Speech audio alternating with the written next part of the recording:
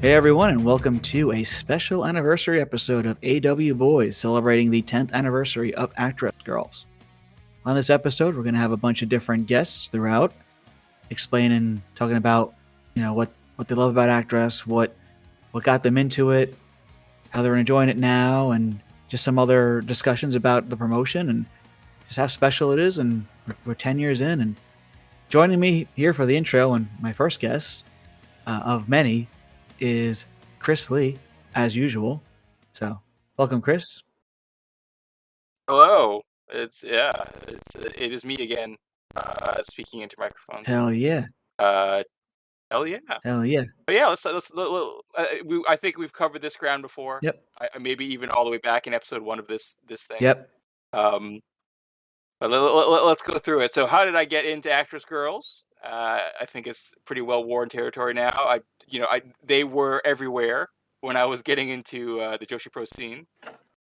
Right? If you had a card and you were a medium-sized, or just any really Joshi promotion, I think at that time, because this is kind of like even when, I would say like Stardom and Reina were on relatively similar footing as far as crowd sizes and like venues they were booking. Um, yeah, you would watch, you would see Actress Girls there. So I always saw them around and didn't quite know what their promotion was. It always looked weird, and I was just getting into Japanese wrestling at the time, so I was like, I don't know if I'm ready for this level of weirdness. But then, I think like a lot of people, you have to figure out where did this Anosari come from? Where did this Yeah, Natsupoi come from? Who are these talents? And then bit by bit, I got drawn in. So I think I probably came in probably just when the Beginnings Colors era was starting. And I think the very first show I went to was actually a Colors show. I'd seen Saki at Gato, right, at the time. And I'd known about Saki because I'd seen her at a couple of Gatos. And then I think getting a portrait from her, it said Actress Girls. I'm like, oh, you're an Actress Girls now. She's like, yeah. And at that point, I was like, all right, cool. I'll have to go to an Actress Girls show. And sure enough, I checked it out, and also Mari had moved there. As a big Reina fan, I was like, oh, Mari's there in Colors. All right, this is definitely time to go check out an Actress Girls show. And ever since then, yeah, I've been all in on Actress Girls. hell yeah.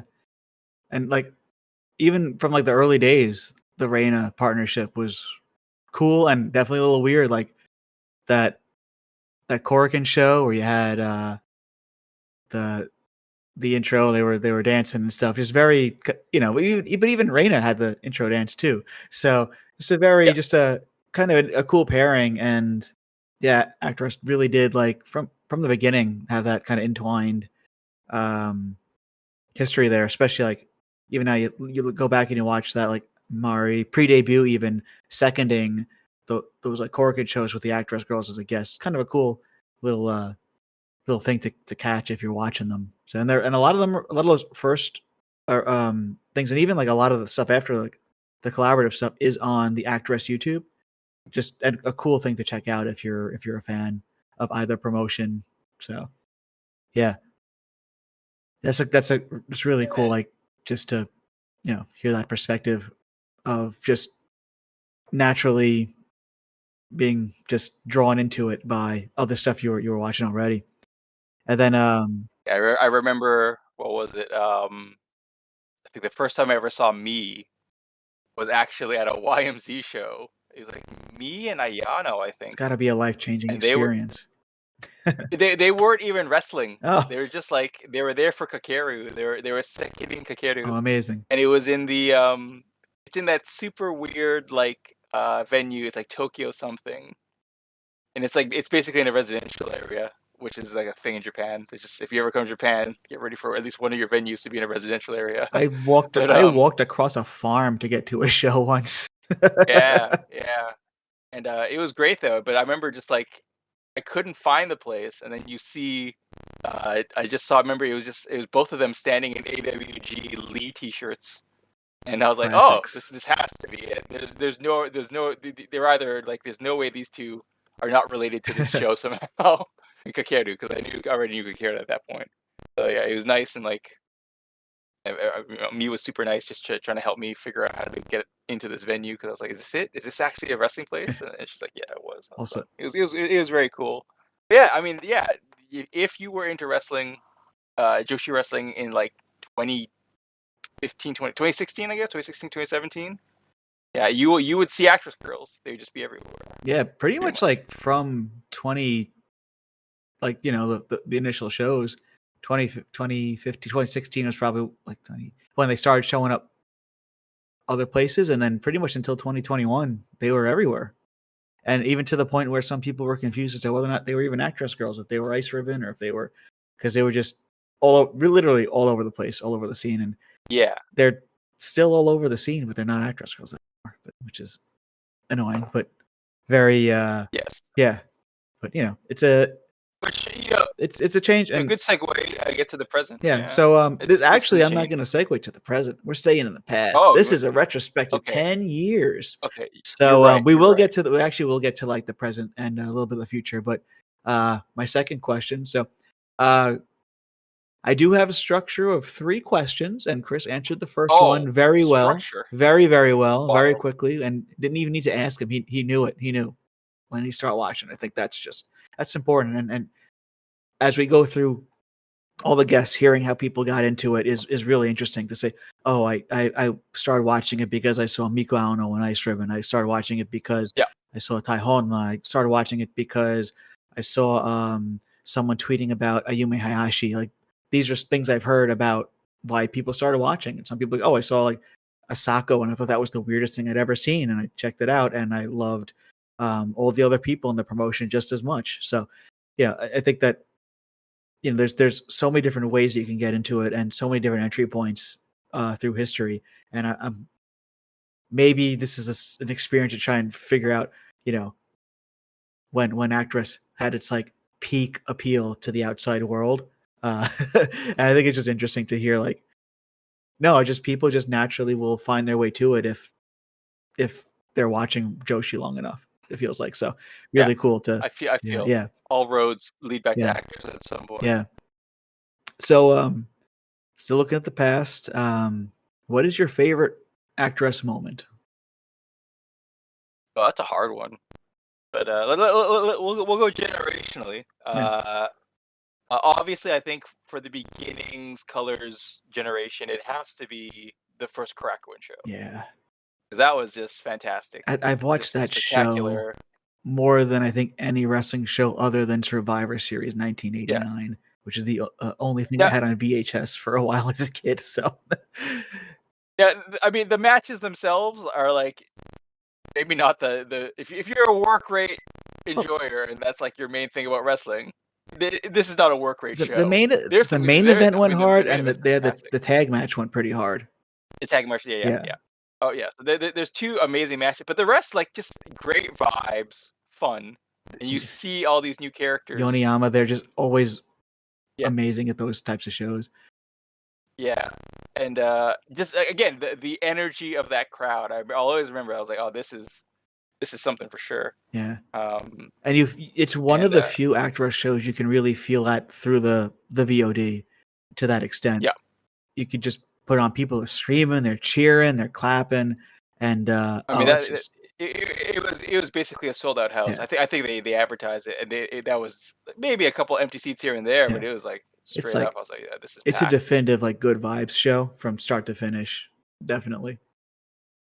Yeah, and I think that's maybe my favorite from that era. Maybe like other favorite moments would be like the last color show.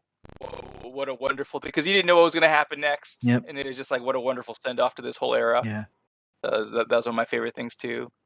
And the last show Um, of that era in general, I thought was like really special, where they yeah, lifted Ty up and stuff, and yeah, those last like I think 3 shows were just heartbreaking, but amazing.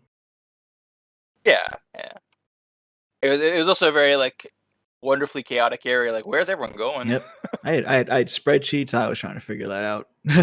First Actress Girls Tag tournament Oh when they yeah, were when they made those videos where everyone was making their teams. yeah. Uh, it just my favorite, of course, being the Hikari trying to get Saki to team with her video, which is one of my all-time favorites. Yeah, oh, that was that first tag tournament, fantastic. Yeah, very special time too. And then going through post Colors Beginnings. I think, again, just reminding me what made this promotion so weird and special was like the Animal Friends matches, like all the goofball matches of the next era. Yeah, that whole run, that January run, was so fantastic. But the faction runs were spectacular. Yeah, for sure. And just again, watching them just break in a whole new crew of people who had no background in any of this wrestling stuff. Some of them might have been fans, but like, just watching them grow, living through the era that was long hair Koki and the controversy.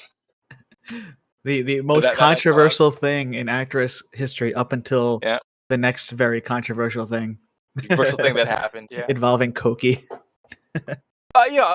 Then moving forward to that era though, watching ARG form, Yeah, I'm like, oh, this is like, what a wonderfully weird thing to throw in there. Yeah.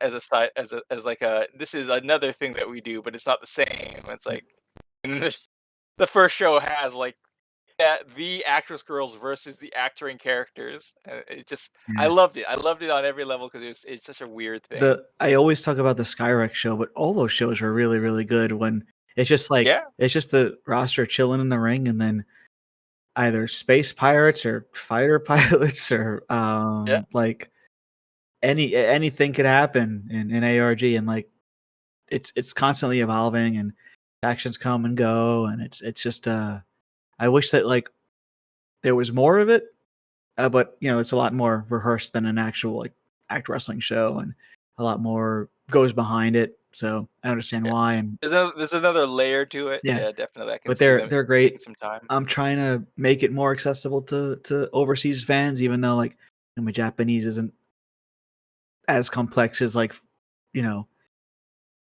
figuring out a lot of that stuff on the fly. But it's you can read about those the units and the characters and see who's playing who and like what's going on throughout that whole thing, and it's just like really want to make it as accessible as possible to people who might not know what the hell's going on and get confused about what's acting, what's Actwres, blah blah blah. So really want it's really special stuff, and just I want more people to be able to get into it and just hit the ground running with it. So yeah, and we'll be at the doubleheader on the 1st, which I'm very stoked for. I want my fan. I want my sweet fan. Me too. I better get it signed by Sylvia from accounting. Oh God, yeah. Same company. Oh yeah. And then I'm gonna get I need one signed at least by Ren. Yes. The always wonderful Ren. Yep. Hakuju of Kaguya. Yeah. Or John, if you get the fan for the middle show. There's 2 fans. It's a whole thing. If you're not going, don't worry about it. But we're getting fans, boys. Yeah, watch Twitter for this. My review of these fans. How do they measure up with the hand towel I will get for seeing Asian Kung Fu Generation in Osaka? Oh, the hand towel was like the new thing. Yeah. The fan is. I have an old Reina fan somewhere. It's got like Suri on it, and like very young Konami, and I think Makoto on it. And I bet it's probably worth at least $10. Wow. But I will cherish that forever. I've got a Carp fan. It's nice. It was nice to have, especially when it was like when I was there in August. That was very necessary. Like very actually necessary. a functional freebie. Yep. Yeah, but freebies. If you get a special ticket and at a Actwres show, you get a freebie for like the Korrikans. So keep that in mind, people. Go to the website, look at the thingy, do all that. So you might be entitled to a freebie. So yeah, I gotta say a lot of your favorite moments are a lot of my favorite moments. But I think like again, I love watching it in general. So and that first Korrikan really is like the comfort food show for me now at this point, because it's just full of just people who I really, really like watching wrestle. And then, so we did go really, really in depth with this last time we talked. What do you think about Actwres now?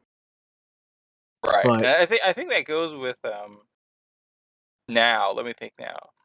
I think one of the big things is I think now, especially now with the tag tournament forming, we're definitely getting everyone's from the last training crew. yeah, Yeah, it's hard because they train so many.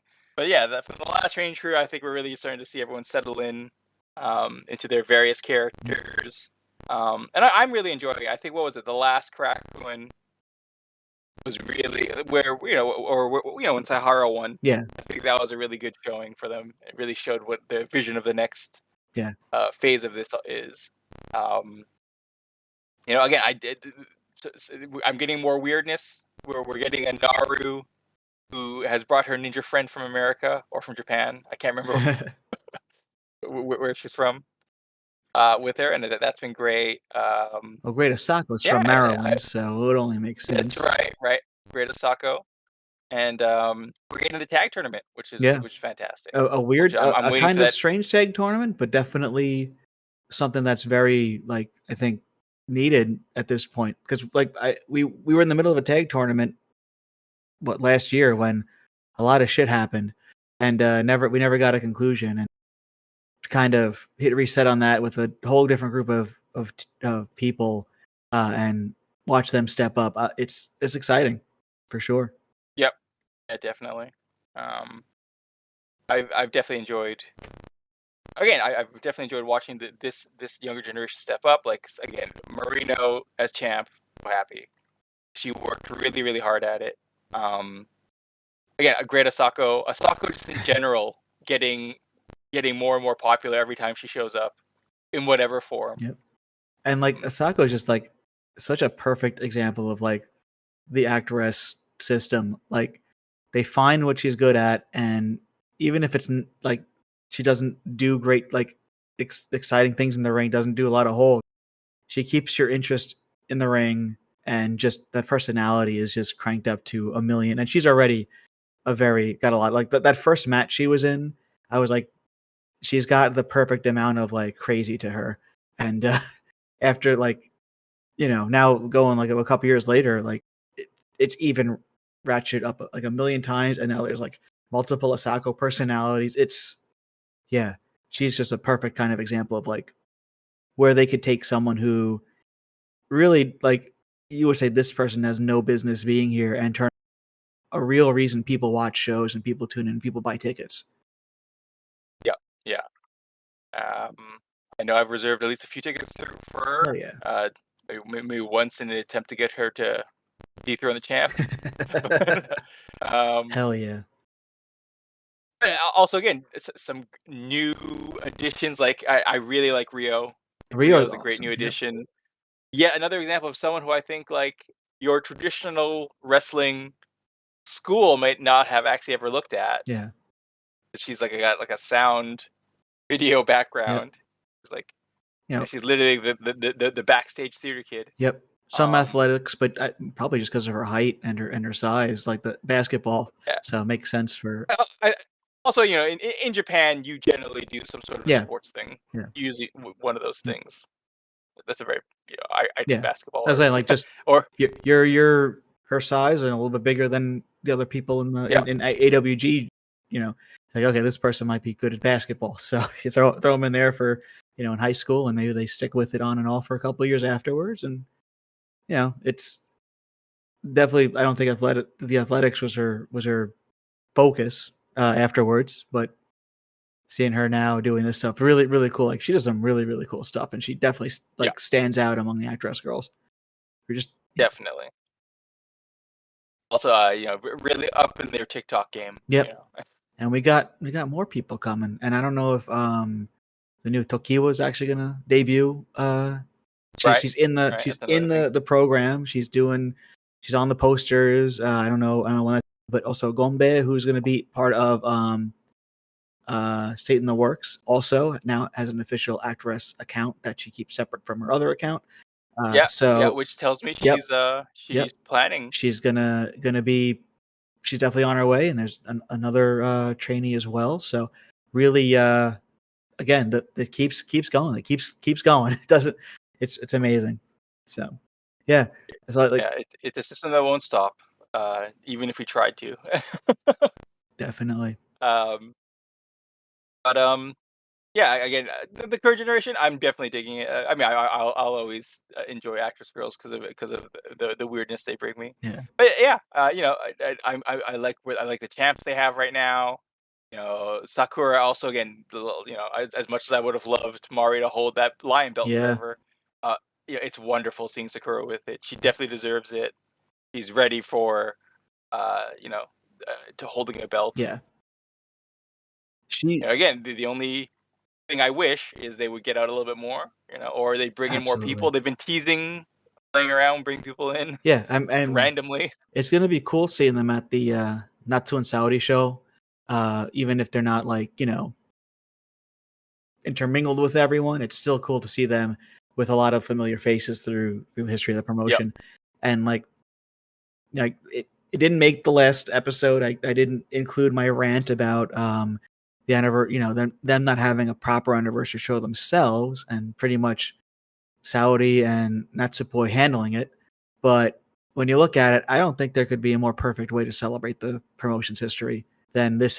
What we're about to see. It's got Actress time. We're gonna see Love Riddle. We might see Ano and Poi do Love Riddle. They hinted at that with that video, but and they both looked like they were having terrifying flashbacks. But also, there's going to be an Actress time. There's going to be an Actress tag match. We're going to see people who were involved in Actress even after Poi and Ano were gone, like Kanamiku. And it's just, then we have Aina Aiba, like who expected her to be in a wrestling match? I don't know how involved she's going to be, but it's just going to be cool seeing her in the ring again. So maybe the wildest thing is getting her to get back in the ring. She's been talking about might be one of the craziest things. She's been talking about a new gear, and she's been just talking about how excited she is on all her social medias, and she's been posting pictures of Micah and Ano, and so it's just really cool that the band's back together for that one show, Kakura, and I can't wait to see that in person. So yeah, it's gonna be one of my favorite things though is just the excitement of President Okada from Stardom. one of apparently his personal dreams coming true. Amazing. Apparently he gotta get him on AWBoy'Z, don't we? Oh yeah.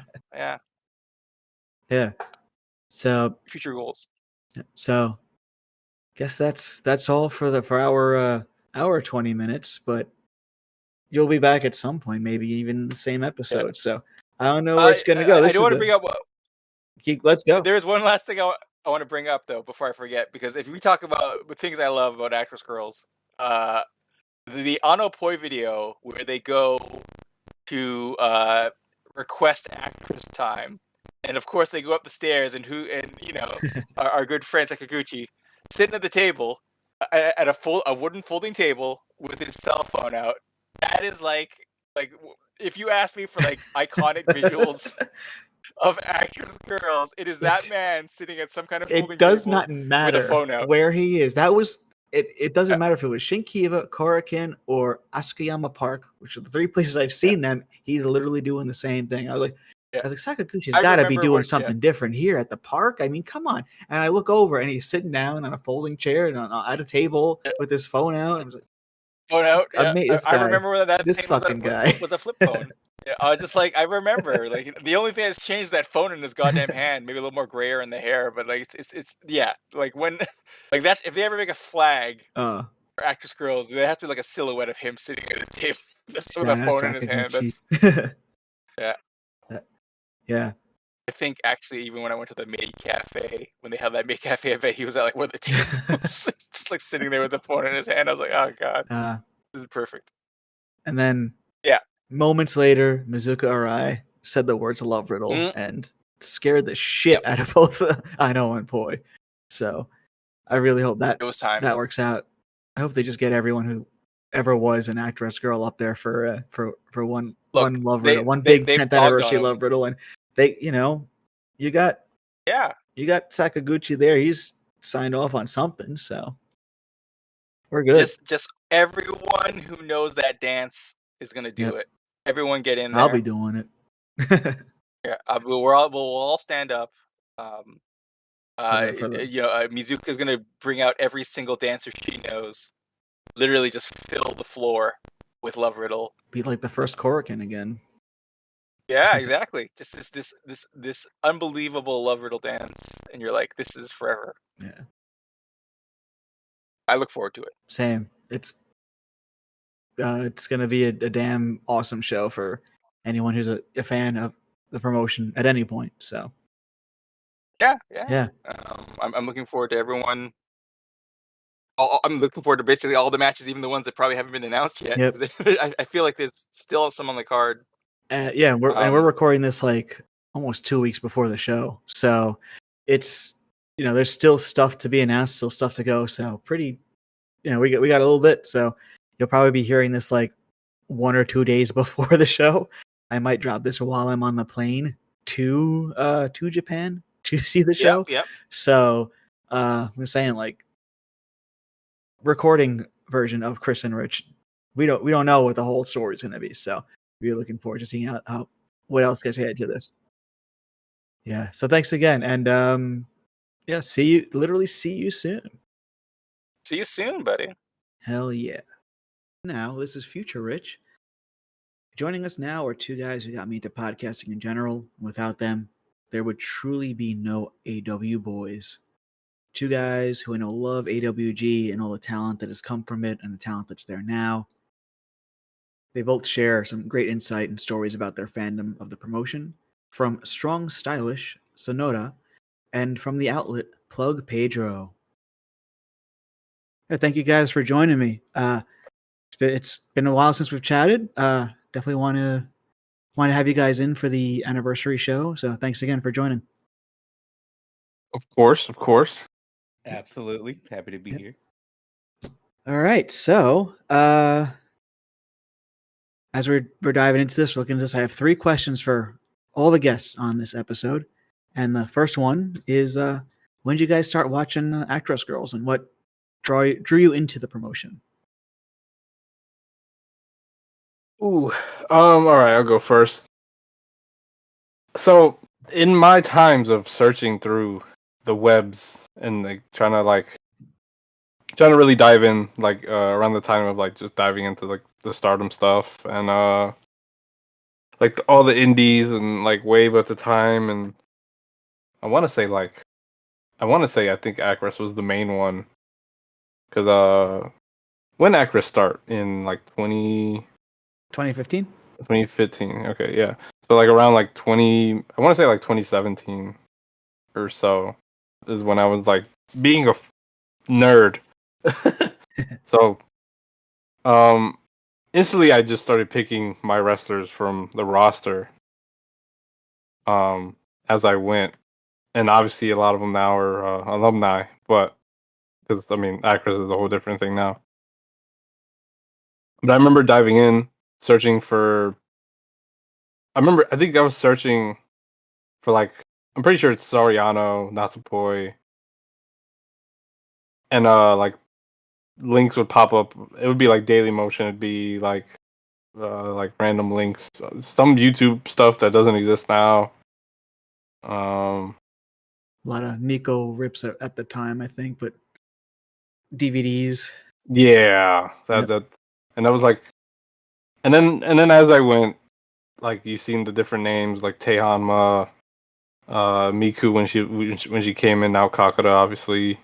Yep. A lot of the OGs, and then as Actwres is, people move on, new people come in, and like I really fell in love with it because I feel like I always got a different feeling from their shows, and it was always like, because like a lot of that stuff was like coinciding with like how Stardom was starting, and a lot of those girls were floating over, like Ano and Boy were doing like their little appearances, and they were doing like were they doing like 0-1 and like All Japan stuff or some stuff like that?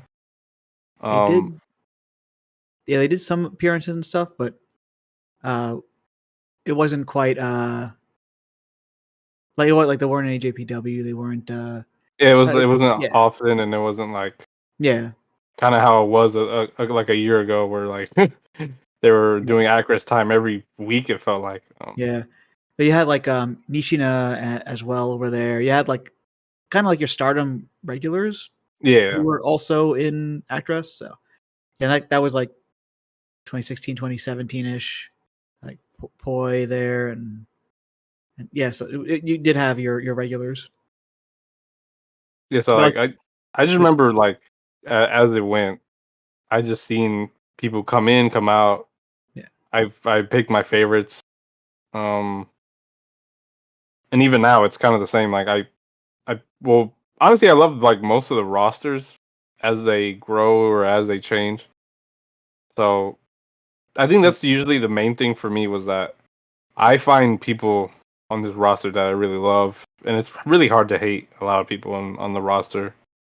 Because even everyone has their own personality and stuff. Yeah, and even the ones who were struggling, even like back then, like you rooted for them because you saw the growth in the others, and you always like, all right, there's something. At least there's going to be something interesting about them. Like even early on when you had like what was her name, the first ninja girl. Oh God, The first ninja girl. the second ninja girl, Miyama. Like she took a while to get like a personality going. So it's fun to watch that growth into something more interesting. So yeah, even from the early days, and even now, like you're watching, like I know a lot of people are down on Hinata Senya, but that's part of actually what makes her interesting, is that like she's not doing very well, and like okay, now we understand like she's not doing very well, and it's become part of the character. And yeah, they have a cool way of doing that. So yeah, like around beginning time is when I was like really into it, and then obviously you showed me like the earlier stuff, and yeah, I figured like the earlier stuff was like more as I watched with you, it was a little more wild. But a lot of people there's a lot of cool people on the first beginning. Yeah, first match is actually like just kind of terrible, and the people who are part of that first match are legends. Amazing. In my mind at this point. Yeah, exactly. You got two really amazing people now. You're looking 10 years back. So yeah. How about you, Sonoda? What is your introduction into Actwres Girls, and what got you hooked?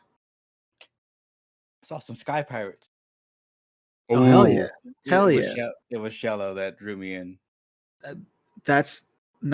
You're not the first person I've heard say that Shello is what got you into Actwres Girls. So that's pretty cool, and it's interesting because it's technically not even Actwres Girls, but it is. But it's it's a cast from Actwres Girls. But yeah, it just blends in. Was it the Korakuen entrance? No, it was the hat. Yeah, just the hat. Okay. Yeah, it was the meme with the Ayumi. Oh, with Hayashi and pointing at Mari's very cool hat, and Mari then was it a knife? It was she got a knife pulled on her. Yep. And then eventually, I think you sent me the full show, so I watched it. Yep. Didn't know what the hell was going on. It didn't matter. Isn't it awesome? Yeah. I watched the whole thing. Pirates beating up people training to be wrestlers is great. And then you start watching. You start watching the main shows. This was like a little bit before the changeover. And like you see who's going, and like a lot of people were leaving. This is around the time where Ami got injured, and they were doing like their last show and all that. That kind of area right there. And so you start getting like where obviously me and you we started talking about Ami. And then I think a little bit after that, me and you, we started talking about the second title tournament. Yep. The one where it was kind of like Misa's little bit of a breakthrough. Yeah, the colors tournament with yeah. which is Yeah. fantastic. And again, I can't suggest everyone watch that enough because it was really good. And it's a cool little like time capsule into that specific era of that specific part of that promotion. Yeah, it's cool too. Like Yeah. we were talking about, like how some of the wrestlers are doing so well. We're doing so hot at at Yeah. some certain points in their career. Like she was not very good at the time. She was. You look at the way she moves now compared to back then; it's a whole nother person. Yeah, but that was where you started seeing like it all start to click, and then like the second like because she wasn't even winning matches, she was just drawing it because she was the lesser experienced wrestler she was advancing.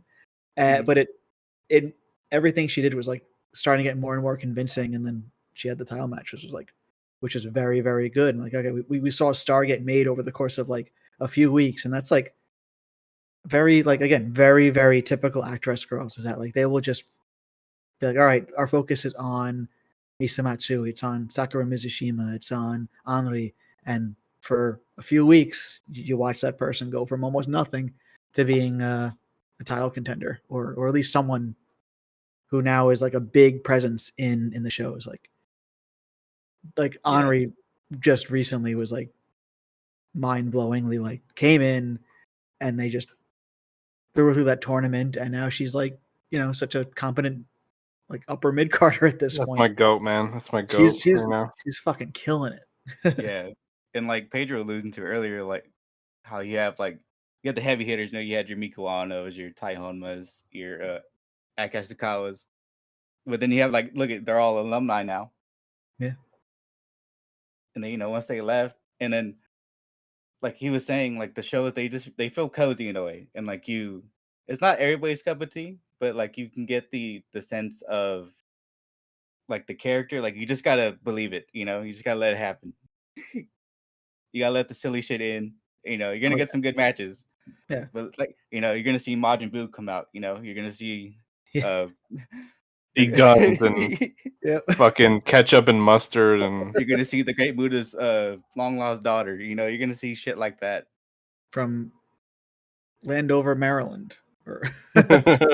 Yeah. So yeah, it really is like what first got me like really into like I first watched it because of I was watching like stuff like that had guests coming into Actwres and like coming out of Actwres, and then I was just like, what is going on in this promotion? I need to figure it out. And then I was like, wow, this is amazing. It took everything that I loved about like TJPW at the time, like 2018, 2019-ish Stardom and like Gato Move, and kind of mashed it all into one promotion. And I was like, why are more people not watching this?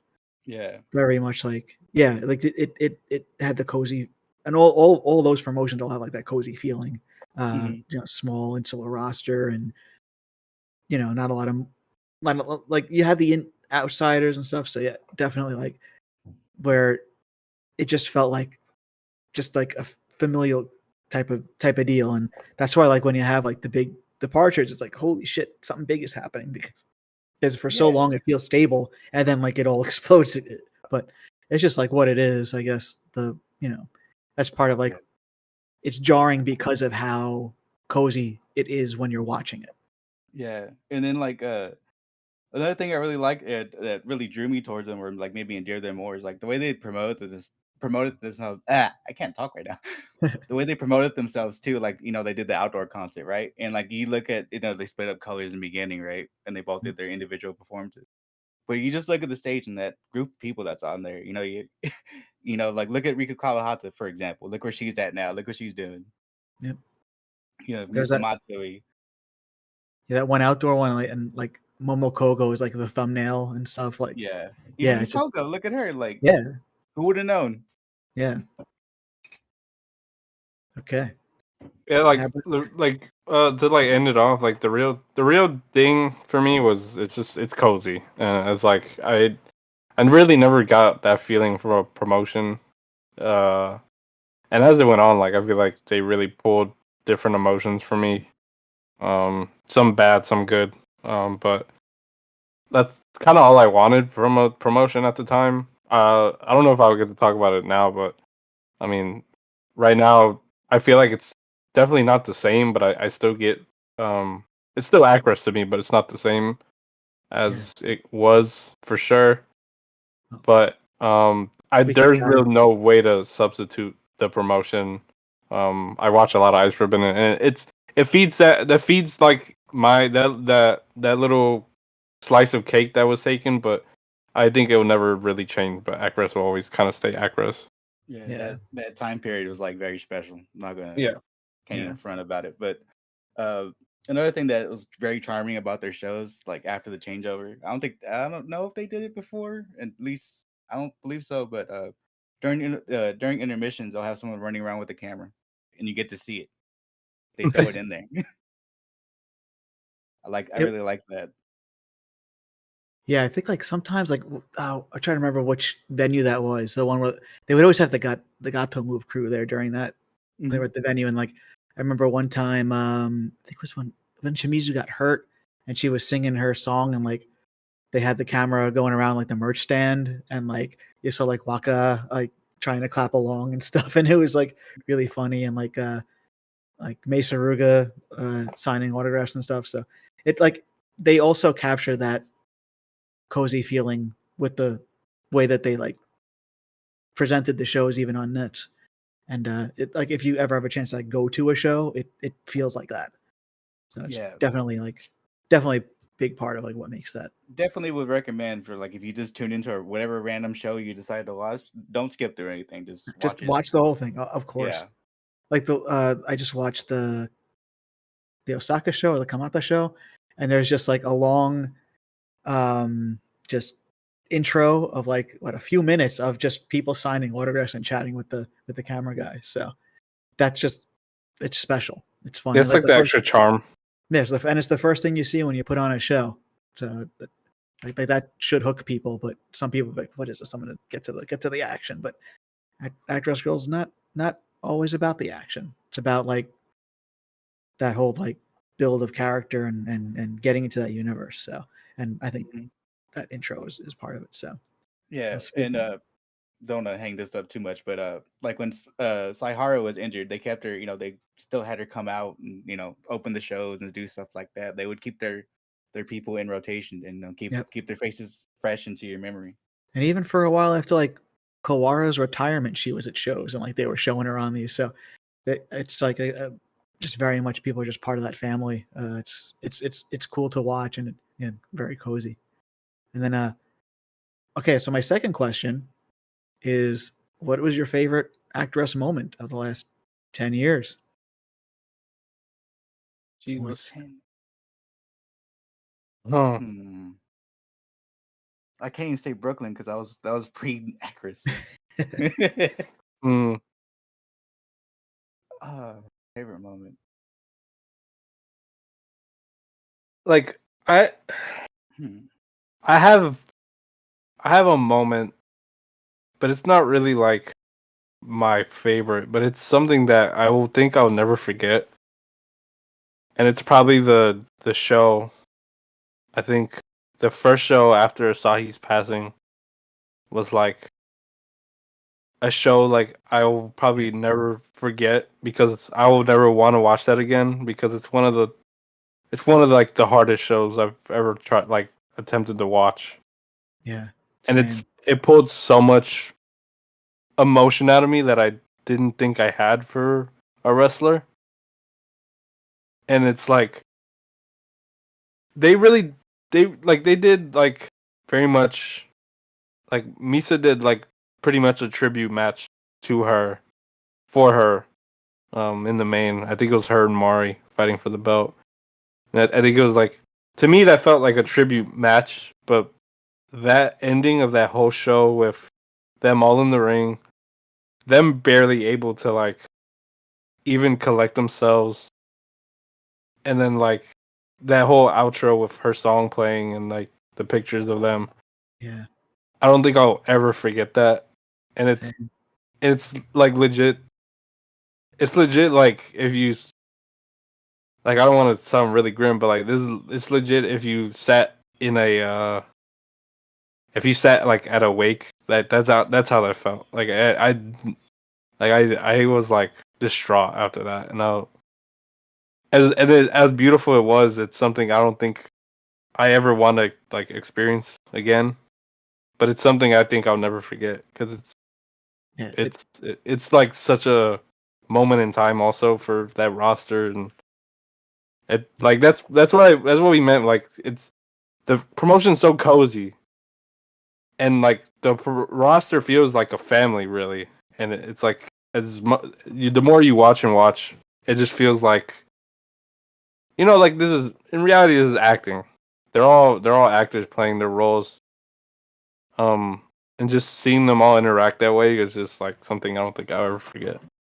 Yeah, definitely like one of the most memorable, like for all kinds of reasons, shows. I mean, you did have like the fantastic match and the tribute, and yeah, no, it definitely was like I definitely like that's definitely a very like valid and like very good answer for the question, because like I think it's not to call it a favorite moment would probably be like not doing the moment proper, justice or not. It really is just maybe like the most memorable and most like just it really solidified like a lot of you like you remember Asai's legacy with the company even though it was very short, and you see like all right, this promotion has been through a lot of weird stuff over time, including like the loss of a roster member. Despite it being like such a cozy, bubbly, bright, and like colorful promotion, it's had these moments, and the way that they overcome these kinds of things has been like kind of powerful to watch, I guess. So Yeah, like the bounce back was like the bounce back and like even the setbacks after that is just like it's insane to even know that a roster could go through that stuff and like they still come out the other side pretty bright, like how the promotion is now. But but okay, so to not sound so grim about it, I think one of my actual favorite moments was maybe Jesus. I think I want to hard to say. Cuz I think one of my favorite moments was okay, why am I forgetting this person's name? I think it's Natsuki winning the belt and also uh the whole like cat mask gauntlet was like legit one of my two favorite things. Like moments. Um, cause I thought the cat mask thing was just like her straight up breakout, and obviously now it's not so much the same. But I think cat mask showed that she wasn't just like number 3 or number 4 in the faction she was in at the time. And then Natsuki winning, I think Natsuki deserved that. Like they built Natsuki up to get that at some point, and seeing that finally come to fruition was like one of my favorite things to happen. yeah, it was like a vindication of what they've been building, and then like when people left, and like she was one of the few still like bright spots of that new group, like Koki left and all that. So Natsuki really filled that void incredibly well, and it was proof that like there's still life here, there's still promotion here, and there's still something to get excited about. So triumphant moment, not just for Natsuki, but for the promotion and for the fans to just be really excited about something. And like she's the kind of person that like you see her enter the room, she's like she wants to be the sun, and she pretty much like lightens up any room she gets into, like just from her presence, and you just want to cheer for her. And seeing that like happen, play out over the course of a match or the course of her career in Actwres has been such a joy. And yeah, it was a big moment, and definitely that's like up there with my favorite moments of the Cat Mask 2 Cat Mask. That gauntlet is something that just it's one of like the best things. It's everything I've ever that seen. everything I was saying about Actwres Girls about watching someone's like career build in front of you happening over the course of like 20 minutes. It's incredible. Yeah, it's everything I love about Actwres condensed into one match. Really, really cool. Oh, and I'll shout out Marino. Because he was a big like she got elevated super well. She deserved it. And yeah. I'm gonna shout out Sakura just because. That's the go-to. Yeah. Sonoda. Can't forget the Sonoda. Miz. The Miz. No. The Miz. Well, I agree with you guys that the whole Asahi thing that really was a gut punch. You felt like your heart got ripped out, and it was really hard to soak in during the time, and sitting through that show, and you're trying to hold it together yourself. It was definitely rough. Just having to like accept it. That felt like one of those moments where like it's okay. We all get to process this together. We don't have to go through it alone.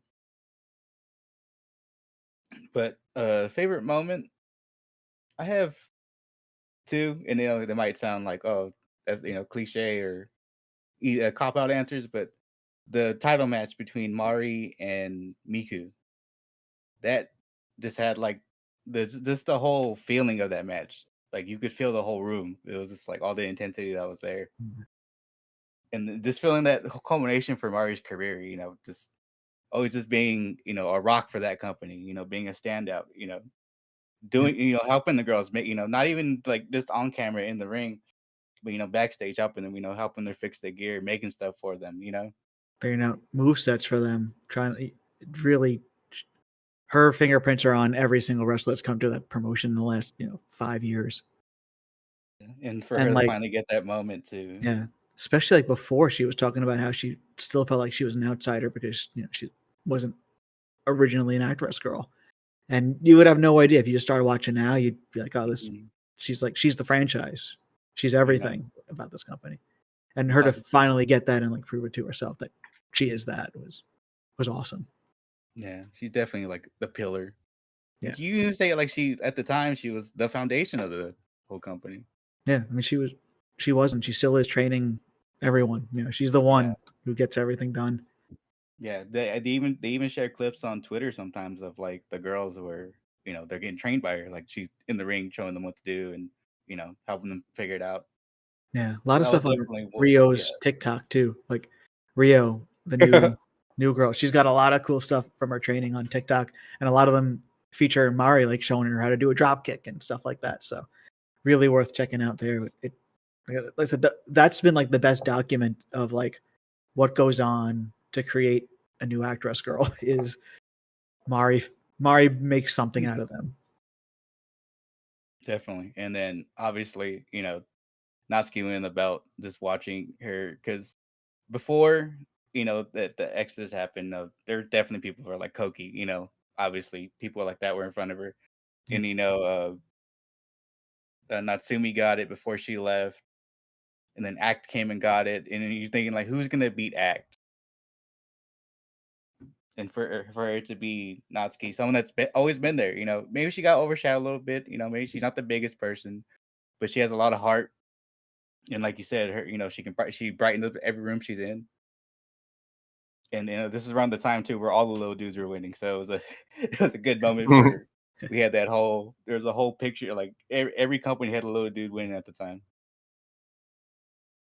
She's just incredible. Like yeah, like we were watching her pretty early. Like she was pretty much a standout as soon as she got in the ring. To be real. Yeah, I've never seen someone so small throw such a violent knee. Yeah, and the way the way she runs when she does her Busaiko knee, like it's like a little bottle rocket coming at you. She is actively one of the best wrestlers I've seen this year. Her and Marino. So like I have like every match she has is like you have to watch, and that's how I felt about like Miku and like Mari in the years before and Natsumi. So she easily joined that league. Like with her, them, Misa, and people like that. So like I'm super happy she just stuck to it. Yeah, 'cause I remember for a while, like if Miku wasn't there, she would have been my favorite. But obviously Miku is Miku, but I couldn't help. Like I was so drawn into her character, and just the way she wrestled. Like she wrestled with such an intensity. It's pretty crazy just to see how someone so small can be so mighty. Yeah, and like Chris and I were saying, like the first time we saw her was like Shello Anemone, and we're like, she just does the regular wrestling stuff. She's going to be a damn star, and really just proved it in like 1,000 times over since. It's really, really been fun to watch that just develop. And like, she's got such a silly personality too, and I feel like we don't get as much of that in the ring as but now she's doing the Manatsu no Shiokaze, and that team is very silly. So I think that we'll see even more of like that personality and stuff come out of her, because like you could tell that she took being champion very seriously. Very much so. And look, everything goes back to Shello. Everything does go back to Shello. Mm-hmm. Who's the new clam? We have a new clam. I have no idea what's going on in the ARG right now. It was Yumi on the last couple of shows. So and now, yeah, Damn. I know they had to rebuild the crew. Yep. I wonder what happened to Clam. Yeah, what happened to? She beat Tai Hon in her debut, and then They were rated by a dude with a funny hat. All right. And the last question I have for you two. What do you think about Actwres now? I think we've pretty much answered that, but that's the final question. What's your guys' opinion on what's going on there? 10 years after its inception.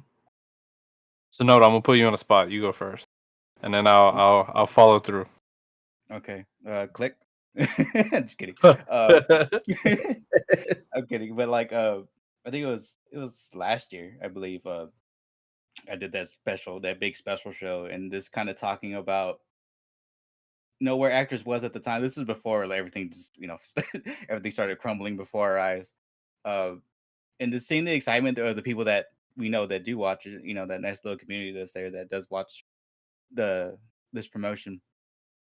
And seeing where it's now, and just knowing that like everybody that we talked about during that show, everybody that we're invested in, everybody's favorite, everybody that we're rooting for, it's all coming together.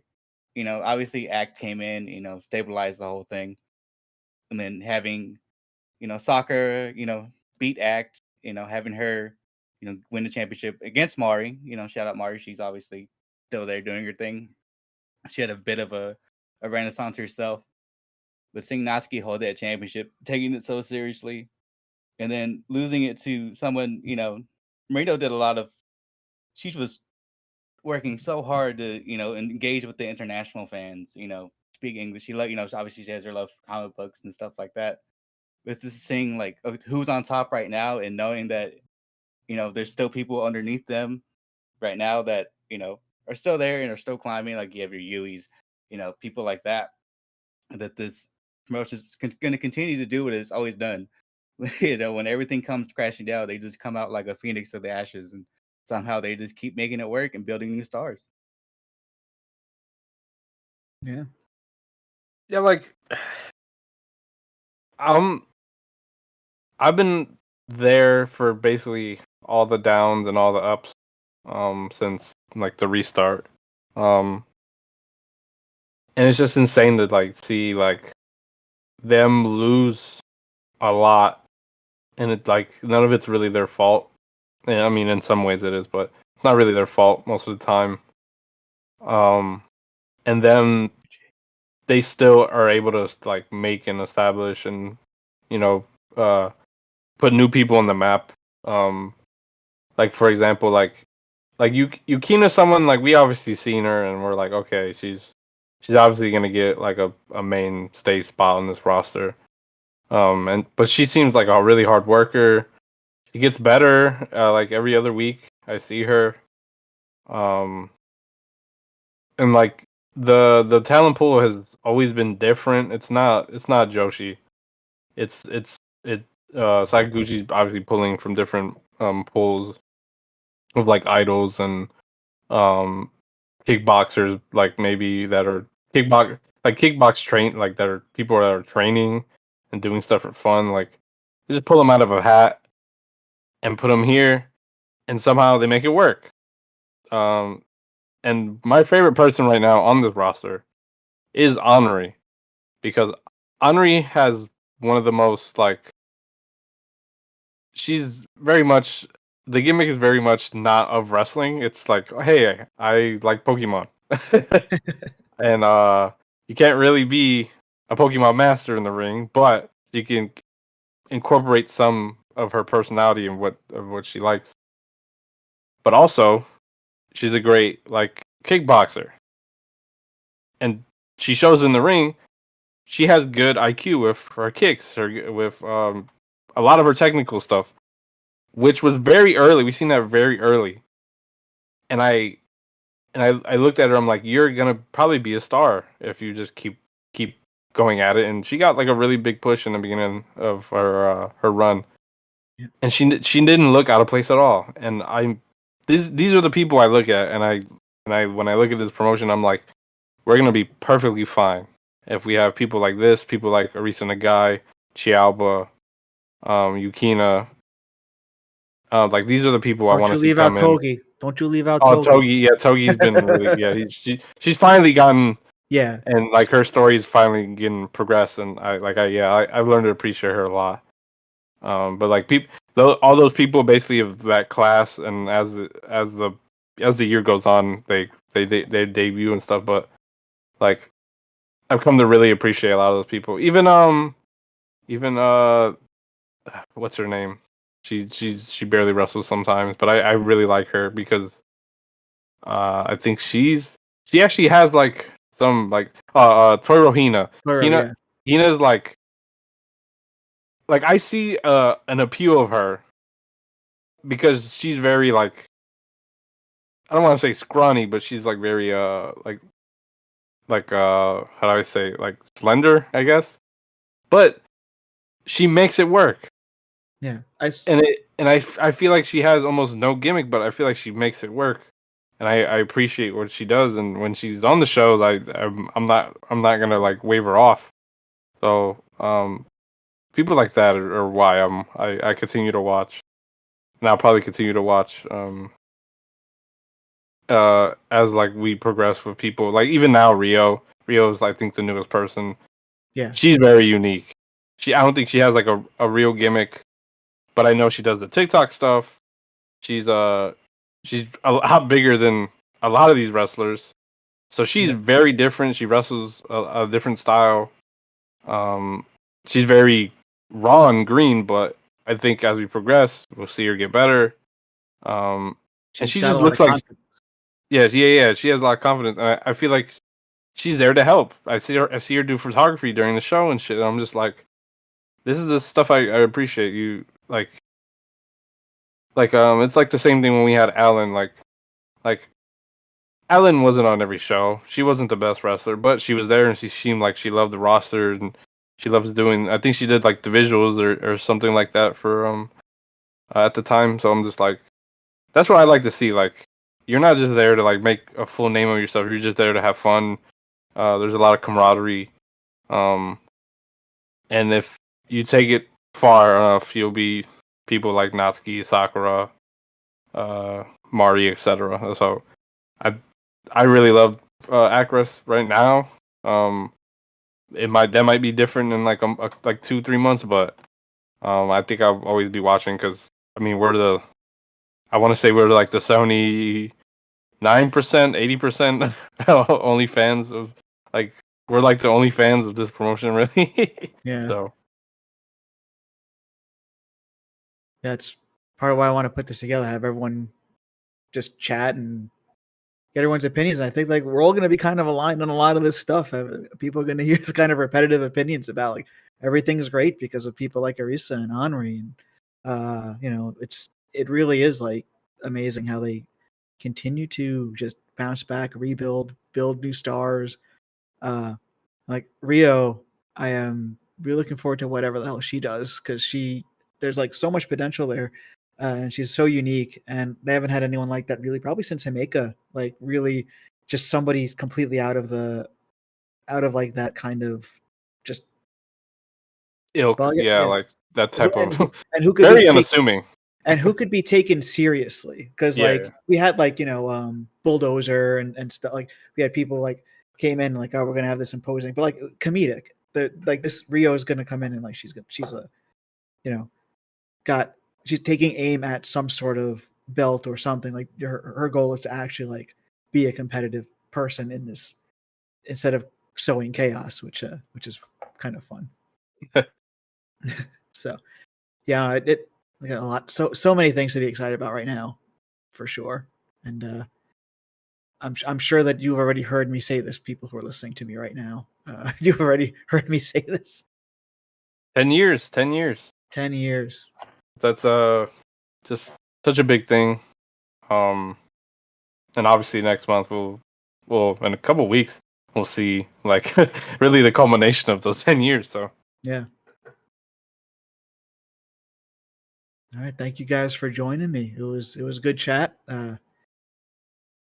Yeah, I definitely like appreciate your guys' opinions and everything on this, and really like to hear you guys' insight, and just super happy to have you guys on because you guys have done so much for me when it comes to podcasting and putting this kind of stuff together. So thank you again.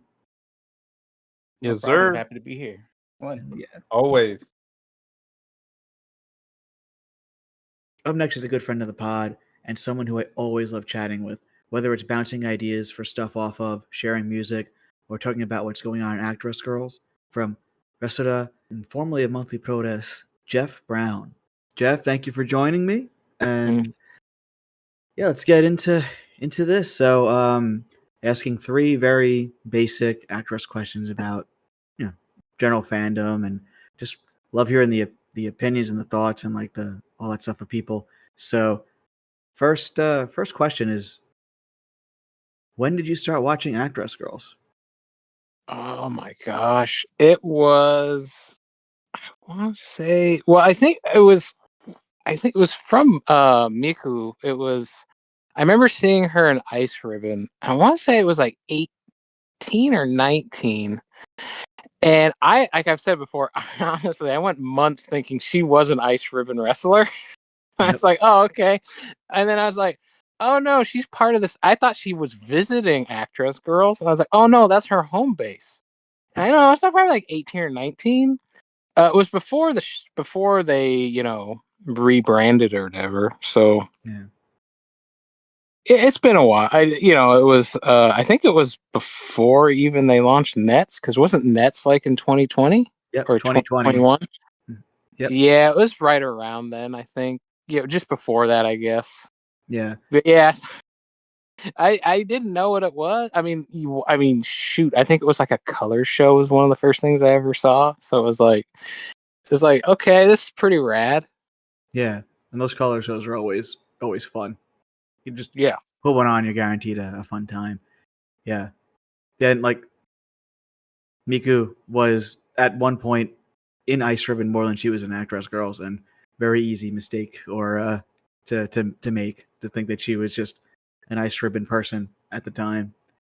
Yeah, I thought, yeah, it was cool though, because it was like, check that. I was like, oh, this place is pretty rad. Yep. All right, and then second question: what was your favorite Actwres moment? And it doesn't have to be a match; it could be anything. Doesn't have to be a match; just something that sticks with you. If we're going newer stuff, You got all 10 years to go with. Jeez, I don't know. Man, this basic question, this is hard as hell. Most people had like 4 answers for this one. So I mean, it's like, look at different eras, and it's like, I mean, like newer. If we're going like newer, I think when like when the Miz pinned Act, I thought that was pretty rad, because it was like kind of them like saying, this is a serious project here, we're not messing around. I think I remember being really excited when Miku won the tag titles. Back in the old system, I was like, and then it was like, oh man, it's already over. You know what I mean? It was like, what was it, like a month or so later they announced? Yeah. I was like, crap, I don't know. And then we've gone back and watched some of the older stuff. I think I mean, obviously it was retroactive. We watched. I want to say like that whole like 5 and 6 of the original ARG. I think was that or Gabako's avant-garde theater. I mean, so it's like those two as well. Honma has. I mean, I'll never forget Honma's final like goodbye to the fucking ring and all that. That always just breaks my heart. Still, like I don't know. It's a favorite moment of mine, but I can never forget that because it was just heartbreaking. Yeah. But I don't know. There's so many. Yeah. I don't think anyone actually like picked a single moment when they answered this question so far. So it's just very. I think it's just valid. There's so many amazing moments, and it's 10 years now you can choose from, and like you've seen some of the older stuff, the really older stuff. I've seen a lot of stuff as it happened. Chris has seen a lot of stuff, so Chris was there for a lot of that stuff. Exactly. Yeah, and people watch it from afar, and even new fans are like, it's interesting hearing what like they enjoyed about like more recent stuff and watching the current crop grow, and then and some of them like talked about like you're saying Ty and her last moments like in the Actwres ring and saying goodbye and all that, and like there are some heavy discussions too when we talk about our like favorite and memorable moments, both from like recovering from tragedy and recovering from talent leaving, and just I think part of what makes Actwres what it is like the resiliency of it, and how like even though it's has a really kind of just really crazy like just I feel like almost always like like almost like always unstable, like you never know if something like could happen and someone will just believe or it feels like we're due for, I mean, you look at historically, it's like it's bubbling up. It feels like I don't know what it'll be, but you know what? Another moment, I would say, like you said, the tragedy. I was there. Mari Misa, that title match they had at Shinkiba. Yep.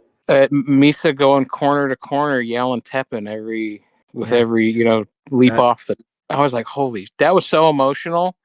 I was like, geez. That one, and like I said, that was like my favorite match of the year, and it was almost not fair to everything else because it was like I was there live. I saw, how the roster was just like it meant so much to them, as well. I was like, oh, geez, yeah, that was another one I think for me. Yeah. We're talking about like, the instability, all that stuff, and recovering and all that. Third question is, what do you think about Actwres now?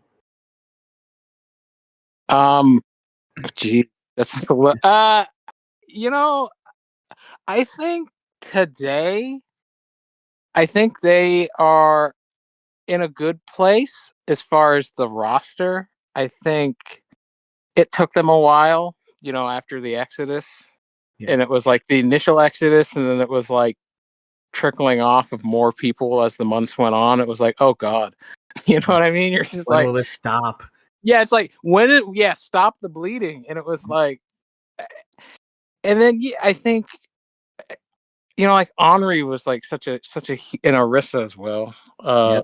Just like they had people like that in the past. Like I always look at like the Miz was another one. It was just like a prodigy, and it's like I think those additions, and I think it was just like figuring out, they put Marino on a good path. Now, she's top, but I think they weren't sure of some things, and it was like they spent like that spring and summer. It was a rough road, and it was like I think even as a fan, it was like it was a new era, and we weren't sure where it was going to go or what it was going to look like. Even like because I think we've talked before, is like there was a certain tone and feel to the previous era, like that. Yeah. The Miku era, and it was like such work rate heavy, like it was like off the radar, like you're missing out on some great wrestling and hard hitting, and it was like they're getting kind of back to that, but it's a different style now. And I Yeah. think it's like, I think the stories are like, they don't have like the heaviest stories, but it's like they're doing some stuff like Togi now. Like she's not sure what side she's gonna be on, and it's Yep. like that stuff's interesting to me. And I think Asako is really leaning into some cool stuff. Like that title match she had, I saw that was a great match too. That was and Yeah. I remember how that one, it was the entire like I have some photos on my phone because I was at ringside. It was like the entire roster and management were all at ringside for that Osako match. You know, not at Yeah. the ring itself, but around it was like all hands on deck. Everyone was watching because it was like you could tell it was special to everyone. Like, and I think that's kind of stuff that I'm not sure would have happened if everyone stayed. I think it's changed. I don't know if it's for the better. I don't want to say that because I think they had a lot of great people that left. Yeah. But I think they've finally figured out what this new era or version or whatever's gonna be. So I think they're in a good place. I don't know as far as like that's creative and like fans are into it. I don't know if they've like growing their company like they want, but that's I think that's always been a problem, I guess Yeah. you could say. Yeah. It like when we talk about like the reboot, when it the Act Wrestling system, and there was like, even then, like just the transition into that wasn't super smooth, but there was like a moment for me especially, like when that clicked and I was like, oh wow, like this is still something worth watching, this is still really cool. For me it was when Marino and Naho debuted on the same show, and it was just like Yes. oh, we now have like we had Koki and Natsuki in the first show, and that's cool. But then like you had the really like loud personalities come out just a couple of shows later, and then when you had the Exodus in 2024, it took a while to get to that point where like, okay, like this is still the Actress I love, because they were just struggling to figure stuff out, and yeah, I think like now, and again, I think everyone has been saying like Arisa and Anri are like a big just example of like, they finally weathered the storm and they're like able to build on them, and whether or not they stay with the company for a long time, or they're just, this is part of it. It just feels like something really special again. Them, Togi, and like you're starting to see people like Togi and Chi really come together as performers as well, and just a fantastic, like, just we're in a spot where I think it's all like really come together, and it didn't quite have that, like that one moment or like one show that I felt like, okay, we're finally back, but like as instant, like as quickly, it didn't happen as quickly, but like if anyone's like, okay, I need to get into Actress, so what do I watch? I would just point them, watch the March Cork, and you'll understand why Actress is back. I think they got a lot of potential again with their undercard. I think I'm trying to think what I want to. I think they have a few people that are like lost still, but I think that's you have a roster that size. I think that's just inevitable. I think. Yeah. But I think this tag stuff could be interesting. Like depending on I think you could have some people having some breakout moments. Hopefully. I think, sure. and again, we're finally getting tag titles. That's cool. I think that's something they couldn't even get going in the previous pre-Exodus era. Yep. So that's yeah, for sure. Like there's a lot of, they're in a spot where like they just have a lot of potential right now, and like you were saying, like there's people who might be a little bit lost, but one thing like that I really enjoyed about what's happening in the promotion in general, it seems like there are a lot of like, okay, this is this person's story, and it's like you see like shows like they will focus on one person and their growth, and like that will become the central core of like almost an entire show. Like even like Togi getting to that point, Asako obviously, Henri becoming the the winner of the tournament, and just they're taking time getting people there, and I think that's actually like a really compelling way to build someone where, okay, if you're building everyone at once, people are still getting better, but when the spotlight is on one person who's improving and who's now like in a central story, it's always like it makes them shine brighter, obviously. So I don't know. I kind of like the way they're doing it, but I do think that like, okay, like some people like I really want to see like what this person do with that person, like but also there's also a lot of the people with side other jobs, people who are doing other stuff, and they can't commit to as many shows, and it's just the way they work it out. It's interesting to me, but it can be very frustrating. Oh yeah, like Ishikawa really came on after the Exodus, but it's like like we've talked about, she's limited because she has so many other, so it's like if I could have her for more shows, I think it would be. But Henri won that tournament, and then she had that title match where she had.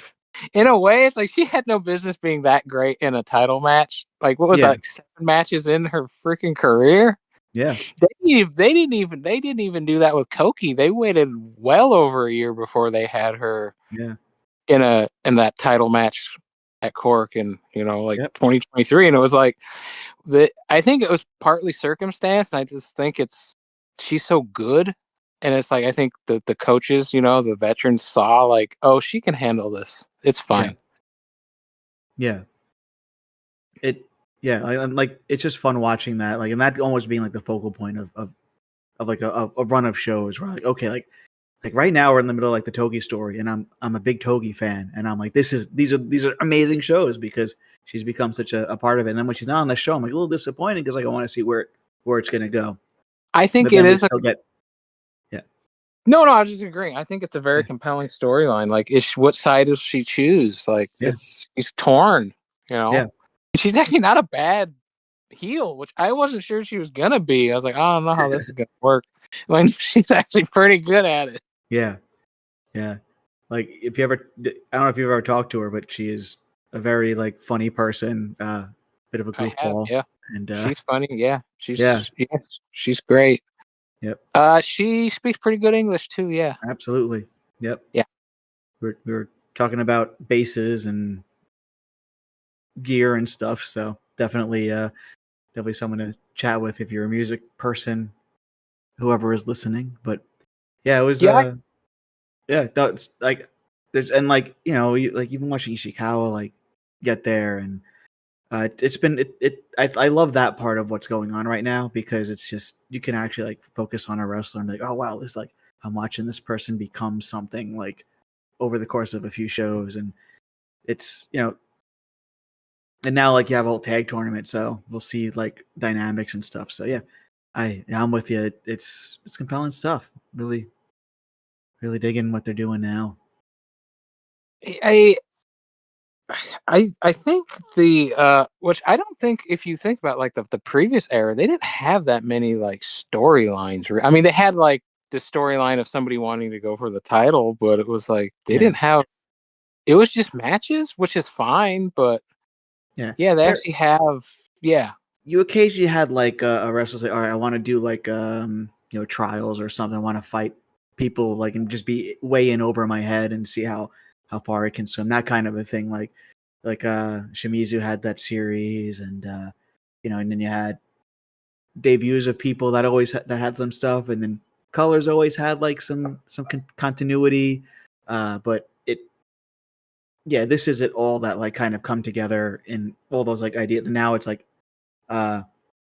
you have like just these actual stories rather than it just being like, all right, like like okay, like these two have some history, but now it's like, okay, this is a big continual continual thing, and like that's just, I guess, part of the vision and part of what Sakaguchi wanted to do by keeping the system the way it is. I think that's like, it should be story heavy, because for crying out loud, you have a roster full of actresses. You know what I mean? Yeah. This is their, before they joined Actress Girls, this is like, for them, a lot of their, you know, time was spent, you know, reading scripts and becoming characters, you know, like, Yep. this should be something this should be like one of their strengths, like, but it hasn't always been. Yeah. So I get it though. It's a lot more like the early days now than it was during that mid part. Like, for the early days, it was very, like, maybe even unintentionally story driven with Turtles and Mars, and then people leaving, and like Yuna and all that. It's just very dramatic, very, very emotional, and like you see a lot of that now. And I think it's just like the perfected and refined version of what they were going for then, which is just really, again, really cool to see. Yeah, and I think they have a good support with their veterans. Like, I think, they pick their spots with the young people, and they push them. Even some of the not young people. I know Act's been getting on like Nagisa lately about, you don't rest. You know, you gotta step up and be. You gotta grab. You know, move up to the next level. Which, when I remember when I interviewed her, that was like one of her critiques, was like, you know, Nagisa's got to come out of her shell. She's been kind of relying on like the greatest hits almost, and it's like, I've seen her have a different personality than what she does in Actress Girls. So it's there, and it's just like, yeah, you see it like with her, like they're trying to pull stuff out of her now, and and she's like got like good ability. Like, she does some really cool things in the ring, and she's been overshadowed by her partner. She's not part of she's not part of like the Actress 5 or anything. No, like, it's easy to get lost in the shuffle when you're like already established for that long. But yeah, she was on she was on the initial shows. Yeah, she was main eventing. She was part of the main event of the relaunch. I mean, so they saw something in her at one point. Not that they don't now, but it was like they started off like she was like main eventing, and it was like she got injured, obviously, at one point, and then it was like she was one of the ones that after she got injured, it was like, I remember Marino was that way too. It was like, they're having to find their way, but she's, everybody takes time, and it's, there's no like set rules of how you're gonna get there. I think she'll get there. It's just they got to find the right set of circumstances. We're saying, like, watching somebody over the course of a few shows really like get a story, and get to that point. That's part of what makes like the promotion really special right now. So yeah, I'd love to see Nagisa really grab grab that ring and just actually go for it, because she's just so like she is the she's the tag partner of like the Ace. That's what, like, who she is right now. Like, you can be, you got to step out of that shadow, and like part of it is because she is the tag partner of like of the Ace, and Natsuki was the champion for a bit, and like, what is Nagisa doing? Well, Natsuki is defending the belt and being the champion. So it's now time to really get this tag tournament and just do something. Show that you are as good as your partner, and maybe she isn't. Maybe she'll get there, but I think that like she's got to like really break away, not like actually like leave the tag team, but like actually like show like, okay, like I am like just as worthy of praise as Natsuki or anyone else who's been around since kind of the day one of the reboot. And she absolutely is, because she's great. Oh yeah, she's one of my favorites, and it's like she had that great match last summer with Mari. In August. And I was like, oh, this is the start of something, and then it just, I don't know, just didn't happen after that. I don't know. She definitely gets lost in the shuffle easily. Yep. Yeah. Hopefully you get like this tournament helps her out, and really gets her back into like a stable thing. And she's got a great great partner, and just get comfortable in that ring and just really get focus on, hopefully maybe like through the summer after the tournament. Really have an opportunity to shine. It'd be great to see her and Miz mix things up, because there's history there and stuff. So it'd just be fun to see just all that take shape. That could be an interesting match, yeah. Because, like you said, that could give her maybe the spark she needs, like to pull something out. Yeah, that hasn't been. Like I said, she had that in the Mari match. It was kind of there, and it was like, but then she started. I don't know. She gets like in tag matches, and it's like, I don't know.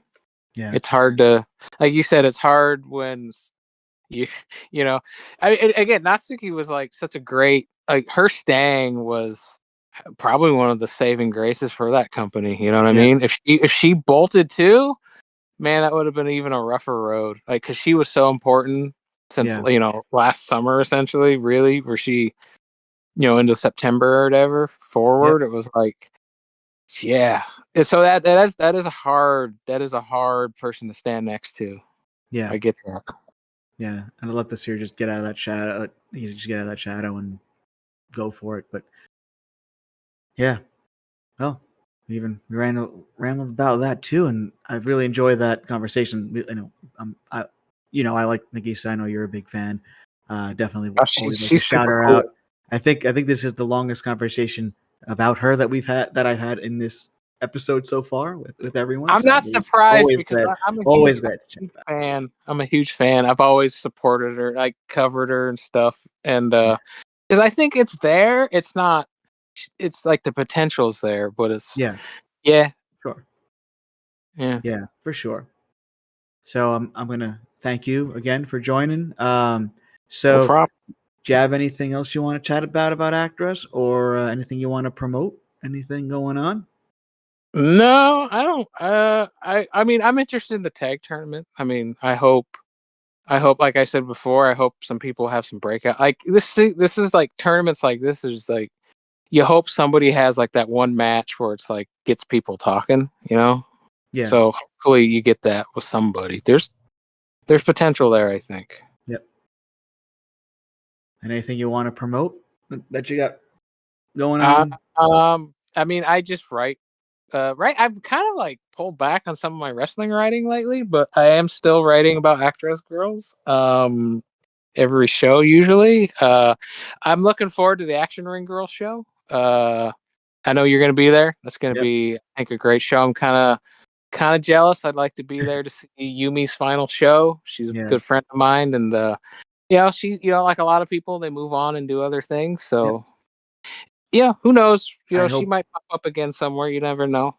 Yep. I hope they end up on the YouTube pretty quickly. Oh, yes, I hope, because I know those shows are hit or miss whether they even get uploaded. Like the one you went to, like what, 2023? It was like over a year before it ended up on YouTube. Yeah, and then was Harmony of Tears ended up there. It took like months, and then it's just you don't know when they're going to show up. It's not like the Actwres shows where within a couple of weeks usually it's up there. It's like a whole other crew that runs that stuff too. I know that, like, management kind of defers to other people, as far as like running it, and like the creative, obviously the creative behind it is just different outside people. Yeah, different directors and stuff for each show. So it's fascinating to really see that in action too, and see it in person. So yeah, well, where can we read your stuff too? Oh God, I'm terrible at this stuff. Like, I just posted on Twitter yesterday. My Action Ring Girl show. I reposted it from December, which I don't think that shows up yet. Is it? The December Action Ring Girl shows, are those on YouTube or no? I just looked, and no, I think it's the last a mirror edition. Was from May of last year. Yeah, I posted about it. I've been meaning to help promote the show, because it's also a primer, because I talked with management before I posted it, and they kind of wanted me to do like that's what it's called. What is ARG? Yeah, I reposted that yesterday for Yumi because it's her final show, so she gave me a nice shout out yesterday about it, and it's on Resura and Resura, however you want to say it. I have basically every AWG show. Once it gets uploaded to Nets, I will put out a piece going over my thoughts on the roster. I don't do like star ratings or anything, but Yeah. I just like give my impressions of the match, and I have, I don't know, a bunch now out. I have one came out yesterday. Or it was this morning. Well, I don't even know what show it was. The one where the tag tournament with Miz and against the, I don't know. Yeah, that one's and I'm getting confused because I have another pending one in the works. So you can find all that on I mean, I might post about it on social media. I might not because I'm terrible at self promotion, as you just found out. Yeah, I am also just dialed back on social media, so I don't even know where I'm going to post this. Yeah. It's. I mean, I get it. It's. I know a lot of people like in music and stuff too. It's like social media can be a drain, man. Yeah. And the platforms themselves are not maybe the best to hang out on anymore either, for various reasons. Yep. Yeah. Thanks again for joining, and I'm going to just throw it back to future me in the actual podcast. And now, another person I always love interacting with, and this is actually the first time we ever chatted outside of DMs or text, and it was an absolute blast. From Dramatic Dream Dragons, Yannik. All right. Thank you for joining me, Yannik. Let's talk about Actwres Girls and your fandom and what it means to you and all that. So I'm asking everyone 3 questions. 3 simple Actwres questions. Very basic, about as basic as you can get. But first one is, when did you start watching Actwres Girls? I'm a pandemic reboot kid. I started in late 2022 watching that with all the, after the reboot, with all the rookies having to find their place. Was a wild time, and I enjoyed that a lot. Yeah. It was really like a special time, and you had a lot of just changes, and watching how people went from like, this person probably shouldn't be in a ring, to being like, oh wow, like they've gotten a lot better. They've really figured things out. They figured out a character. Really, really fun time to watch, and that, like, anything specific about that time that like really hooked you? It was mostly like a community thing. Yeah. Like I'm good friends with Sondre and with Velkej and Pedro, and it was a very good promotion to watch in watch parties and to yap and get the wildest insiders going and just let your headcanon run wild. Of course. Yeah. And it worked so well, and like it didn't matter when like no one, obviously it doesn't matter when like no one gets the insiders, but like when you're half of the whole fandom anyway. Yeah. That was that was just a very good time, and bonding just socially. And obviously the more you get to know, like first off, like you didn't watch it for the wrestling. Yeah. That came later. But you learn about the wrestlers, about the Actwres Girls, and you learn to love them and to just enjoy their quirks and like how different everyone was and from which standpoints that they came into it. Yeah. Yeah. I wish I was able to like join you guys for when you guys watch it, because you just do it when I'm working, like usually middle of the day Eastern time. But the Yeah, couple times I've very joined, Europe-centric here. yeah, the couple of times I joined were fun, and yeah, you guys really do like make it even more fun to watch. And like the promotion kind of like promotes that in the sense of like they're very warm and like just inviting promotion to watch in general. Yeah. Like, and there's like that communal feeling in like the promotion. Okay, these like people like obviously like want to like it because of the just the nature of the promotion of it not being wrestling but being wrestling, but you know, like there's like just the way that they interact with each other and stuff, and like you open with the dance and stuff, and it really is like just this cozy kind of thing you could just watch with people, and like you're watching a world get built there too, which is always a fun thing to do.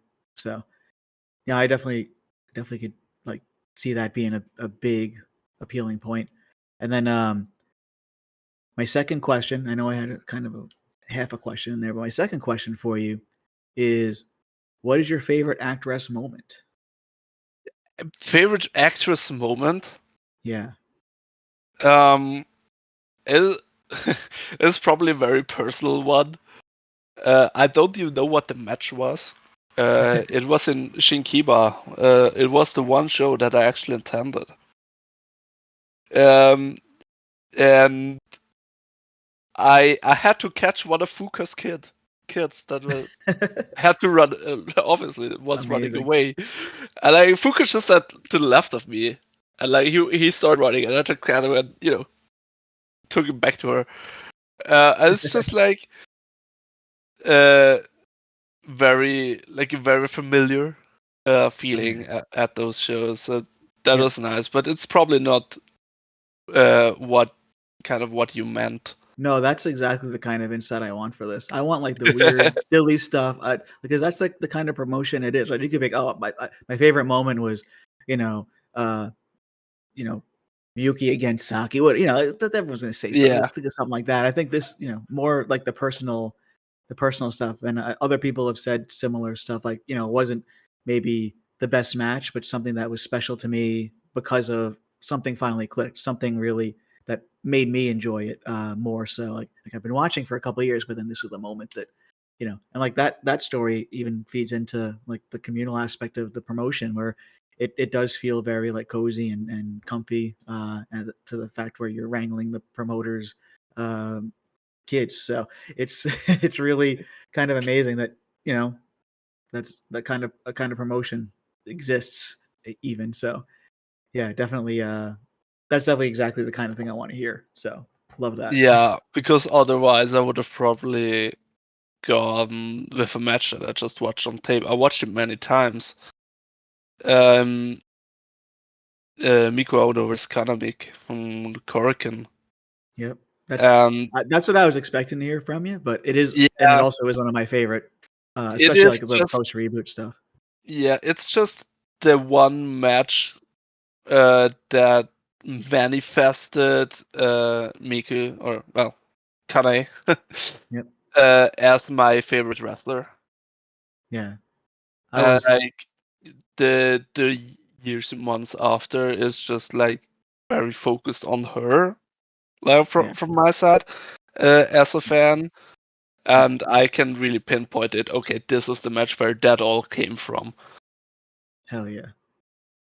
Yeah, no, it's a special match, and Mick's a very special wrestler. So seeing her go from like the floaty girl in her in initial matches, and then now to being doing what she's doing now all over the scene, and like people are starting to really take notice, which is really, she deserves like so much praise for everything that she's done and accomplished, and taking that leap, following her dreams and stuff. So, and that moment is such a big moment in her career, even if it was still in the Actwres bubble. She was up against the ace, and it was a beautiful moment for sure. It's so interesting.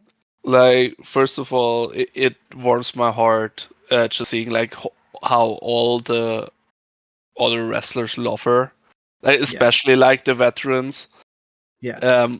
I mean, obviously because she makes them look amazing. Yeah. Like she's such a good punching ball. But I forgot what I wanted to say as my second point. Yeah, well, So it was probably not that important.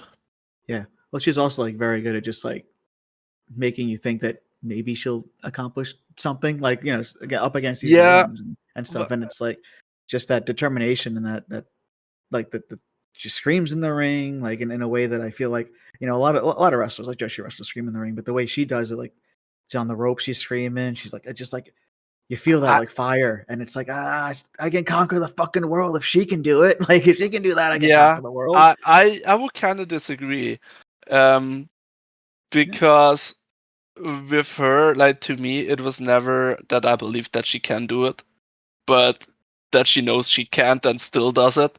Like, it still gives her her everything and like 120%.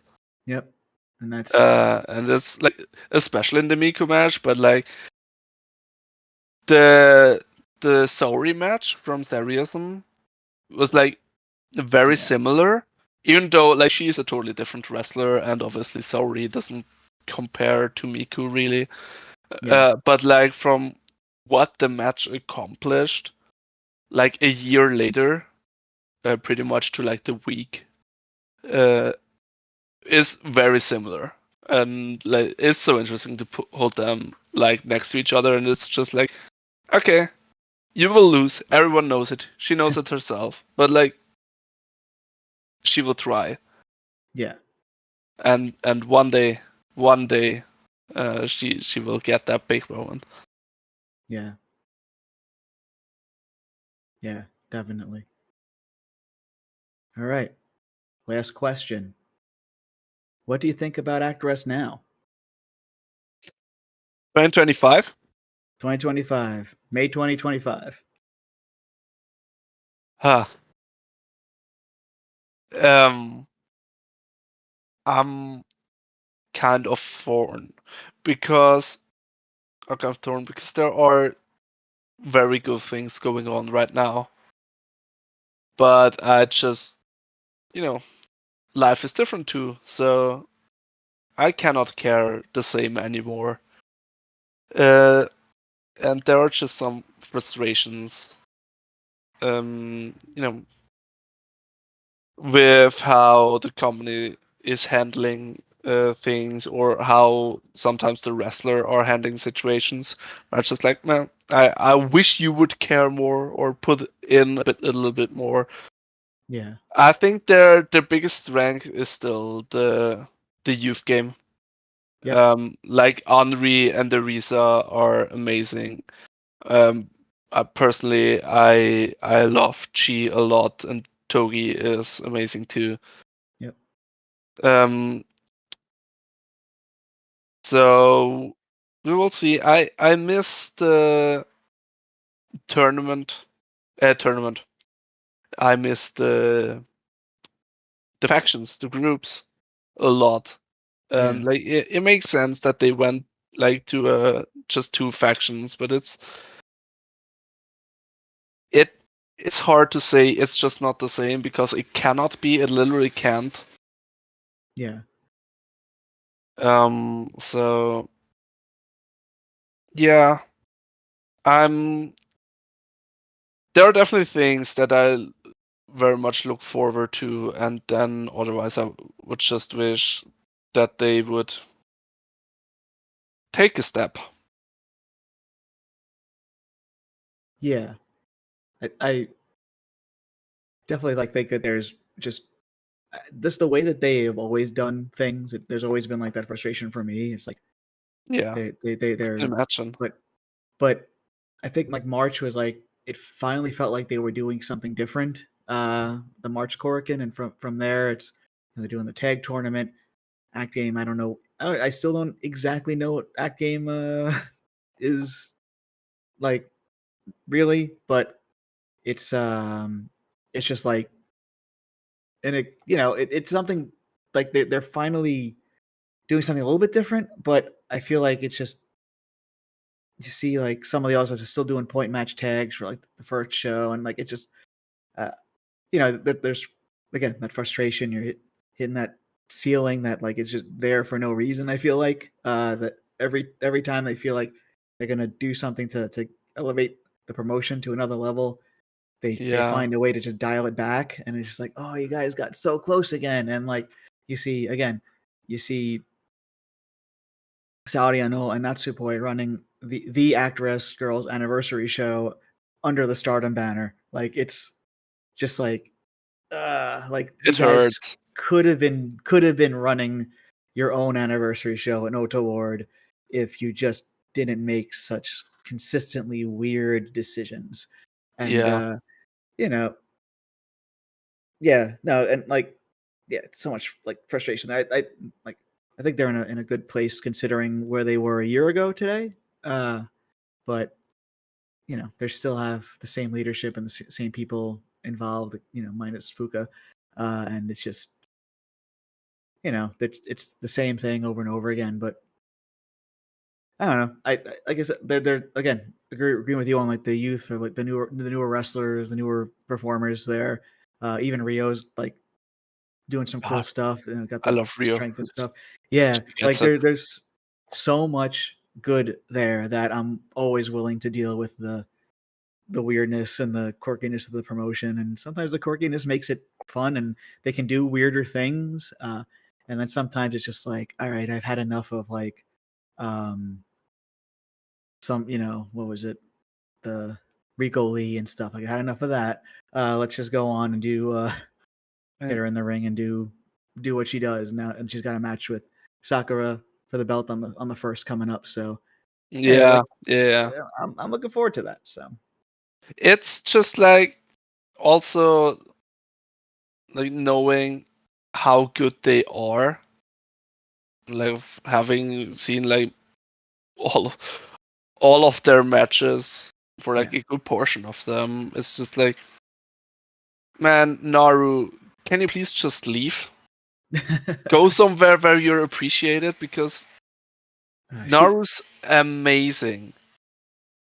Ace material and like just so athletic, and even just on like the last show that was just uploaded, she just ran the ropes and I was like impressed the speed compared to everyone else. It's just like there's so much more for you out there, but I think that like she's also doing a lot of other things to the point where she's like depriving herself from sleep.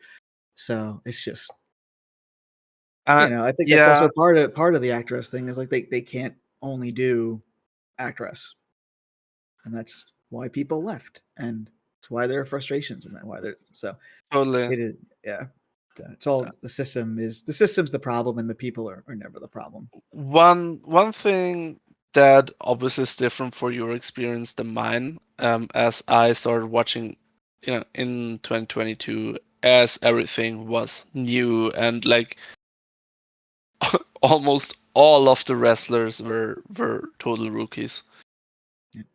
I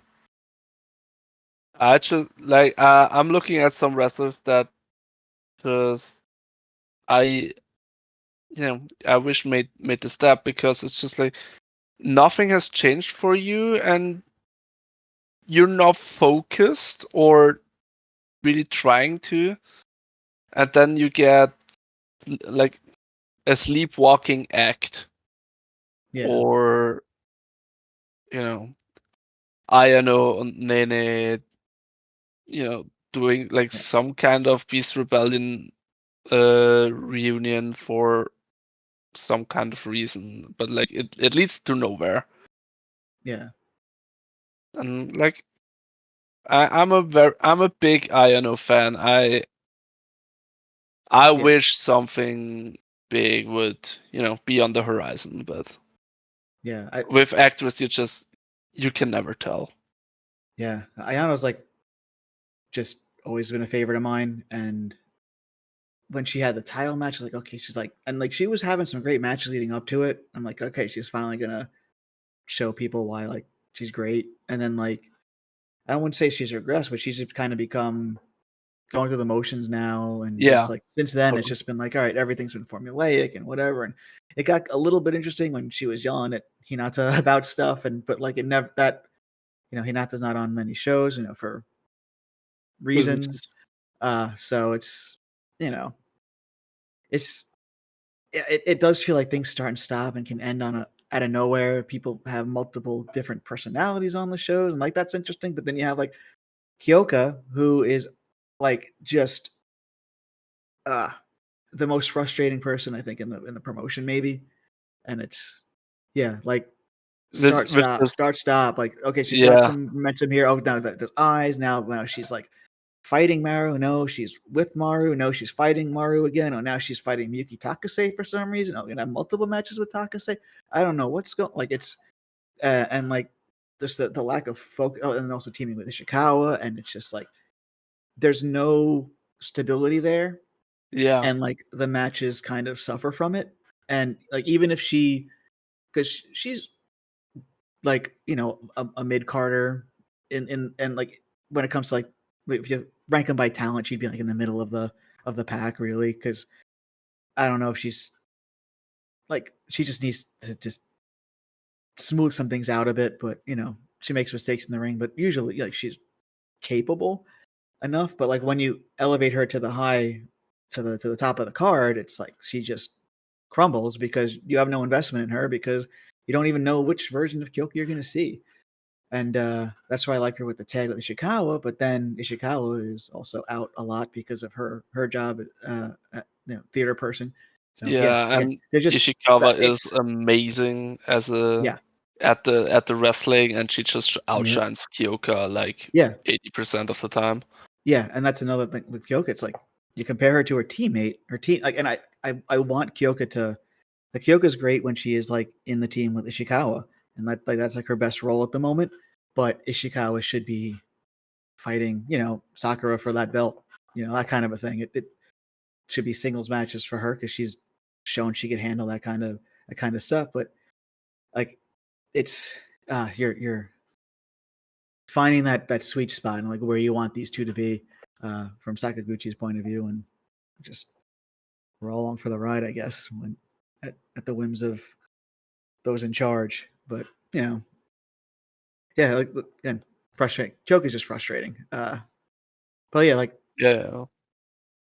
have that, but then there's so much to get excited about. Like which Ishikawa, like the last year, she's gone from like popping up here and there and just like not embarrassing herself in a match to now being like one of the most exciting, if not the most exciting person in the promotion. Because like her facial reactions, her moveset, her moveset's expanded like exponentially, and you just want to see her in the ring. And like when she's on a show, it's like, oh shit, like Ishikawa's here, hell yeah, because she's still not on every show, but when she is, you're guaranteed like this is gonna rule. She rules. Yeah, and like kind of to the contrary to what you just said about Kyoka. Like Actwres can be amazing at making you feel things about people that never really mattered, quote unquote. Yeah. Like the Yufa retirement was perfect, 10 out of 10, no notes, and that was so sad. Like I always liked her. Yeah. But that. I think Yufa never really blossomed into what she could have been. Yeah. Especially on the wrestling side, but she just found her role so well. Yeah. And with her, you always knew exactly what she was at the moment and what she brought to the table. And they recognized that, and her retirement is exactly what it should have been.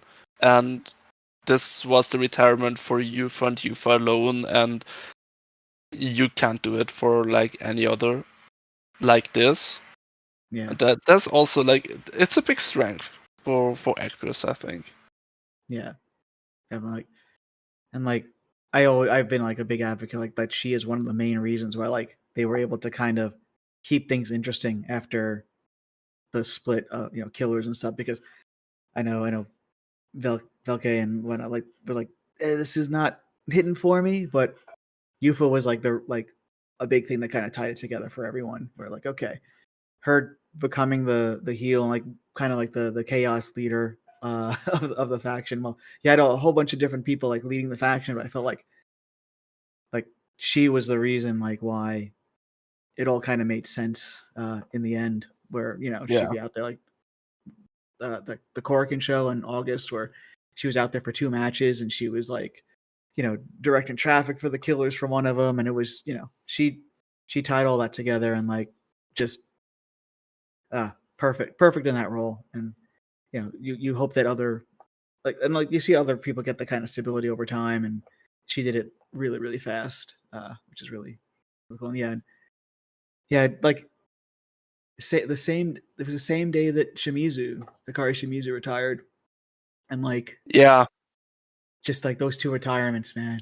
My like 2 of my favorites. Shimizu's like up there, top like 5 for me, and then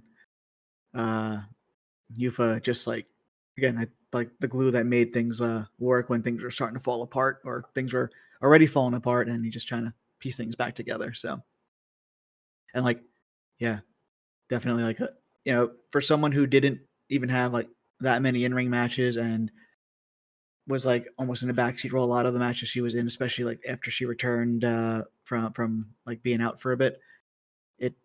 It's amazing that you could be like oh wow, like a huge loss for the company for someone like that, but it was for sure. Yeah, totally. Yeah. All right. Anything else you want to chat about before we wrap up? And if you want to promote anything, go for it. Sure. Let's go to the promotion side because I cover the promotion that is like responsible for 50% of all Joshi wrestlers, Dragon Gate. Ah. Nah, it's very funny. At last Dragon Gate Kurken Hall show, there were like multiple Actwres girls in attendance. Yeah. It's very funny to see like when a new rookie debuts, reading the first few interviews because like they mostly talk about like how they got into wrestling. Dramatic Dream Dragons, we watch it, we talk about it, and there is a whole lot of unqualified opinions on there, so that's fun. We're everywhere where you can find podcasts.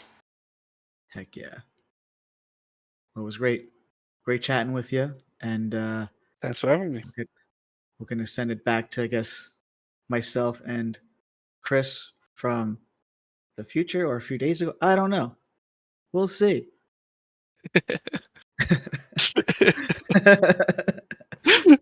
Wow. Good luck, listeners.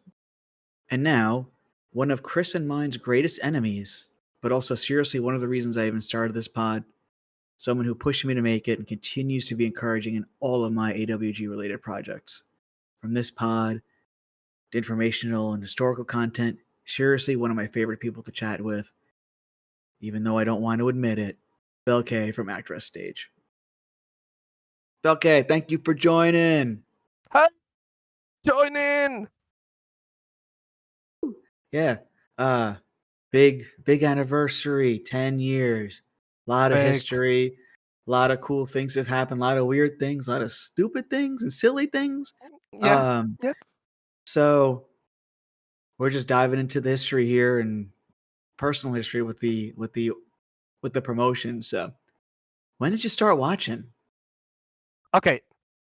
As a very early adopter of the actual Stardom streaming service, the first time I have seen any Actwres girls was Saori and Natsupoi, specifically Saori, and basically in 2015, late 15, early 16, I think.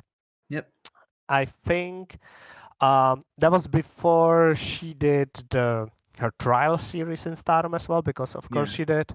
She had like 5 matches or something like that. Yep. And I actually went and looked and tried to figure out what was the show that I've seen her first. So First time she joined Stardom was in late 2015, which had Io Shirai beating Dark Angel for the Wonder match, for the Wonder belt. I know that I think I've seen the high speed title match, which is Mayu Iwatani versus La Rosa Negra. I think I've seen Mayu beating La Rosa Negra. So it's possible that I've seen Haruka Kato beat Saori Ano, which by the way is a travesty. That should have never had happened because Haruka Kato is one of the worst wrestlers that I have ever seen. Hey. And Saori Ano is one of the best wrestlers that I have ever seen. This result is awful. I feel terrible seeing this result. The issue that I have with this show is that Kairi Hojo's beating Actwres cover for the World of Stardom title number 1 contendership match, which doesn't really make sense. I don't remember this match at all. So I'm not sure. I know that I've seen the 100%. I've seen the third match he has on the cage match written, which is Hiromi Mimura and Jungle Kiwana winning the Rookie of Stardom 2015 match. So I've seen. I know that I've seen that for sure because I know that I've seen Jungle Kiwana win that trophy. So, and I know that I have seen the Hyper Destroyers like winning that Artist of Stardom title match. I know that as well, which is the main event of that show. So I've 100% seen Saori Ano for the first time ever in very late 2015. Wow. And since then, I have seen her on Stardom shows in 2016 and then early 2017. And since then, I have basically, and because I have considered her one of the my favorite wrestlers, and then she suddenly disappeared, and I did not know why. Because in early 2017, I did not know anything about something called. I knew that she was not Stardom. I knew that she was from Actwres Girls, but I did not understand why she would suddenly disappear for Stardom. So for a few months, I was like, okay, so she's away. And then maybe in May or June of 2017, I was like, okay, so why am I not seeing Saori Ano anymore? This is weird. This doesn't feel right. I need to find what's going on with her.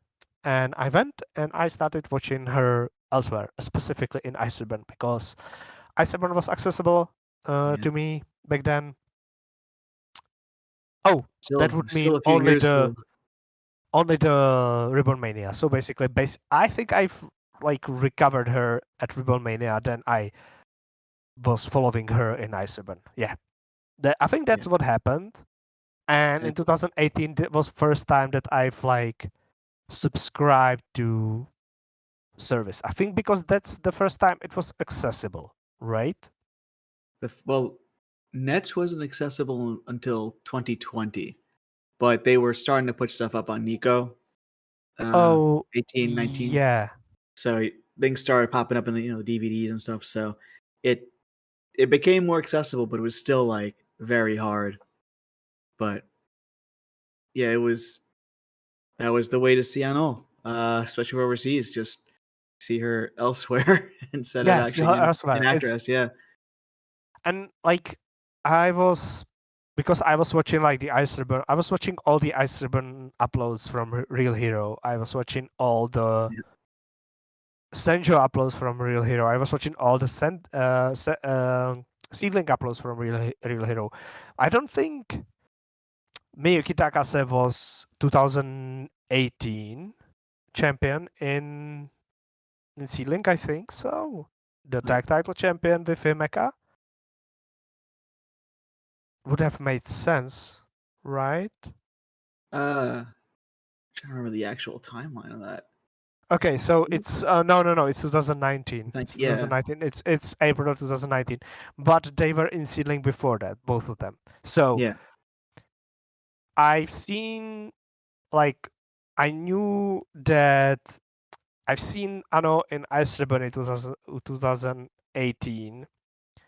Then she won the title in late 18. like the first time Actors Girls had titles, and then was like, okay, I need to fucking follow this promotion because Saori Ano, who I really liked 2 years ago, and I really enjoy seeing her whenever she pops up anywhere else. So why am I not watching this promotion? I need to watch this promotion, and I've like tried to watch it, and I did get Nico Nico subscription for Ice Ribbon because that's also how you could watch that there. Yep.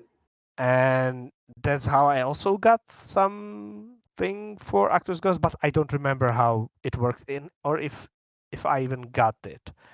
I got the nets immediately as I could, and then I Yeah. went back and watched a lot of stuff as they were Yeah. uploading stuff up. Yeah. I think like our origin stories of Actwres is finding a wrestler you like, popping up elsewhere, and then like, what is this? Like, where is this person from? I need to find everything they've done.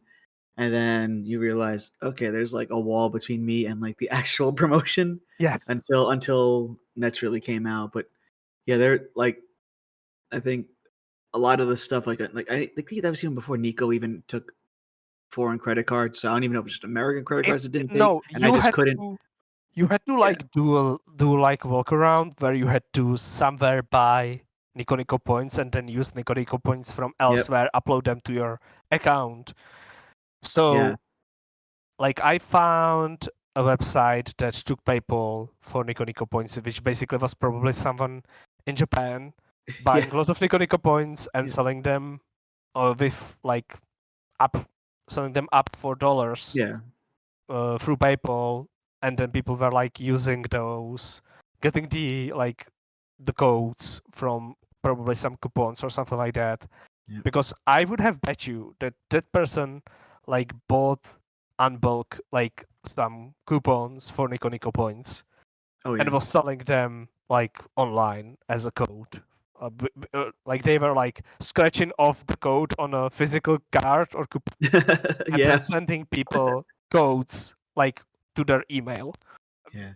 How that worked. And I know that that's how you had to get Nico Nico account, because like you could have like subscribed through probably like sending a check by post or sending them cash by post, because that's how like primitive the service is, while at the same moment being the Twitch before Twitch even existed. Because it's of course amazing how that stuff works out. Yeah. And like and the things you would go through to just watch, to be able to watch stuff, even though it was like not the best quality. There was like a box in the bottom right hand corner of wrestlers who had nothing to do with the match you were watching half the time, and it was they were drinking and eating and like drinking and eating. chatting. Yeah. Oh yeah, I loved I love the Diana streams with Umasaki and Maddie and stuff, because those are always chaotic. But like, I also just wanted to watch the wrestling, and that was always just like, oh my goodness, like it was so frustrating. But you could watch it, which is still like, especially for the time, and also like, you know, from before that stuff was really common, like you would have to torrent and tape trade, and a lot of stuff just wasn't available, and stuff, especially like Actwres related from before a certain time, just seems to be lost in a void somewhere.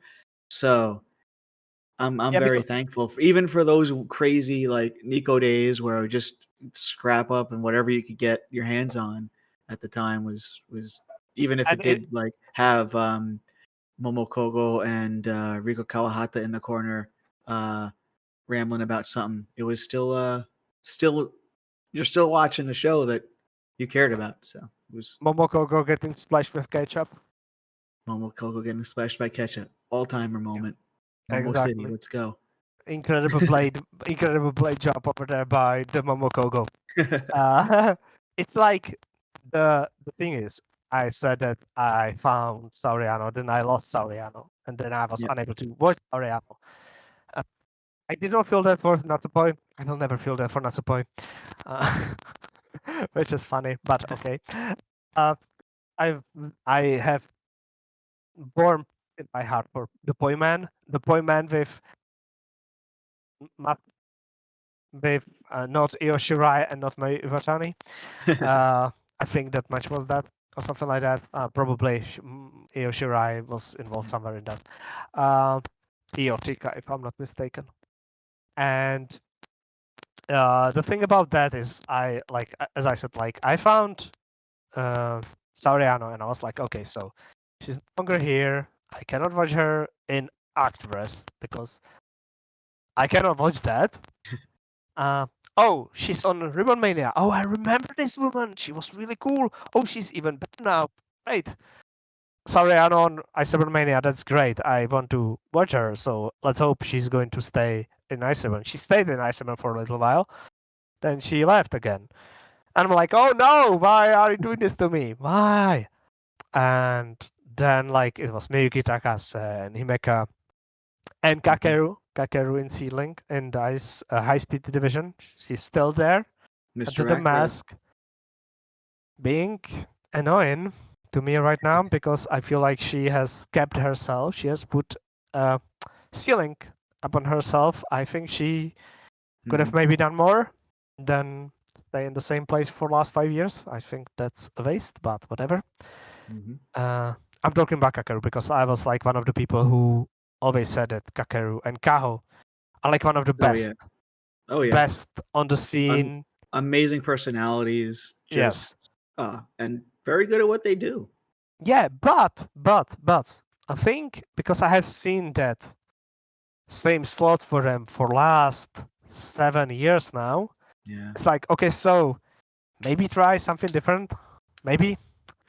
Okay, I have seen you do this for last 5 years.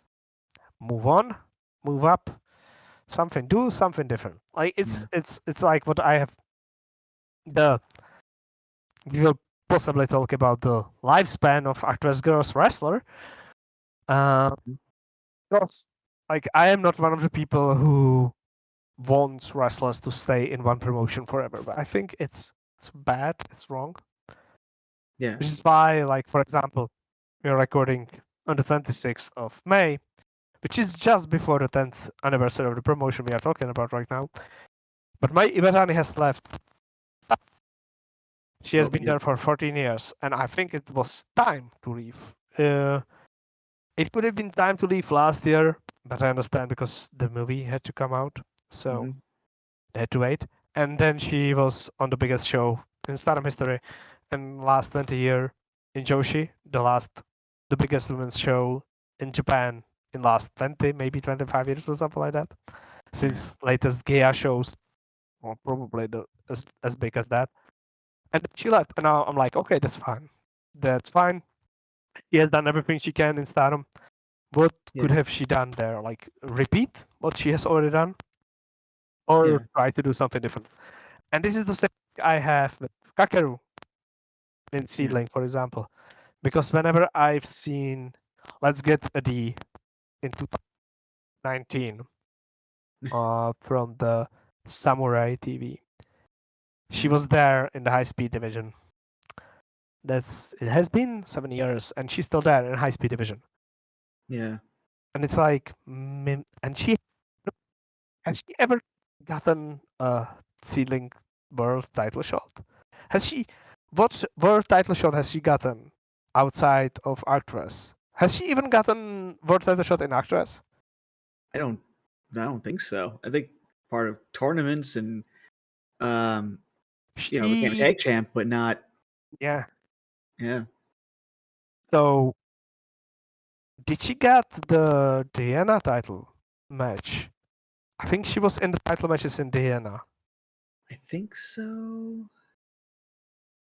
I don't think so. She ever was in title matches in Seedling. I know that she was in title matches in Oz Academy. Yeah. That's the highest I think she ever gotten.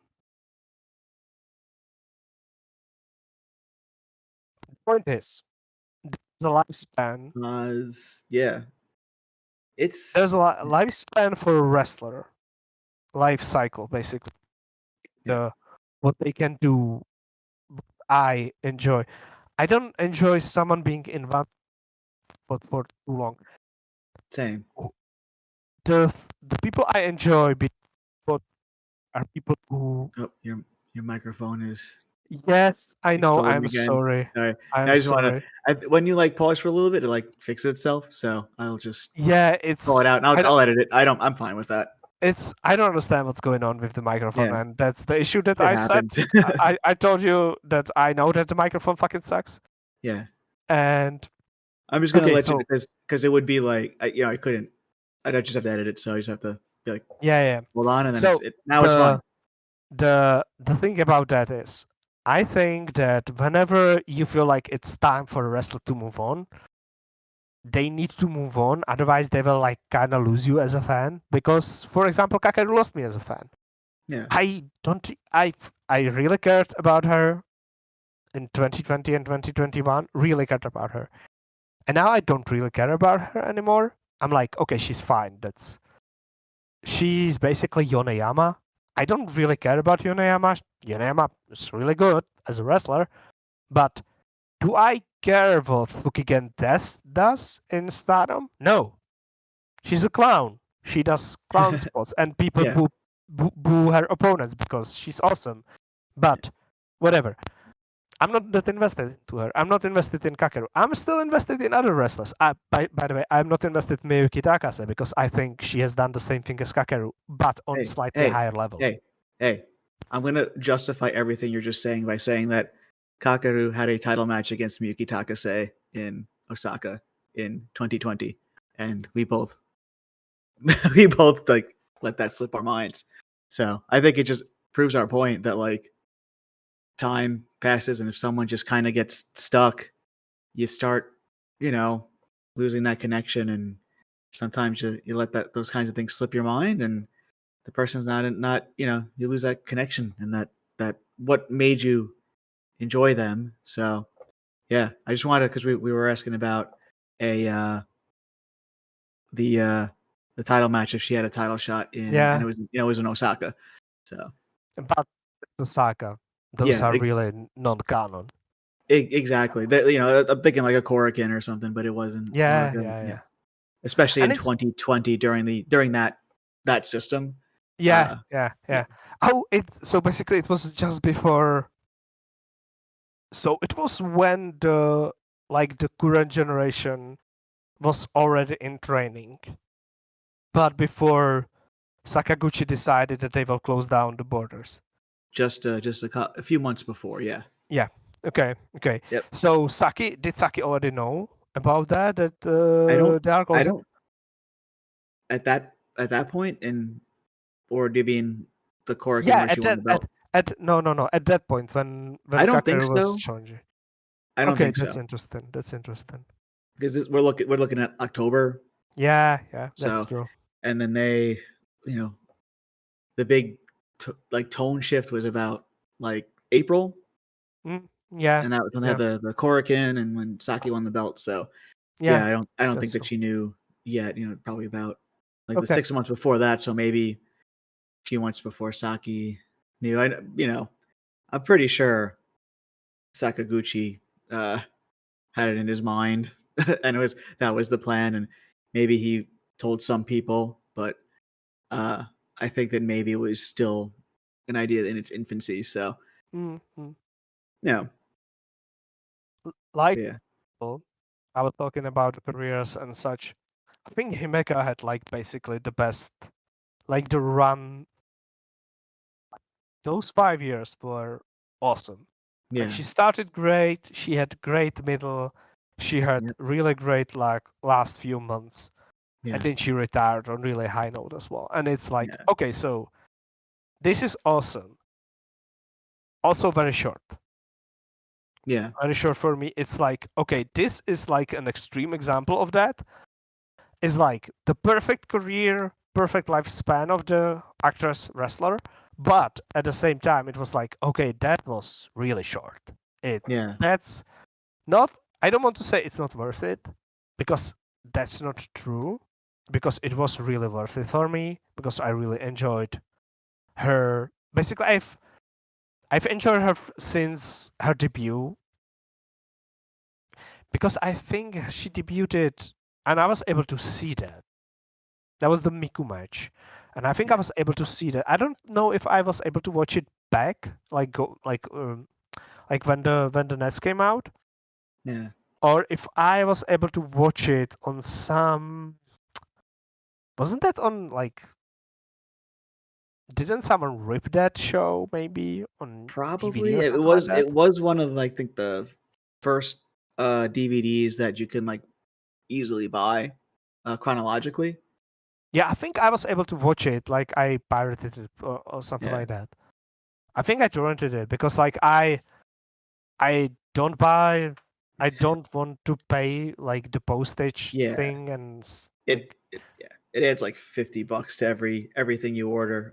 So yeah, I'm and with you on and that. the issues when you want to take it out from the post office is like, oh, I don't want to like do this like red tape. It's awful annoying. I'm already working with in my normal life, my normal job with too much red tape. So Yep. yeah, I can't wait till I got to deal with like tariffs and stuff here. We're literally our wonderful president. Oh God, someone's gonna take that out of context.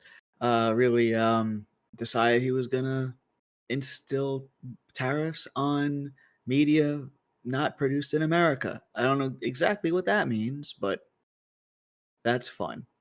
So more crap added onto other crap. yeah, So I it did. just I makes did. it 1,000 times worse. Yeah, yeah. We're all 1,000 times worse getting stuff from Japan. So But yeah, you see, they are the allies of your country. Maybe. kind of. Yeah, they're pushing back, and a lot of Japanese companies are like pulling out now. So everything's a disaster. Yay! And also, Himeka's debut had a great ring announcer. As Yeah. I forgot to bring that up, but Who is right now in America. in America, and I've read that she had really good match against Tony Storm. Nice. Yeah. I have not seen it because it's American neither. wrestling. I don't watch American No, wrestling, me so neither at this point. But yeah, like that. Like there was something special about those shows, and things like that happened. And you go back and you go, "Was that Nina Shirakawa as a ring announcer for that one?" And like, yeah, so it's so weird. It's like this woman has wrestled on pay-per-view in AEW, but she also like 6 years ago ring announced a random tallish woman debuting against Miku Aono, who has just retired Nanae Takahashi in Yoyogi as well. Because of course he did. That makes all the sense in the world while And that's- Hibika is chilling somewhere. And that's why you should just go back and subscribe to the YouTube people and go back and look at those old shows, and you'll be like, they were here. Like it's amazing when you go watch them. Really, it's like such a historical. Like it is very significant historic wrestling content. I don't think people who are not as deep as we are like actually understand how extremely important Actwres Girls as a promotion has been in last 10 years. Yeah, people joke like, "Oh, it's like the NXT for Stardom or Marigold or whatever," but like also like NXT to speak fucking ruled, and you saw some weird shit happen there. Jushin Liger and it was there like for a match. Like you get like when someone's innovating and doing some like really weird stuff, people take notice and go, "This is cool stuff." And also like you get just out of the box, innovative stuff that the bigger promotions tend to copy, try to emulate, or just straight up buy themselves. And that's just the way like things go. And like this is a theme about almost every single conversation I've had with people, that frustrations with the promotion are just like the management should have been able to like capitalize on this and build a promotion around people. Like they should be the ones running Otaward, not Stardom running a show, not Stardom literally running the 10th anniversary Actwres Girls show. Like that's completely insane. Like that should not be what happened. But and the thing is, the goal, the Saori and Natsupoi just waltzing into the fucking gym and just being, oh, got the fucking the video. I was dying. I'm like, oh no, oh no, no. The first thing you see is Sakaguchi at the I'm table, like, leaning no. back on the folding chair on his phone, and just like, of course. And then I'm really just glad that Mizuku is like, love riddle, and then just the immediate reaction, the recoil on Poi, and I know, which is like, I don't know what that is. It's like perfect.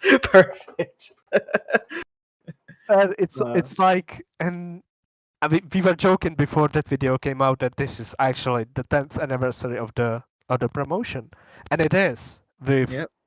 the inclusion of the Actwres time.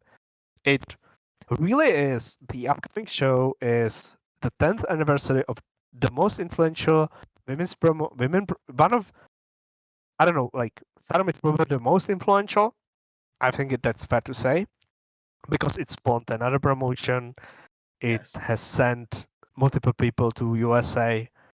I don't think Tokyo Joshi Pro is influential as much as Stardom is. I think they're in a weird bubble. I think that they're influential when it comes to like they're more influential in forming American women's wrestling when it comes to especially the independents and how they're structuring. Like they always want it, like everyone wants to bring in a Miyu or Ito or something. Yeah. But in Japan, everyone brings in Actwres girls, even TJPW. Yeah. Like that's what it is. And I think that it's And not a far reach to say they are the most influential promotion in the last 10 years. I think that Stardom probably is just because of the eyes on it. Yeah. But Actwres is probably number 2. The thing is, right now it's Stardom very easily because they are all over the national TV. You have probably seen a lot of clips random, like in last month or so. The Creepy Nuts dance. Yeah, which was like 2 days ago. Yeah. It's like Suzuki basically rapping the whole song really well. Rina sucking at it. Maika attempting to dance. Maika should never ever dance ever again. I don't want to see it. That's bad. But for example, Ano owning the thing as well, because she's Saori Ano. Of course, she does own that thing because that's what she does. Yeah. And before that, it was the. Right now they have the Golden Dream thing, which is on TV Asahi, which is the national. Okay, it's like deep into the night, but still, it's on TV Asahi. Like there's no other wrestling promotion that has anything on TV Asahi outside of New Japan themselves. So it's New Japan and Stardom. Nobody else has. Yeah. And even before that, they had another thing, and the Hipari that we talked about, the Creepy Nuts, it's like the last time Joshi wrestlers were at Hipari, the cast of that group was the LCO, the Double Inoue, Aja Kong, and oh my god, who was the last person? I think it's one more person. So LCO, Tsukumita, and oh my god. Mima Shimoda, Takako Inoue, and what's the name of the other from Diana? Kyoko? Yeah, Kyoko Inoue. Thank you. Yeah. I completely blanked. And Aja Kong, and one more person. I don't remember who the last person was. Yeah. But that's like, those are the women who were there on that show before, and now it's Suzuki, Rina, Sayaka Mitani, Ano, Poi, and Starlight and Azumi. Like so, and Maika. So these are the that's like those are the people who are now invited, because Sayaka Mitani is really good at doing the appearances, so they are inviting them. That's why I'm saying that they are the more influential as right. Basically, every promotion has drawn people from Actwres Girls and has filled their holes in the roster with Actwres Girls. And without Actwres Girls, I think it's possible that without Actwres Girls, there would have not been as big of a scene as it is right now if the promotion has closed doors in basically maybe 3 years since they started. If we did not have the 10 years, I think the Joshi wrestling would have been so much different. Probably Indeed. completely different. Like, Yeah. there's so many people that we would not have gotten in wrestling at all. It's just, you look at the names that are at the top of other promotions, and Saori Ano is like a fucking superstar now, and it's just, like, how can you deny the influence there? And like, she's now become an influential part of what makes Stardom such an influential promotion, but she's still, originally from Actwres and Tam and Poi and Himeka, and just, and then like Marigold literally built their whole core roster on like people who they knew were solid enough and people who they thought had potential from Actwres. So it's really kind of undeniable at this point. But like, again, like the Stardom, the influence there, and the cultural, I don't think anything comes close to matching that. Yeah, But yeah. it's, I think when it comes to actually like a foundational level, like from the ground level, building that, I think that Actwres is in that conversation. Okay, now that we've gone completely away from that first question, Yeah, we did, because which is totally fine. I to. love this kind of conversations, and I was like, oh, we're going to keep it short to 20 minutes, the whole thing, and it took us 32 minutes to get through the first question. Totally fine. It's okay. Yeah, Totally I said fine. that I will not do it in 2 hours, and I am unable to. I'm really bad at this. Okay, and we've talked about some great moments. What is your actual favorite Actwres moment? Actual favorite Actwres moment. Yeah. Doesn't have to be a match. It could be anything. I think my actual favorite Actwres moment was, okay. So I have two. One is the one that I was at in person, and that's Saori Ano's last Actwres Girls match. It was late January. Late December. I think 30th of December in Shikiba. And she was in tag team with Yumiko Hota, against Himeka and Miyuki Takase. And that was the first time ever that I seen Saori Ano bump for a lariat in person. And I will never forget that, because she's so good at bumping for lariats in person. She's incredible in bumping. She's one of the best. And the other favorite moment that I had, I have third one. Okay. The second favorite moment I had was the first Kraken Hall show after the restart. Mm-hmm. So Mari and Miku versus Koki and Natsuki. That match was incredible. Like, it was a statement. Yeah. It's like, okay, so we have built people in the past, and we can still do it. This is like them saying, we are not dead. We are still Actwres Girls. We can still do this. And that was that. And the third best moment ever in Actwres Girls was Act coming out in gear and wrestling. Not as Wild Bunny, but as Act. And that's still one of my all-time favorite shows from start to finish, for sure. And it's like, okay, so she's really back. She is really back. Because as I said, I subscribed to Stardom World as soon as it came available, basically. Because I wanted to watch Stardom before, but it was only on YouTube, some kind of premium YouTube Red, or something like that, whatever.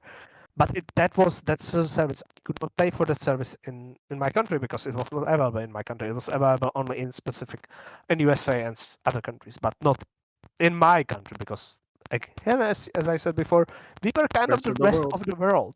Just like, still are, kinda. Don't understand why or how, but whatever.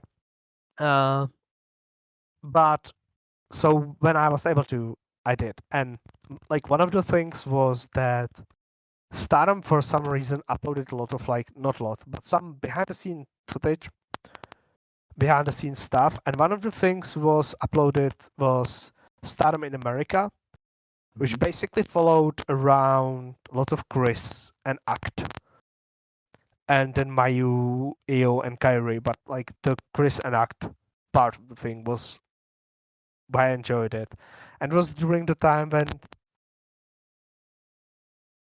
was after the Ghastly. It was the after the Ghastly match, but before before she retired from Stardom, and it was advertised as a retirement match. It was more like a graduation than retirement, but whatever.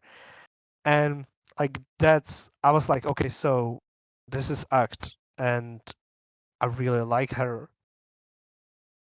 And also there was this, by the way, on that show, the Stardom fans in America. Do you know how they chanted for her? Have you ever seen that show? I don't think I have. They chanted for her as ACT. Huh. Not Act. ACT. Because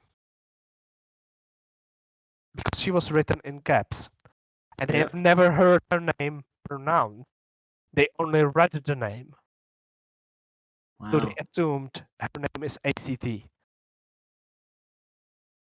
And they chanted ACT, ACT, which doesn't make any sense, right?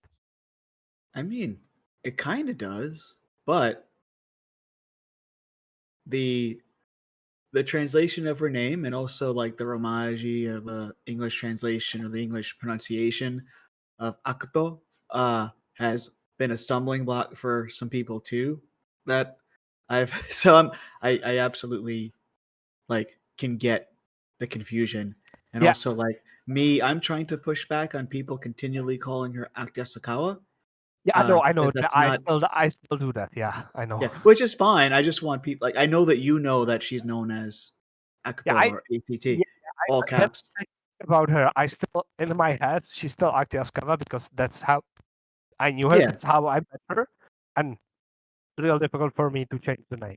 I just want the newer fans who are watching to be like, "Oh, okay, that's what she's known as," and then you have a promoter overseas, including a last name and stuff, and it's just like an uphill struggle to get people into the right, the right just direction. But you know, it's a minor thing because you know it's still her and she's still Act Jessicawa, and it's but she's Act Yasukawa playing the role of Act. Exactly. Yeah. Exactly. So yeah, and like there's just like a lot of history there, the name and the change and all that. So that was those were my like 3 favorite moments. The one that I was able to see live because that was like as I said, sorry, Anna was one of the wrestlers when I started watching Stardom. Like she was one of my favorite undercarders because of course there's Io Shirai. She's Io Shirai. There's Kairi Hojo. She's Kairi Hojo. So yeah. Then there's the weird goblin Chris Wolf, which is she's also fucking awesome. Then there's one of my all-time favorites. Yeah. One of my all-time favorites. Yes. You're just naming my favorites. This is the reasons I fell in love with Stardom. Yeah. I know. And then there's like this. Then there are Jungle Kiona and Momo Watanabe and Azumi. And all-time favorites. Really good wrestlers, right? Really good wrestlers. And then, sorry, I know, who's also really good wrestler. And then there's Alex Lee, who I still hate. So and Haru Kakato, who I still hate. So like yes, and then there's Chelsea Green, and yes, and the other Chelsea, worst Chelsea. Not Chelsea Green was really good compared to Chelsea, the other Chelsea. And then there's also Santana Garrett.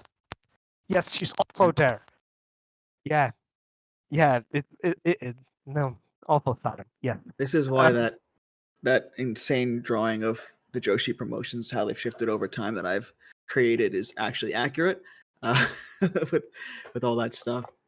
But yeah, and It's like it's like people the here, if you have not seen the Ano trials from yeah those her early days of Stardom shows, she mixes it up with a lot of those names.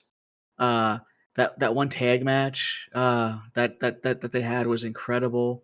And just the match with Io was awesome. Like just watching her become Saori Ano, because if you watch the early Actress shows, she is struggling to figure things out.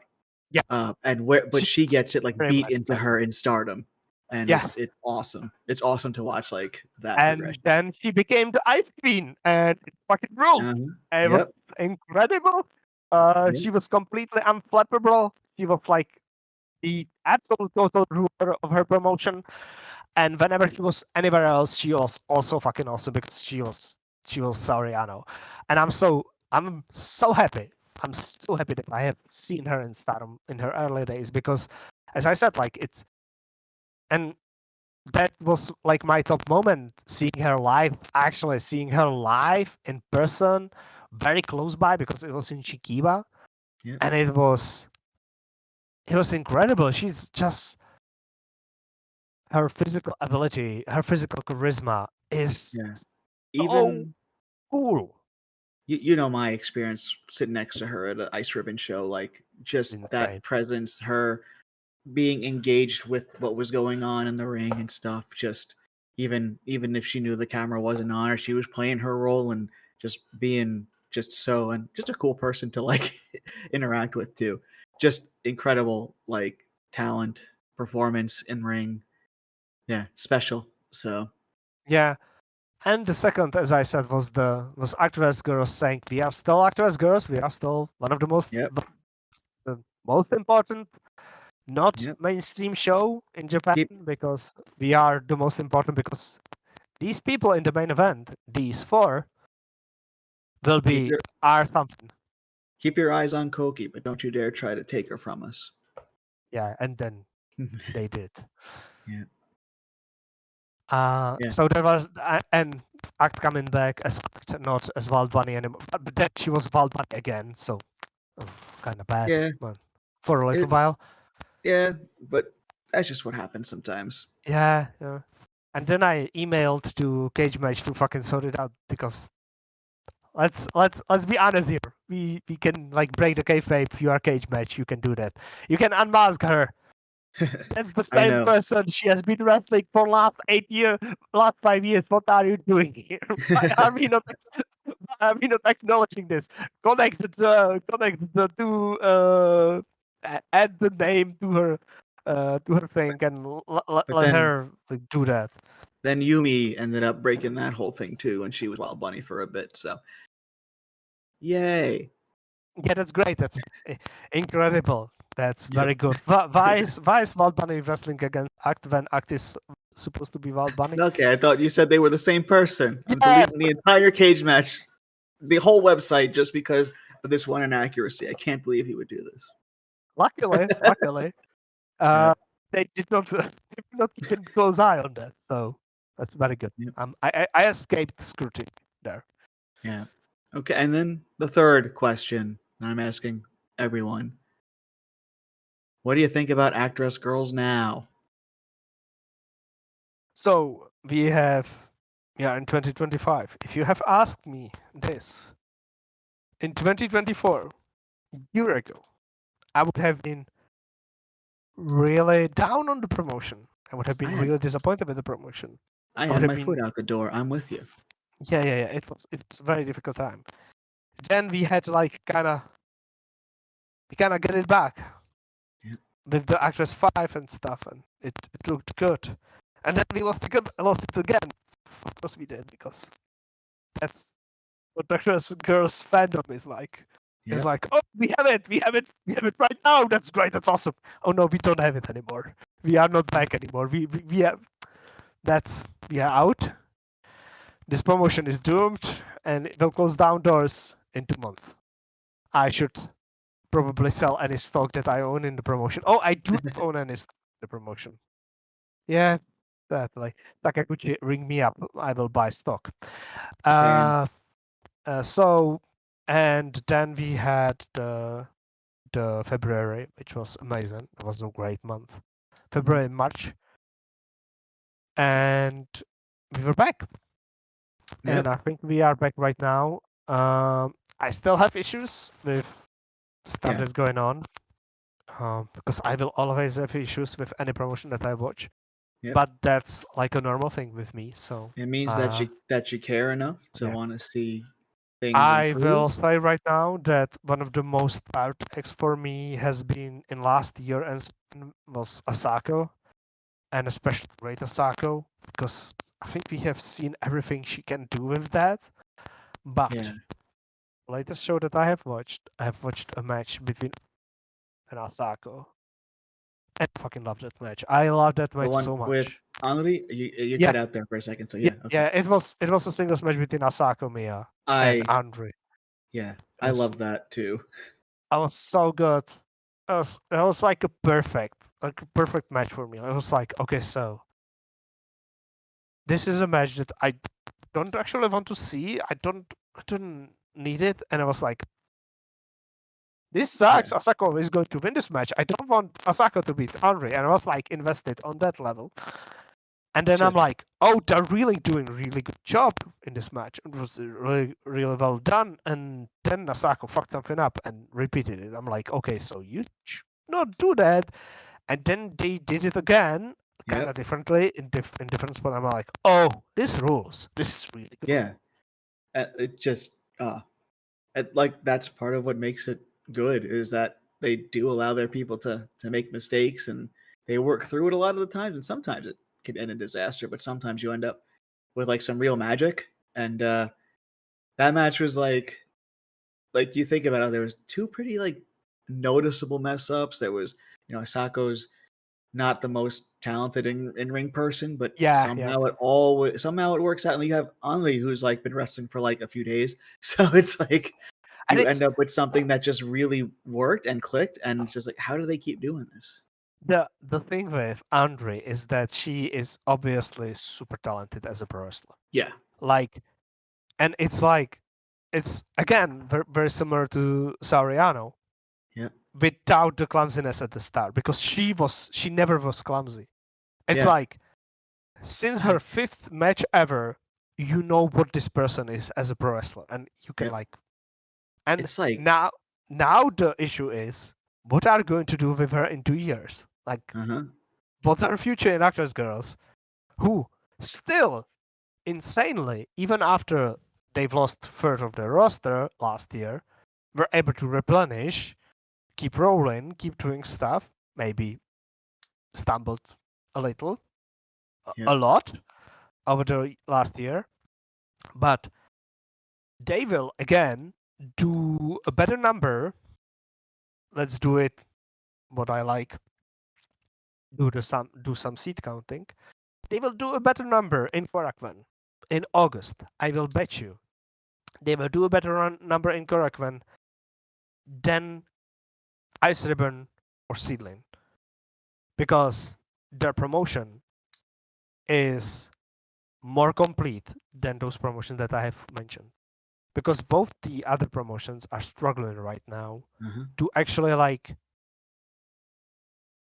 make them Korakuen Hall worthy, make themselves Korakuen Hall worthy. They are both interesting promotions to follow, but they are not worth of multiple shows in Korakuen. They would be worth one show in Korakuen, maybe 2.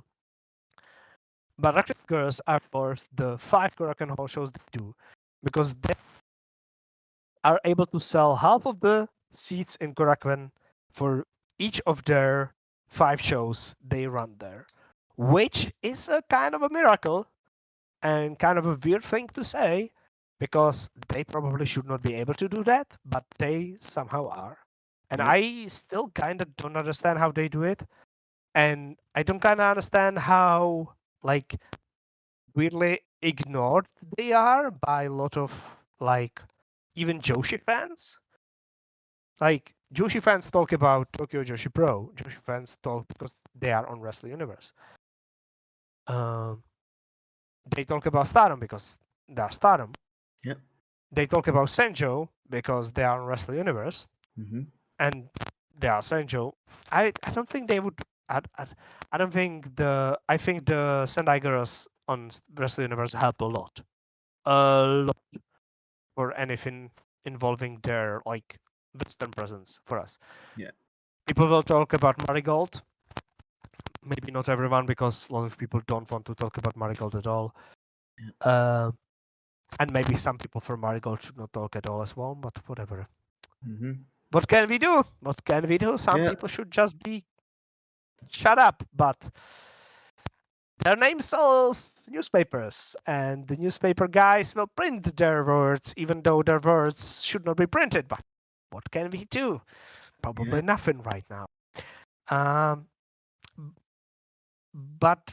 And people will kind of like know, the Joshi fans will kind of know that like something like Ice Ribbon and Wave and Seedling and also Academy exists. And will maybe know the names of people involved in those shows because they will see them on the other shows. But they will probably not talk about Actwres Girls Rock and Roll Show.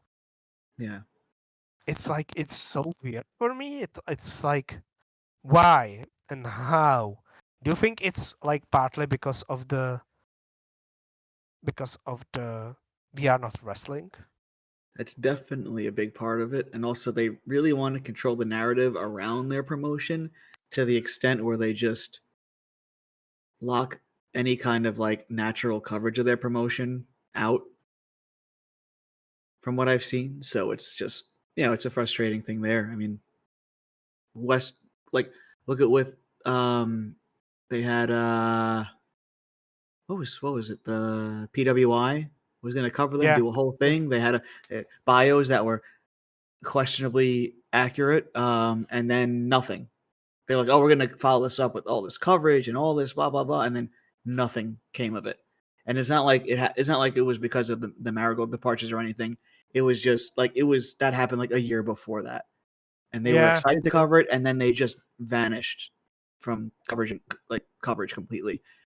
I think that people don't want to cover it because of stuff like that, and I don't want to dive too deep into like the actual administration there and the people in charge and the English stuff, but I think that part of it is just the mentality they have of, we're not wrestling, we're entertainment, and like you should cover us more as entertainment. So we want to control the narrative, and that like includes the narrative around the promotion rather than it being like professional wrestling. So I think that's a big part of it. And like, their restrictions on stuff like GIFs and other stuff, videos. There's also pretty visible members of the community on other websites that are like the worst people.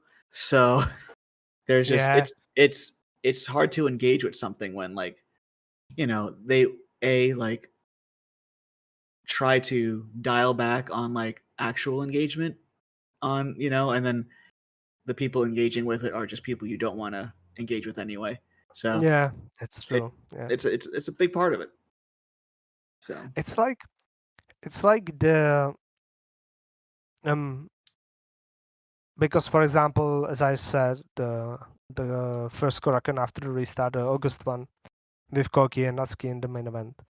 It's like that's like a match, and that's like a show that was successful in like locally in the market because it sold basically half of the possible tickets that they could, maybe even almost every ticket they could have sold because of the like COVID limitations at the time. So it was a very successful show for the market, and it's like nobody knew about it happening at the time. Yeah. And it's like, okay, so you have this promotion that has given us Tam Nakano, who by the way just retired in front of 7,500 people. Mm-hmm. Biggest show, as I said, biggest show in 25 years, 20 or 25 years possibly. Basically, a woman who main evented the biggest all women wrestling shows in several years because she was in the main event against Julia last time they were in Yokohama Arena. She was in the main event against Kamitani in front of 4,000 people this last Sumo Hall show.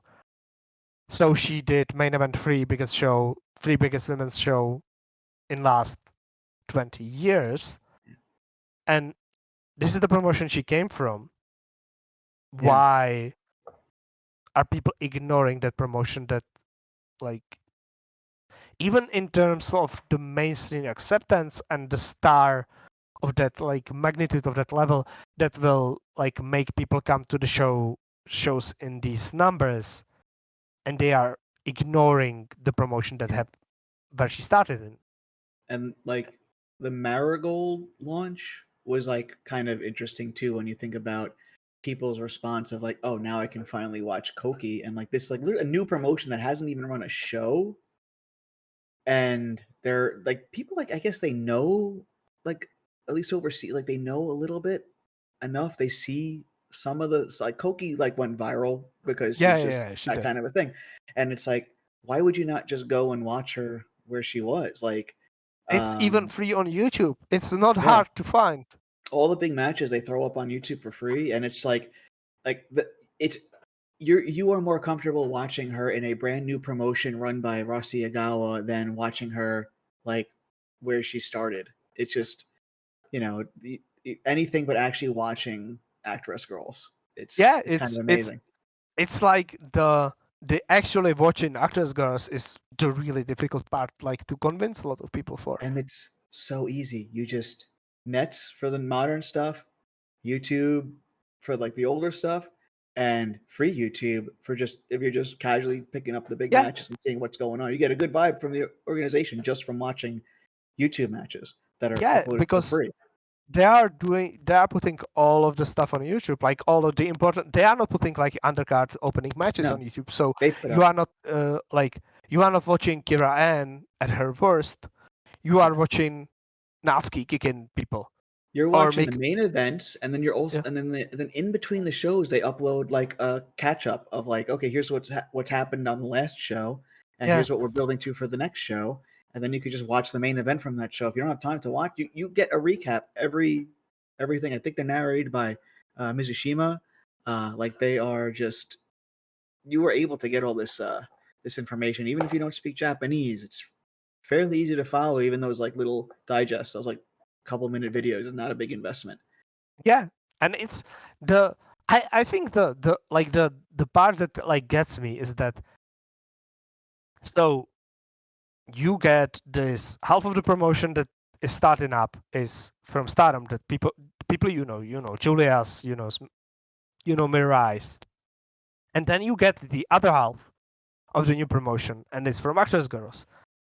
But you will say, okay, these people are interesting. I will watch them in Marigold, and you see Misa Matsui, you see Natsumi, you see Miku, and you are like, okay, so this came from Actwres Girls.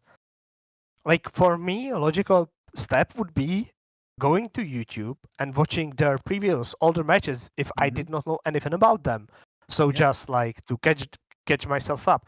So I would probably see Natsumi versus Natsumi winning title from Mari. I would probably see Koki's title challenge. Yeah. I would probably see a lot of Miku title matches. Yeah, and Miku title matches, all of them. Yeah. Maybe I would not see all of them because like I would like do maybe one or two or something because like seeing all of them is too much. So I would see like one or two. And I would see the Misa tournament match, probably. Mm-hmm. And that's like what I would see. Maybe I would click on the thumbnail for the animal match to see Chika, Natsumi, and Chiaki, and Hummingbird. A cat there still. Yep. Oh no, Chiaki was not in the match. The dog was not in the match. It was Squirrel. So I would see Squirrel. Whatever. It was a squirrel. Yeah. It was a squirrel. So it was a pigeon, bunny, squirrel, and a cat. Yeah. So I would see like these people. I would see these people, and I would be like, okay, so I've seen them, and now I know what they are all about, and I will see how different they are in the new promotion. But I would go back and see that because like why not? Like Yeah. it's this person who is closing the first Marigold show. She's speaking not Utami, not Julia, Mhm. not Suri, not the giant Bozilla, because they make even less sense. But Miku. Who is this person? Who is this Miku? Why is she so important that she's speaking for the promotion? Why is she closing the show? Why is her voice the last thing the first promotion hears on its first Korakuen Hall show? Who is she? Because she's going to be a big deal in the years to come in this promotion that I am able to watch on Wrestle Universe. I will go to YouTube and watch some of her stuff. But they And will it's not like I don't understand why they would not do it. Like why would people not do that? What's the problem? What's the issue there? People don't like getting out of their comfort zone and seeing something new. I don't know. But It's they are already like watching something on Wrestle Universe. It's I like know. it's not I'm at that. I'm at the point, like I always say, like if you know what Actwres Girls is, you'll probably enjoy it because it's just like you're deep enough in. Like just watch it. I know some people like being like, oh, the name is silly, but like literally Marigold, like Seedling, It's a flower. like literally all the names of the Joshi, even Stardom's like a bit of a reach. Like, come on, there's the names are silly. They're what they are in general. So it's just what it is there. Yeah. Ice ribbon. Wave. Literally the origin of that name is very funny. So like they wanted something that was both cool, ice, and cute, a ribbon, and boom, there you go. Like it's amazing how these things get named and how things work out. And come on, just watch it. the name, come on. Yeah, the name is like, as I said, it's so difficult to like to whack my brain around it. Like why would you not watch? Like if you love Tamnakano, why would you not watch a promotion that she came from? Yeah. Like why would you not do that? Especially if you also love Natsumi Maki, Natsupai. Yep. Like why would you not do that one more step to watch the promotion that they started in? Especially even if you, on top of that, know that half of the starting Marigold roster was from there as well. Like if you know that, that means like it's like what are we doing here? It's so difficult. It's so weird. But yeah, I guess that more than answered the question. I think what you think about Actwres now and some of the frustrations of why aren't people watching and stuff. So that's very good. Oh, I don't understand why people are not watching it. So yeah, me neither. It's so accessible, so easy to like get into. It's even its own bubble, so you don't have to really. There's no new people. Like there are new people, but you're not getting. It's not like you're getting guests and stuff like even back in the day. Like it is the core roster. That's who it is, and you get one or two new people for the Korakuen. Very easy to follow, pick up, and just like if you just start with the March Korakuen and go from there, like I think that you are getting everything you can out of the stuff from afterwards. It is it is very easy. It is a very easy promotion to just jump into and enjoy. Yes, in its current state. And I think that's a testament to how they rebuilt and testament just how good how good they're doing that. And like I said, there's some criticisms, there's some stuff, but if you're just jumping into it and you're in there and you're just watching March Korakuen, you're watching the next like 5 shows, you're gonna be like, this is really cool. And the little things that maybe irk someone who's been watching it since 2019, 2018 won't bother you because you're just like, this is cool. This is a new, they totally will new start thing. to We love they this. will start to bother you in a year. They will start to bother you. You will have to get over it if you want to stay in the fandom because it's what the promotion is. Yeah. The and thing I mean, about there's no difference than being like a TJPW fan or a Stardom fan or a Marigold fan. I mean, I lasted as a big Marigold fan for like 2 months, and then I'm just like, all right, I'll just be a casual now because because about that. Yeah, it just happens. The Stardom in 2017. Yes. Yeah. Top heavy with pretty good wrestling in the main events and really bad openers and mid cards. Yep. Where Actwres is just like there's something compelling about everything they do throughout a card for the most part. Sometimes you look at a like we were talking about Ami and Asako, and you're just like, I could probably maybe like skip through it a little bit, and then you realize no, there's like No. important development here, and it was a great ride, and like it's just, and the shows are not long; they're an hour and a half, hour and 45 when they're Especially in if you Shikiba skip or the chilling section in the middle. yeah, exactly. Yeah, so they're totally just like, but never skip Lover and never No. skip like the intros of people signing stuff and waving at the camera. Never do that, people. Random shit in the start because it's the funniest part of the show. It is such a great, and like that's part of like what makes it such a great promotion is like you have those interactions like on every show, and you really realize like, okay, like you get a lot more personality and stuff. Like I think about like what made me like Stardom when I was getting back into Joshi around 2018 was you had those like the pre-match interviews and all that stuff. It's not like, watching people sign autographs and like wave at the camera isn't exactly the same thing, but you get a little bit of the personality and a little bit of like, silly stuff before you get into the actual event, the fighting, the wrestling, and that's part of what makes like a lot of that really fun to watch is that other side of it. And don't skip early stuff. You can skip the middle bit though. They're just shilling like a stage show that has already passed by the time you're watching it. But exactly. it's But if you're curious, it's you could interestingly see, okay, wow, I can't believe that random people on the roster are doing right now. Why are there no signing of contracts to some other promotions? Naru. I can't believe that Arisa Nagai has like 17 stage shows and like 6 like solo performances planned for the entire month. You're just gonna have to deal with that. She's gonna tell you about it. She will tell you about that, and she will look at the camera with her insane eyes, and you will buy a ticket to one of her solo performances. That's why she's the #1 salesperson of Satan the Works Company Limited. But she will sell you anything and everything she wants to, and you will buy it, and you will ask for more. Yep. You will come away from the show without no yen. No more yen in your pockets. All right.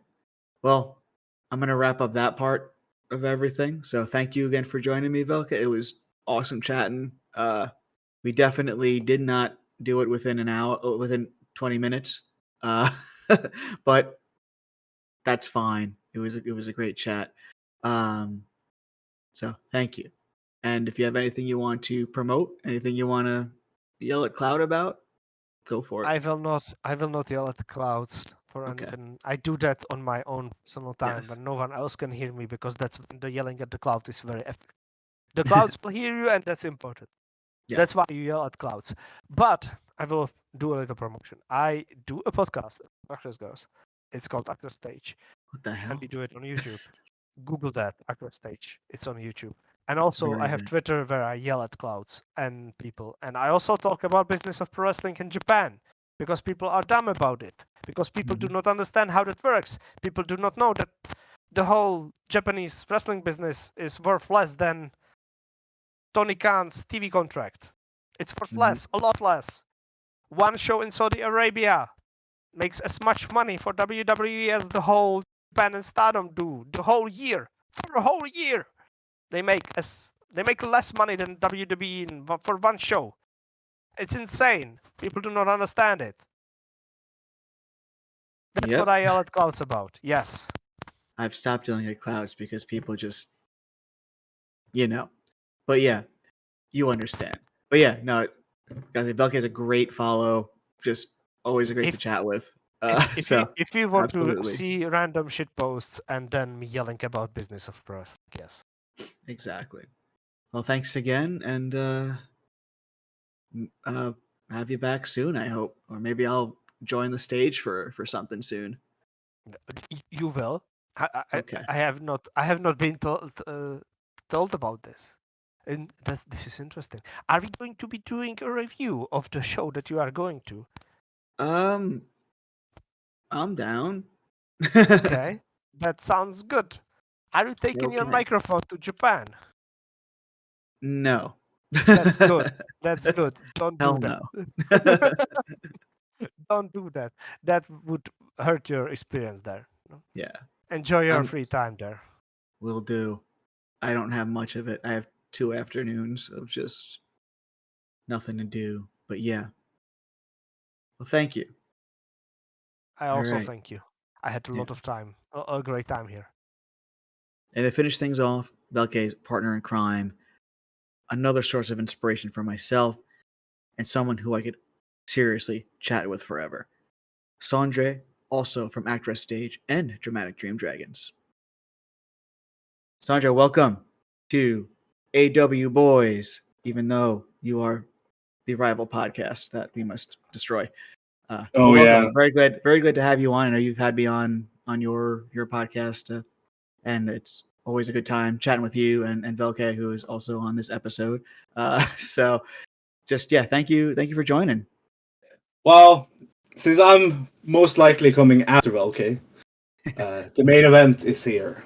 Let's just say that. Exactly. I'll make sure you're on. Like a classic Actwres Girls main event, I am gonna go shorter than the semi-main. You nailed it already. Yeah, so I'm just asking 3 questions just about your personal connection with the promotion, your fandom, and they're very simple, kind of just very basic questions to ask anyone about any promotion. And the first one is just, when did you start watching Actwres Girls? No, Actwres Girls. First of all, I became friends with Velkej is very conversation, by the way. I became friends with Velkej during 2021, and then in 2022, we Discord, or like he was one of the founding members of my Discord, and randomly, just on a whim, decided that we were gonna watch the restart in 2022 of Actwres Girls. The first back after the 2-month hiatus or whatever after 2021, and I had seen wrestlers involved here. I remember I recognized Miguano. I knew her because I had watched her in Ice Ribbon the year before, but I had also watched Miguano versus Rico Kawahata. Kawahata, yeah. The debut of Kawahata, because I knew of Kawahata during COVID because I became a big Rico fan when she showed up in. Like I like a lot of wrestlers that came out of Actwres Girls, so I had seen like some random Actwres matches when looking through their library, like Miyuki Takase and Kawahata. But yes, it really a cool experience to start a promotion again and have, like, me and Velkej started watching these shows together. Every show in 2022 we watched together, and we've continued that now. And where it was like we saw Koki's debut, saw Natsuki and Mayu Fukura in the opener, which I really loved on that first show, because like Natsuki, she looks exactly like Hoshiki, one of my favorite wrestlers of time. Yep. I also was a big fan of Mayu Fukura in the few matches we got to see of her. Yeah. So it was such a nice feeling to watch Joes learn, because that's not other than the Stardom rookies like Han. I have followed her entire career, but all older, not teenagers, I have not followed. That was kind of a very interesting aspect of it for me, was like watching really adult women, actually, like compared to the teenagers in Stardom and in TGPW almost also. Seeing that, seeing people who are older than me start wrestling and learn. And I was really a big fan of that. Also, the fact that a lot of the people, like Koki, is like the same age as me. Natsuki is like 3 years older or 4 years older or whatever. It was such a nice little thing to have. And then like they really hit their stride in 2023, and I mean, everyone knows me on Twitter as the guy that screamed Miko Ano is the year for 2023, and no one understood until she came to Marigold. Yep. So And you were right. yes. Yeah. But like I was the one with I hate that I say this, but larger following saying it on Twitter. Yeah. Yep. Because I watch a lot of other promotions. Well, not so much now, but COVID I definitely did. Yeah. Same. And it's I'm still in the Actwres universe. Like I've put out a lot of stuff, and it's still just easy to just hop on a show and enjoy. It is so funny that Actwres girls throughout since COVID, I have dropped so many promotions, and I have gone in and out of so many promotions. There are 3 promotions I have stuck with through really horrible stuff. Yep. Like, and that is Actwres, my 2 favorite mail companies, DDT and Dragon Gate. Yeah. So I don't know. Actwres is kind of a community aspect for me, also in watching it. Like me, Velkej, and Yannik watch shows together. We laugh. When we watch Osaka shows, we drink a bit, which you should. Osaka not so canon, Yep. but I really have grown to love them and love the style they do, because like this is something that Tom Nakano kind of taught me in 2019 of really buying into a wrestling journey and getting it attached to their growth as an actor and as a wrestler is such a rewarding thing. Like, I have always been a fan of Marino Sayahara. And this year, I am living on such a cloud for fucking sticking with her through her injury and being stuck in just doing the Squirrel Girl gimmick and being in opening matches. It's such a rewarding feeling, and it's what really makes Actwres special to me, is just the payoff to the attachments I form to wrestlers. And I always form attachments to wrestlers. Yeah.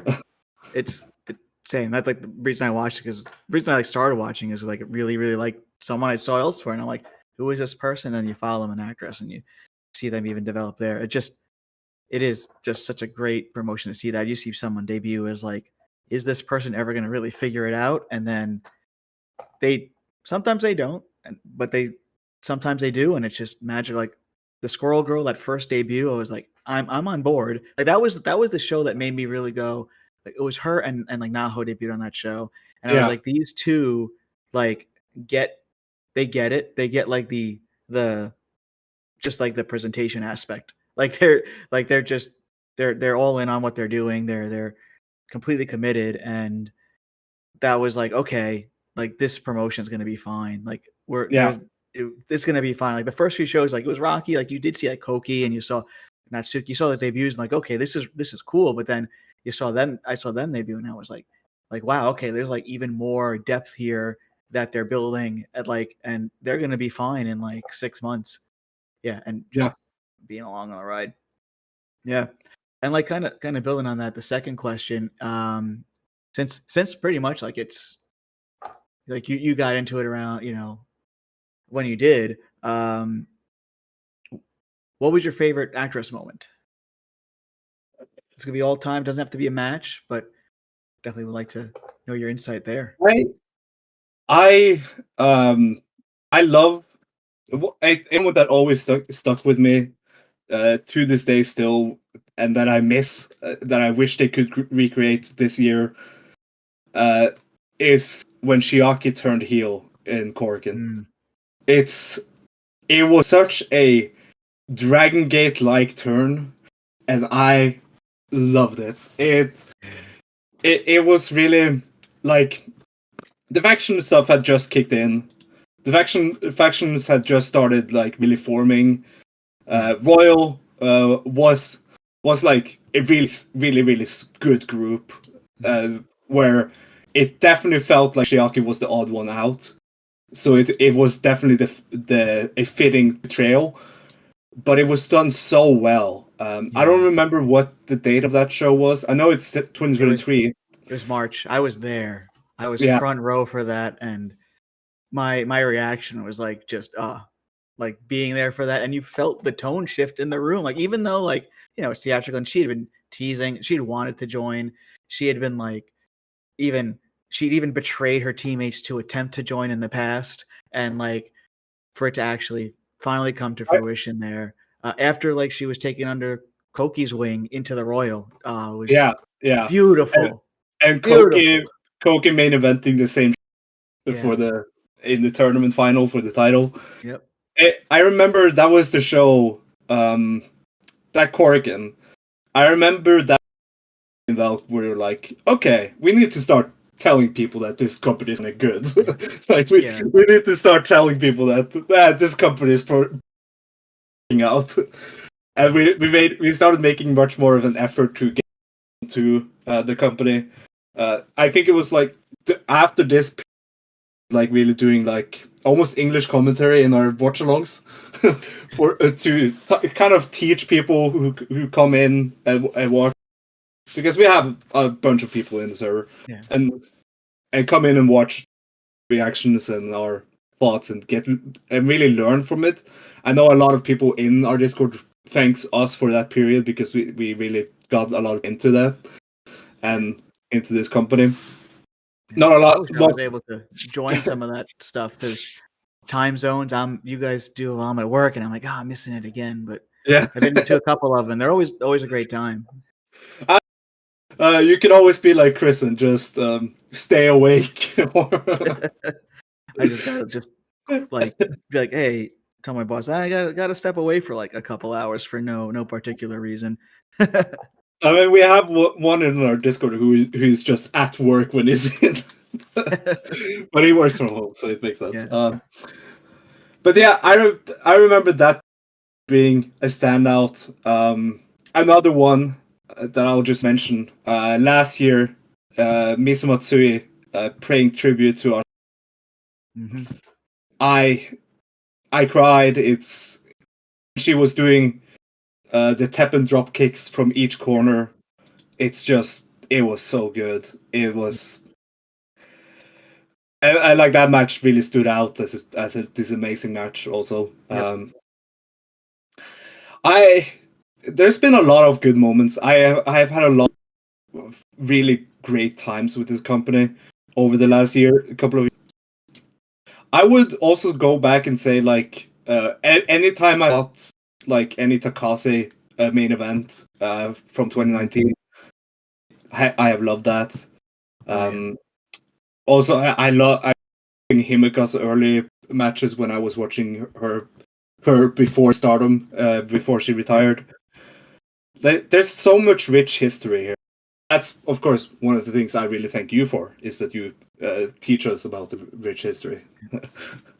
It's a promotion full of it, and I put that particular video. I even have like an idea of a even more encompassing video of kind of like of all the transitional periods they've been in, all that. So it's been like fulfilling to watch, even though at times you're like, is this gonna survive? And like we were just talking about Himeka, like same thing like with Velkej, we're talking about like Himeka, and we even like talked about like how Mina Shirakawa was the ring announcer for her first match, and just like there is so much like history there. And we even went on a rant about like why aren't people watching it, because of how the back catalog is. Even on it's on YouTube, you can just spend some money. Even like some of it's just for free on YouTube. All like the major title matches are on YouTube, even from back in the day. You could see like Julia against Saudi Ano right on YouTube for free. Things like that. Like there's just such a rich history there that people just got to dive into. It's really easy to access unless you want to go really far back. But the peak of the previous system is so visible and so out there, and then like the current stuff is out there. So yeah, definitely. Yeah, I remember. I don't remember what year it was, But I remember I stumbled upon Misa Matsui, rookie Misa Matsui versus Sari in 20. Before Sari left for the Fed. I remember that was the first Misa Matsui match I ever watched. But because of the opponent. And of course, Misa Matsui is now my Joshi wrestler. So that was always a nice moment to go back to for me. It's just watching all of the before the restart, all of the random freelancers who just showed up and had like squash matches against Actwres talents, or even also had some pretty bangers against them. Also the random legends that would show up. Yeah. And I mean, now we have Tomoko Watanabe. Yeah. And like that's part of what made me like really love the promotion too, is like you hop on, put on a show from like a random like Osaka show or a random like beginning show, and there would be people from other promotions that you enjoy watching fighting random Actwres girls. And it was like, I mean, like they would run one specific venue, and the guests would almost always be Gato Move.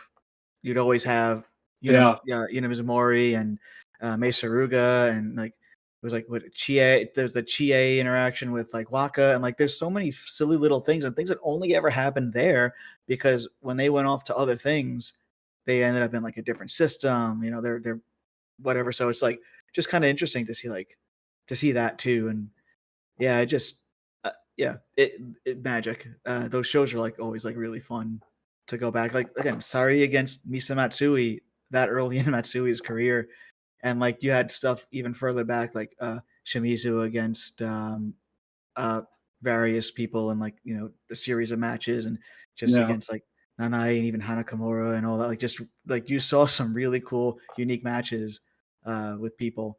So yeah, there's so much in that back catalog that people will enjoy. I'm selling it again. This is just a continuation of the conversation with Velkej. Sorry, sorry, listeners.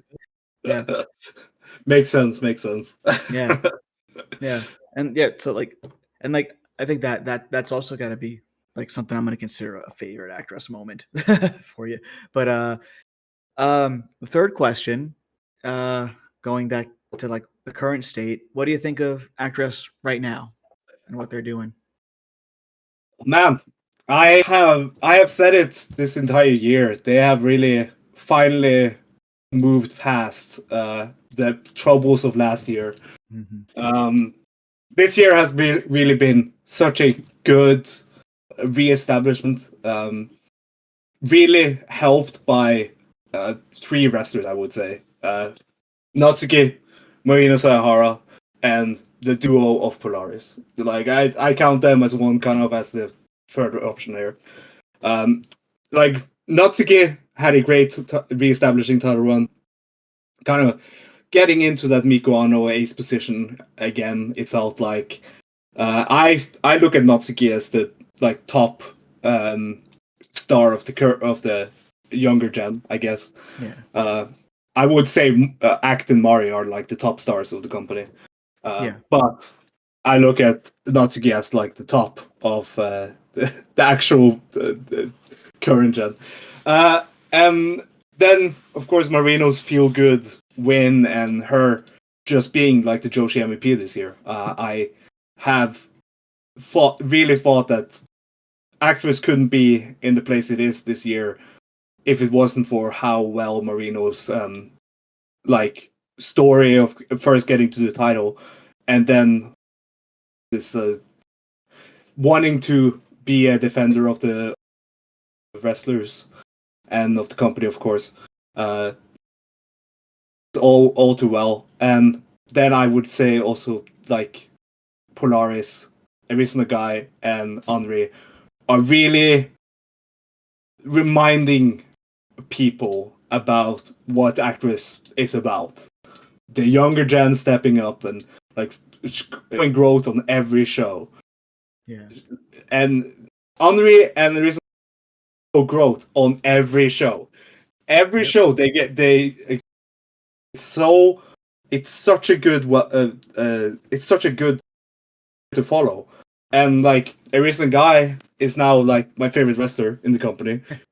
just to root She's for, and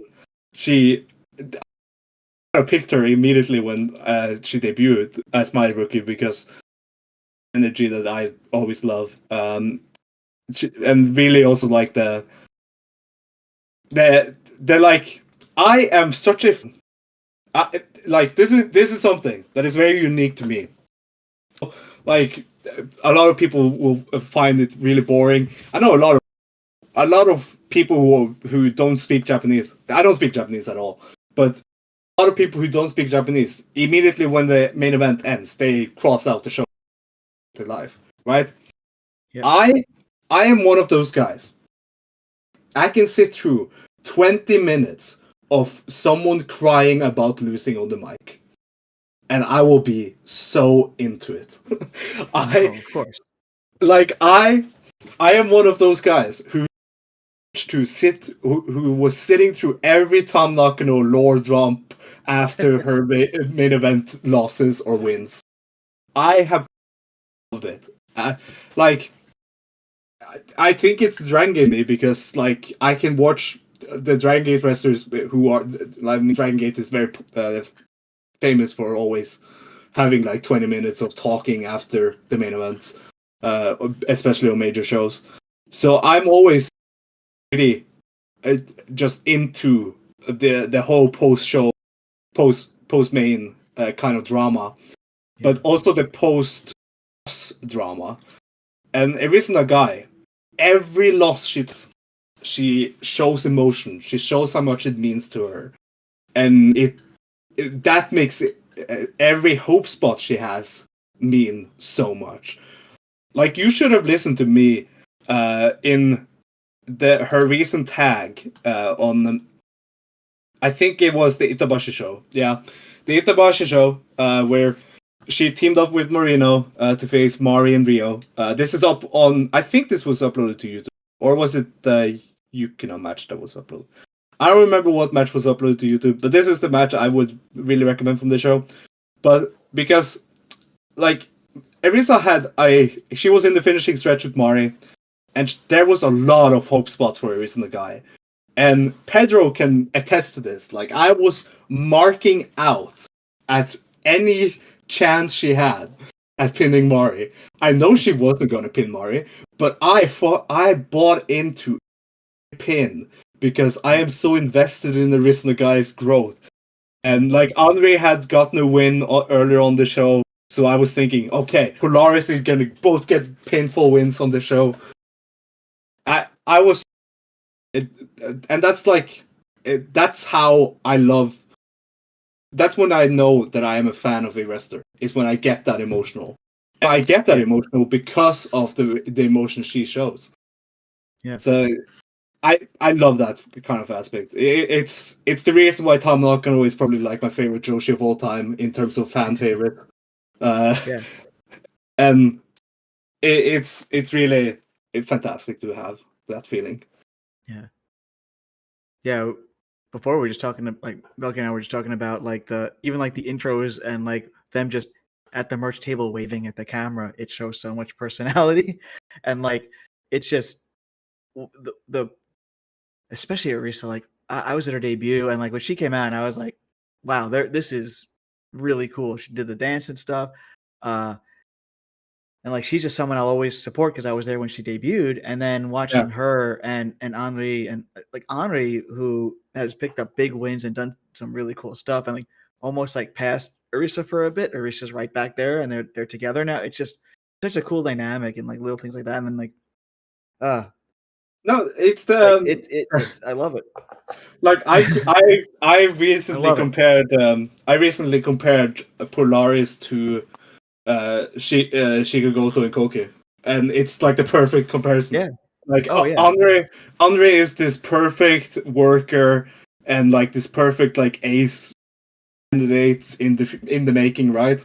Yep. And then we have Arisa Nagai who's like this lovable. You buy into every he gets, and you really root for her to get the wins, just like Shigegoto. Like I have always been a bigger Shigegoto fan than the Koki fan, and I know a lot of people agree with me now, but Yeah. that wasn't always the case. It switched for me at some point too, and like, yeah, exactly. That's like a great comparison. And like, there's some other rookies who are out there, and like, they're just not as many shows. So I don't know where they exactly stand, and we're gonna see a little bit more of them in the tag tournament overall. And but those two are they're special. They're are. really special. Like, uh, Hina Toro, like, she's cool, but like, she's not in as many shows, and she's, got her own like bunch of stuff going on outside, and like, the ones you see all the time, always working, always like on every show, and you see them improve every match, and like, you're just like you are so committed to this now, and Urs is just like, yeah, definitely, like, and like, that's part of a big reason why I love that damn promotion. Yes, it's really what I always kind of try to sell Actwres as, is like an investment promotion, and it really helps to be invested. Yeah, I think I like the way that you phrase it, because like, some people are like, oh, like, you're going to see like future stars of other promotions here, and it's like that'll probably happen again. We'll probably see people move on, and like, I think that's a good thing for people to move on once they have nothing to do, or once they've realized, okay, I actually really love this wrestling thing, I'm going to go try something else. But I don't think that should be the reason you watch Actwres Girls, because there is so much depth to it as it is, and the people who are currently there, and like and building, like, you're going to get in on the ground level of someone who's going to, within the promotion, elevate themselves. Like, if you get in and go, oh, I'm like, oh, if I start watching Natsuki now, maybe one day she'll be in Stardom or Marigold. Like, that's like the wrong mentality to have, where you go, okay, I love Natsuki, she's awesome, she's an ace here, but oh, like, wow, like, I'm really enjoying what I'm seeing from Henri. I really, really, really like Chi Aoba or Nanami Togi, and you see them like Togi's been really rewarding, because like, she kind of got stuck not doing a lot of shows, and like, lower card, like, pit eater kind of silly wrestler. Now her story's starting to take form, and you're starting to see her elevate herself, and like, she's committed more to it, because the Maru stage companies like stopped doing as many things,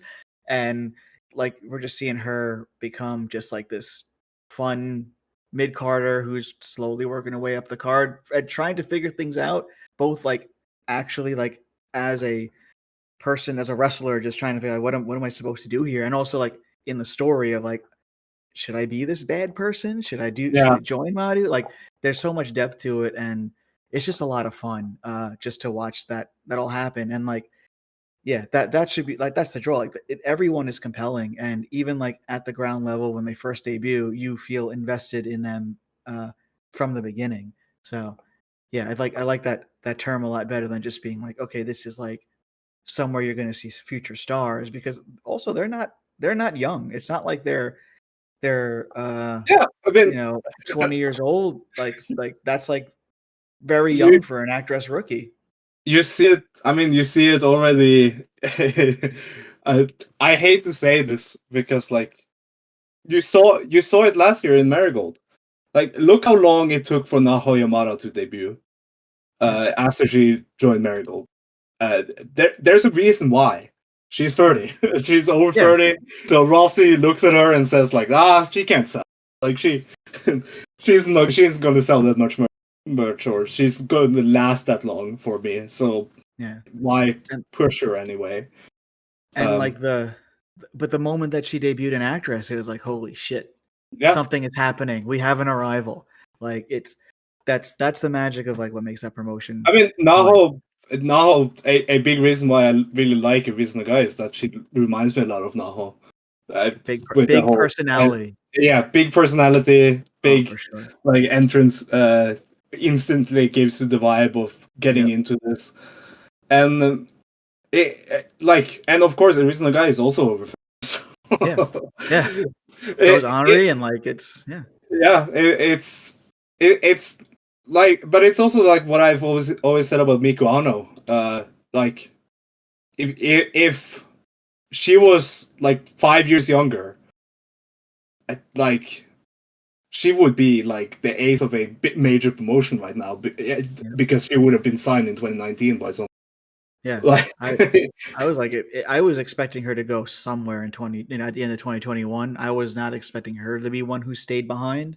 yeah, And like she more than like anyone who, if anyone has any like is upset that she left Actress at that when she did, how It she was did. bad. I'm like, no, it was was- overdue. It was yeah, overdue. She it should was have left overdue. Yeah. when the before the reboot, but she And was also a big part of rebuilding. So I appreciate it. But she had given everything she could to that company and to she had been Sakaguchi. there since 2017. Yep. It was time. And Exactly. Miko Ano, as much as I love Actress Girls, Miko Ano is way above Actress Girls. Yes, and way above like what she was doing, and like even though she was the ace and the champion, and then there was the haircuts. Like once she was done with the championship, there's nothing for her to do.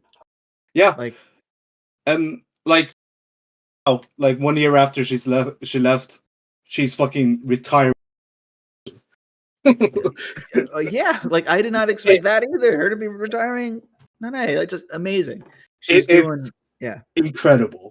She's in a spot like where she has always belonged over the as much as I like being the actress ace is good, but Marigold, you're able to do stuff like retiring Nanae and fighting Mayu Iwatani and just exciting stuff for her.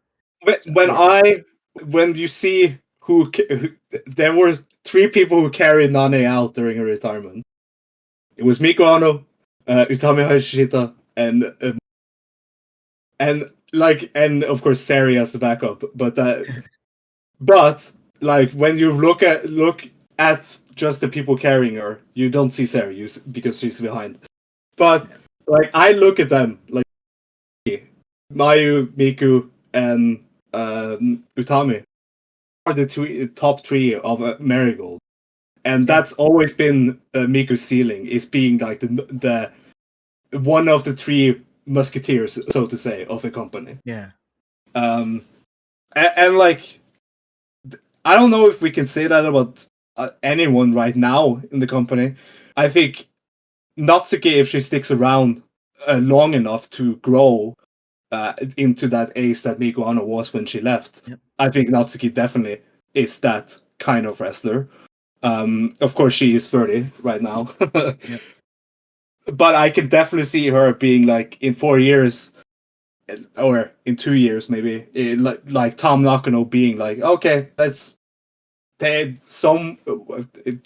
of the 2 big companies have approached me. Let me see if I can make it there. And of course, it all depends on how interesting they are and how other stuff they're doing. And that's the one of the bigger things also that I have reminded a lot of people about this, because there is a lot of people who are like who show up to watch the company for like the Corkins or whatever. They see someone they really like, and they ask like, it would be cool to see them in Stardom or Marigold or whatever. And then like I remind them like, look, Ayano Irie is busy making bucks at the maid cafes, okay? She doesn't have times to go to. Yeah. Like Ayano Irie was just an example. But like there's so many people on this roster. Naru especially. Like she's making gear for the wrestlers. And not just an actor, it's just like the amount of work, the sleepless nights and stuff like and like that's why I was surprised about Koki leaving, because she literally has a entire stage show production idol group based on Greek mythology that she was a founding member, literally built around her. So it could happen, but some people are just so committed to what they're doing. Like, Nick Maru has the theater production stuff, and even though Mizuhiro Kakume has been like put on hold, still does the Kodobata stuff.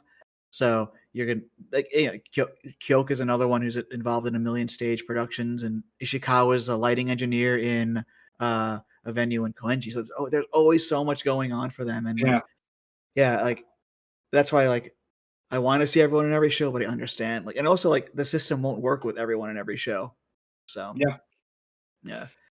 And right now, the roster is starting to grow a bit large.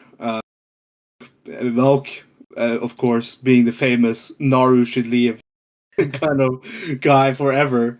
I mean, I think what should leave and those who can't leave because they bring in seats are Act. I look at Act as someone that we don't really in matches anymore. Yeah. Other than bringing people into the building. Because that helps. Yeah, like she's done everything she can with the people who were there. But what I really like about Act is that she is kind of leading them, making things important again. Yep. I think the tag tournament was her.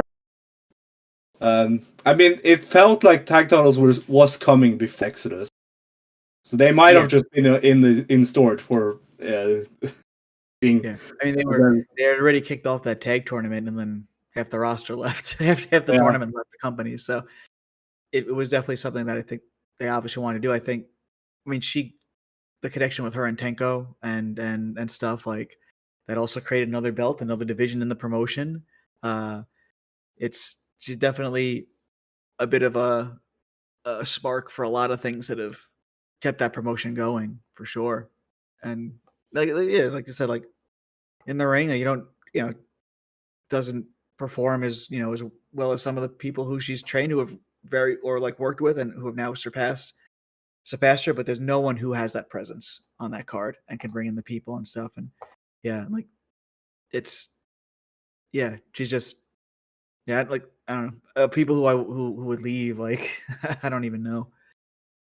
I look at the roster right now and I don't see anyone that other than like maybe Yu Tenjo because she's she's even in the tag tournament. And she's got connections elsewhere if she does want to like take wrestling seriously, and she's just in. When we talk about people who are doing a million things, she's always got something else she's promoting outside of Actwres. So it does like stage performances, selling checkies. Who doesn't? She's got a million things going on all over that. That's great for her. And if she does want to make, like, I feel like during the 6-7 months ago, if she left, I'd be like, oh no, that's like such a big disaster. Like losing another like really bright, powerful, like she got the power presence, all that. If she were to leave now, I'd be like, oh, that's understandable, and someone can step up in that role. So they reloaded, but they got more talent. And now that they're bringing in the tag titles, finally, long overdue. Like it really, like it will move up the. It will free up a lot of space for people to do stuff because we have the tag titles coming in. We already have 2 singles titles. Which I must say, I really love the booking of the both titles this year. Like in February, for example, when everyone had a title match, that was cool. That was dope. That was historic. Like me and Velkej talked a long time about. Actwres has never done that, having a title match each day show of the month. And both of the titles are on the right person right now. Like two like leaders of the babyface unit. And as a big Sakura fan, I'm very happy that you feel that way. But yes, of course, I've always been a big Sakura fan. Hell yeah! So, I like that they're not teaming up together in the tag league. I wish we got Ishigogo instead of Sakura and Naru, but I'm okay with Sakura and Naru also. But I just like Marino and Naru more together. I really wish they would have done. It seems like the tag tournament is going to be a bit. It's just going to be going through the entire summer. I wish like one match per show, not even every show. Like August, so according to the schedule. So, and it definitely feels like the final is going to be in Cork in August, which makes sense. Yeah, gonna be a big summer. I'm excited to see how this all plays out, and even though I'm going to be going to 2 shows over there, Actwres proper shows, not including the Actwres and Natsu Saori, only one of them has a match in the tournament. So it is definitely long and drawn out. But it's part of what makes them like compelling is that you watch things happen over time. And that's what makes something like when you have an abrupt departure of talent be like, oh shit, like because they're always in the middle of something, and you're always invested, and you're like, crap, there's some more disruption, some more upheaval, but it's gonna be cool to see how the summer shapes out. The summer has always been a bit of a low period for Actwres Girls. Like last year, they were so struggling to get back any sense of a company.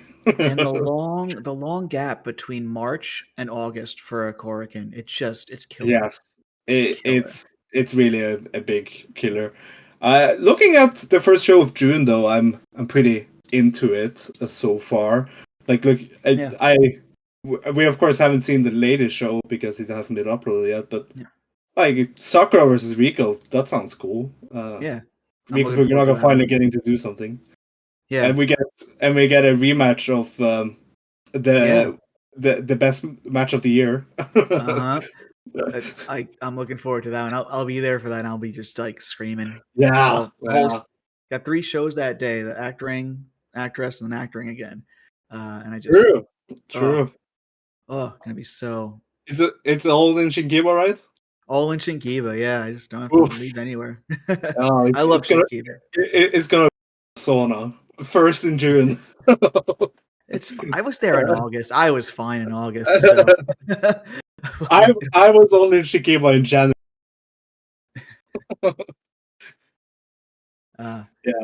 Yeah. I'm jealous. I wish I could join you for those. Yeah, I wish like everyone who's on this podcast could be there because it would be so sick to enjoy that, like especially those those 2 days with everyone.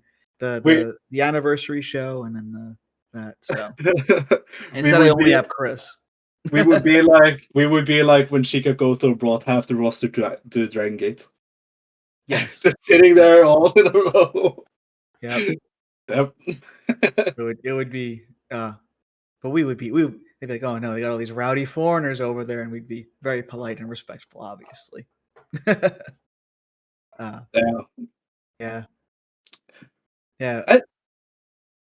It's very cool too. That's another reason why I really love this company is the community aspect of being like small.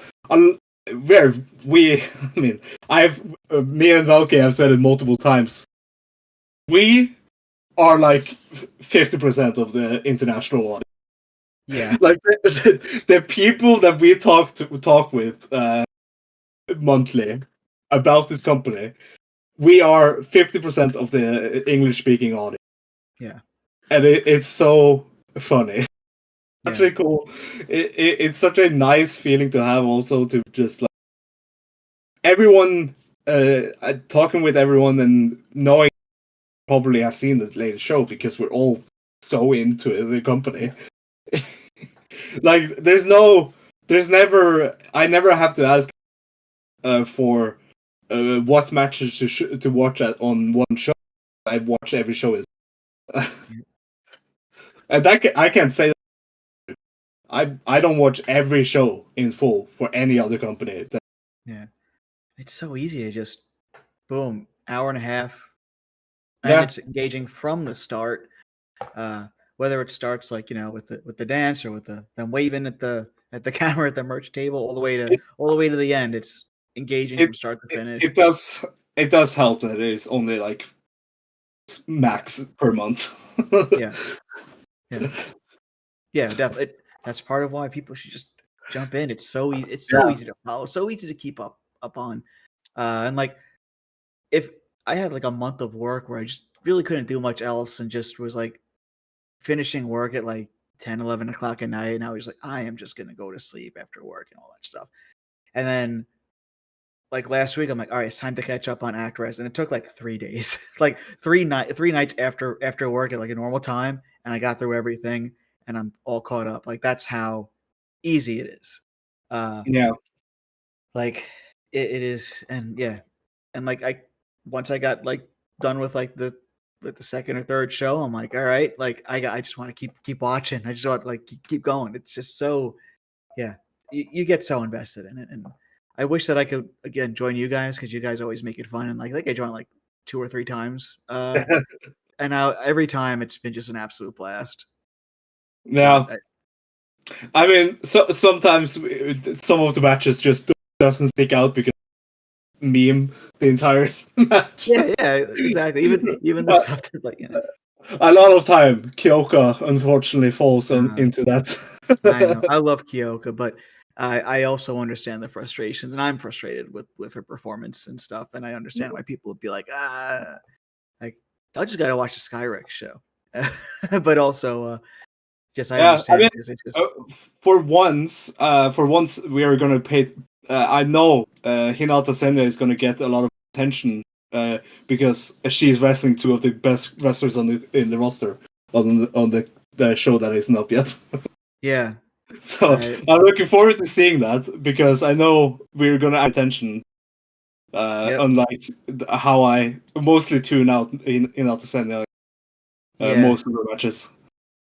Yeah, she's someone who needs some guidance, to say the least. Yes. Yeah. And she's trying. Absolutely.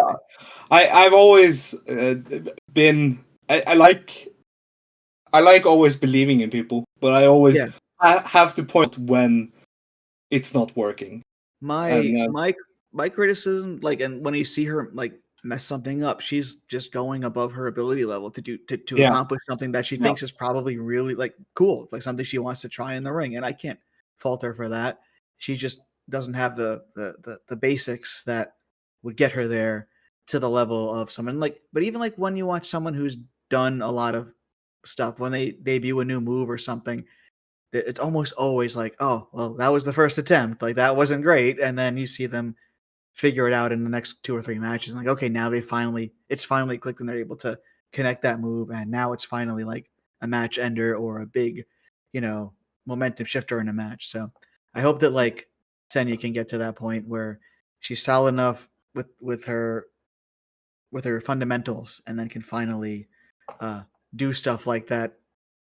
The springboard face buster off the like what was she trying to do there? Like it's like she doesn't have the ability to do that yet, but she is trying to do some cool stuff. So I'm never as critical and cynical about people as Velkej can be, because like I remember I watched one of the debuts last year. I don't remember who it was, but I remember she missed the like it was October or whatever, I think, and she like did it. She almost tripped when she did the ring. Velkej immediately was like, I don't know if she's gonna make it. And I remember we all laughed at him and like started bullying him for being such a like elitist. She didn't even get into the ring, man. It was like she barely tripped. Yeah, I know. I always try to like give them the benefit of the doubt, and sometimes first impressions are like they're a big part of things, but I don't want like the first impressions of someone honest mistake or just someone who's trying interesting things, or someone who literally has never even like done anything performance wise in their first attempts to perform as a wrestler, or even as like any kind of performer in public. Like I don't want that to be. I don't want the first impression of like someone being like, she's the worst wrestler I've ever seen. Like maybe she is, but it's also like her third match and her first time the first time she's ever performed in front of an audience was her first match, which was 2 matches ago. So, it's there's a lot of I just want to tune out a bit of the negativity when it comes to people like that. But also, I enjoy when Velkej because he's funny. Yeah. It's such a dumbass. Yeah. Yeah, but we did have a big, as the listeners have just heard, we had a very long conversation that was intelligent and fun and engaging, and I don't think we actually dunked on anyone to any extent like that. So Yeah, I think that might be I had to come in and dunk on Velkej. Okay, so now we're dunking on Velkej here. That's the only one I'm dunking on. Yep.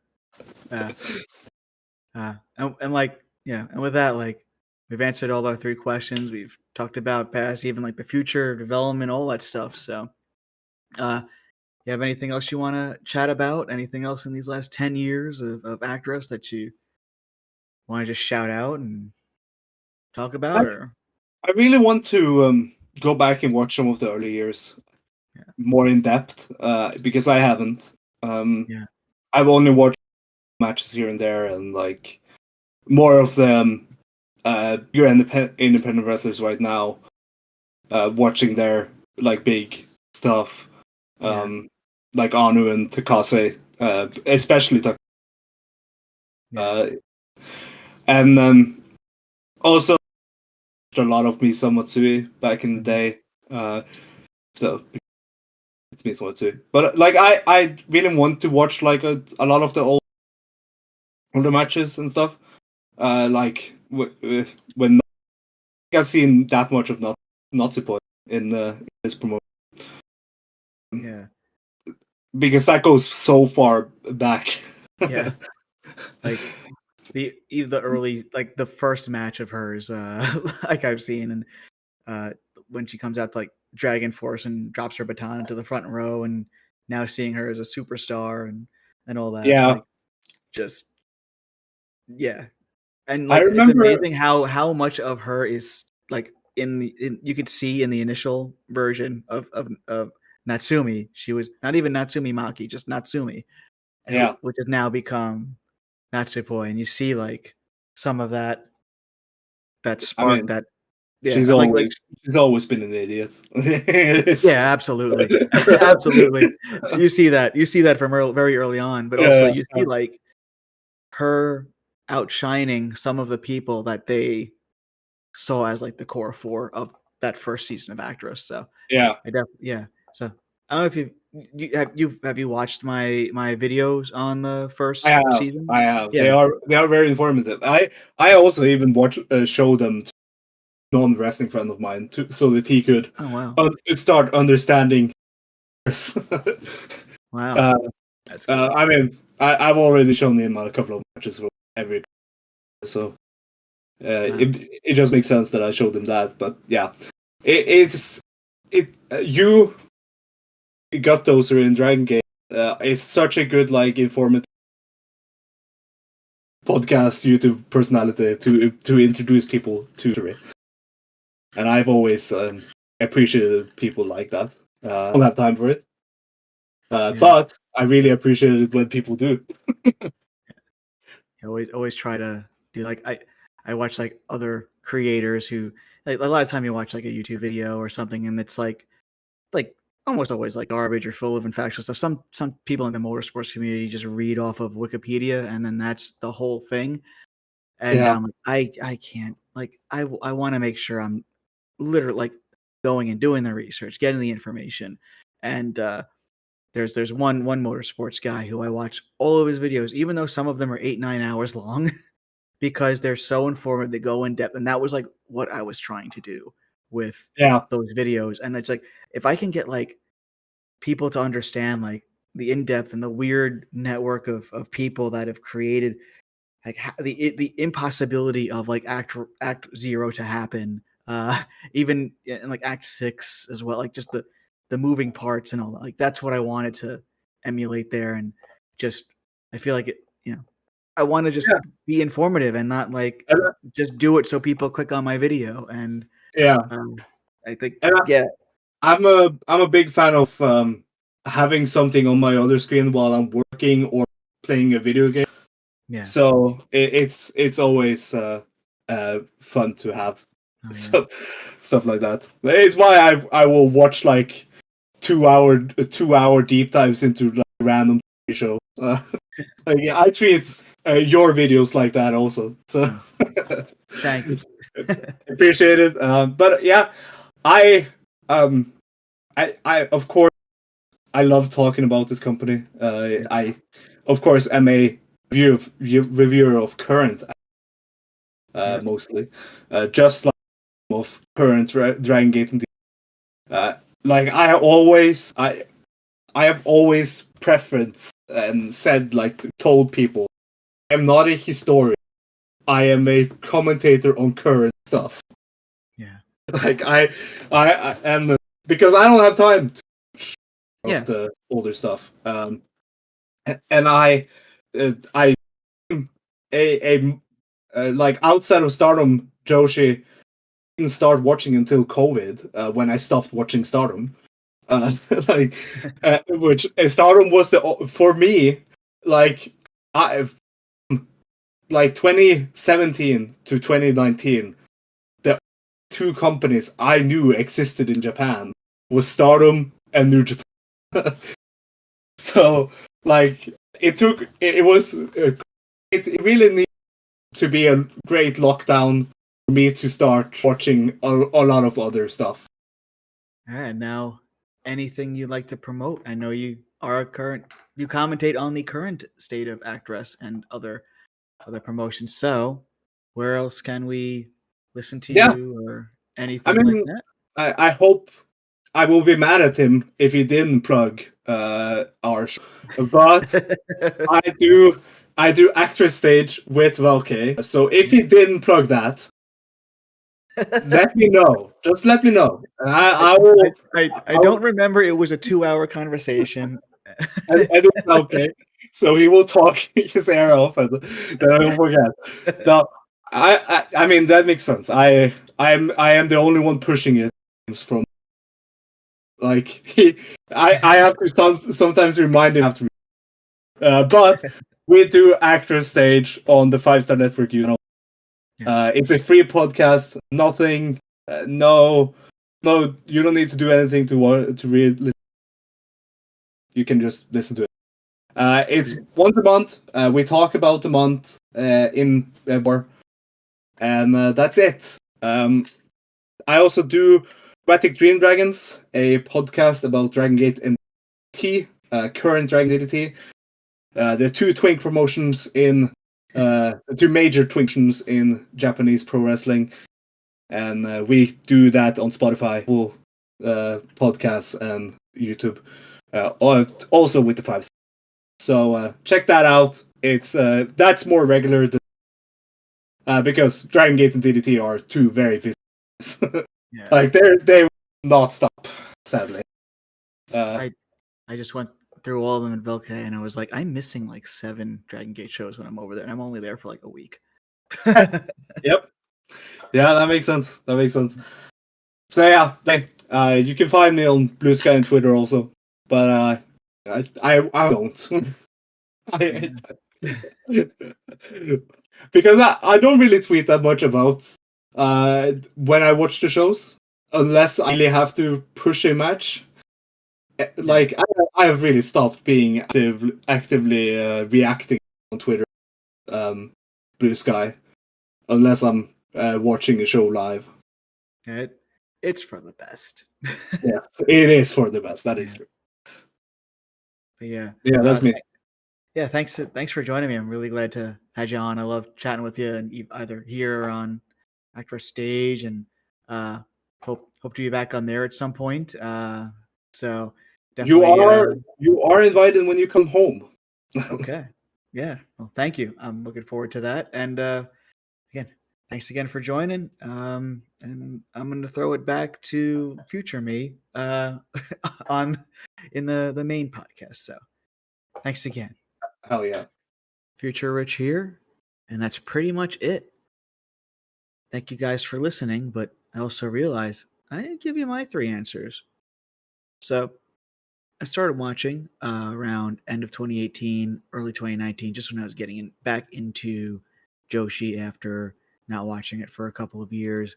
for various reasons, and really was enjoying Stardom mostly at the time, but started seeing more Actwres stuff in the peripheral vision, seeing stuff being posted on Twitter, on Reddit, and seeing that first Korakuen show in about November of 2018, December of 2018, just saying, oh, this seems like an interesting promotion to follow.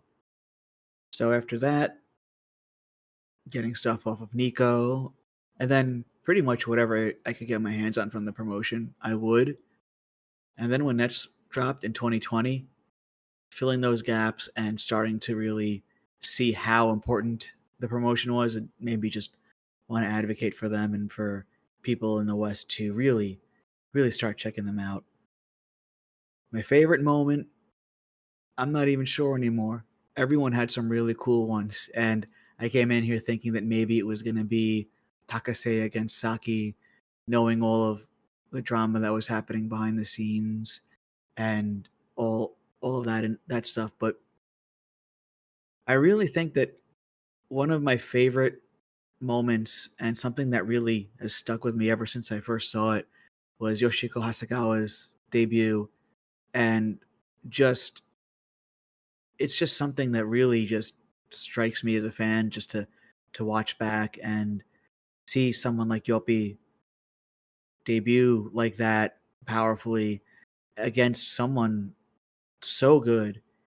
And it was just like bringing in Tsukasa Fujimoto for that match and her fighting Yoppie. It was such a perfect kind of example of what made that era of the company so good. They knew they converted an actress into a talented wrestler. They gave her all the tools she needed to succeed. They put her in the ring against one of the best, and it came together so wonderfully. A fantastic match. And looking at how Hasegawa's career has developed since then, really just fascinating, because she didn't really, due to injury and due to health, wasn't able to really reach her potential through her wrestling career, but she still made a huge impact both from Actwres and then her re-debuting in Gambare and then going to, being a TJPW regular and now heading towards retirement. She's had a pretty awesome and successful career, and just that groundwork laid in AWG, just another testament to what really makes that place special. And you could pretty much say that about a lot of these debuts from Himeka and Miku, and even later on, bringing in like even Yukina and Act. It's just such a great formula that they've kind of perfected. But that was one that made me just go, there's a lot more to Actwres than just like, actresses wrestling. There is actually just this very complete system to build these stars. And then Actwres now, well, all I gotta say is Actwres is back. And if you're on the fence about diving into it, I mean, if you're this deep into this 10th anniversary show, you're probably into it and you already know that it's totally worth watching. But especially after the March show, I mean, this whole year has been really solid, really good. They got their feet back under them again. They have the right people in the right spots. They're building some great talent. It's something, everyone said through the entire thing. So yeah, that's just the right now they're back to kind of where they should be. And yeah, that's it. 10 years of AWG.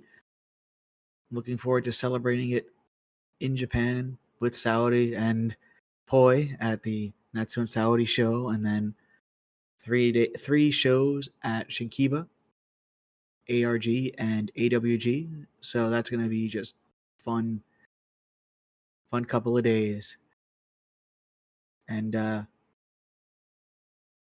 hope you guys can watch it and maybe follow some of the socials that I got going with Ted Jabroni on Instagram. I'll probably post pictures and other stuff. So really looking forward to getting out there. So 10 years of AWG or AGZ or beginning or whatever. It's an incredible accomplishment for a company that's seen so much chaos and drama and turmoil, but also built some of the biggest stars in the world. So yeah, thank you for joining, and here's to 10 years.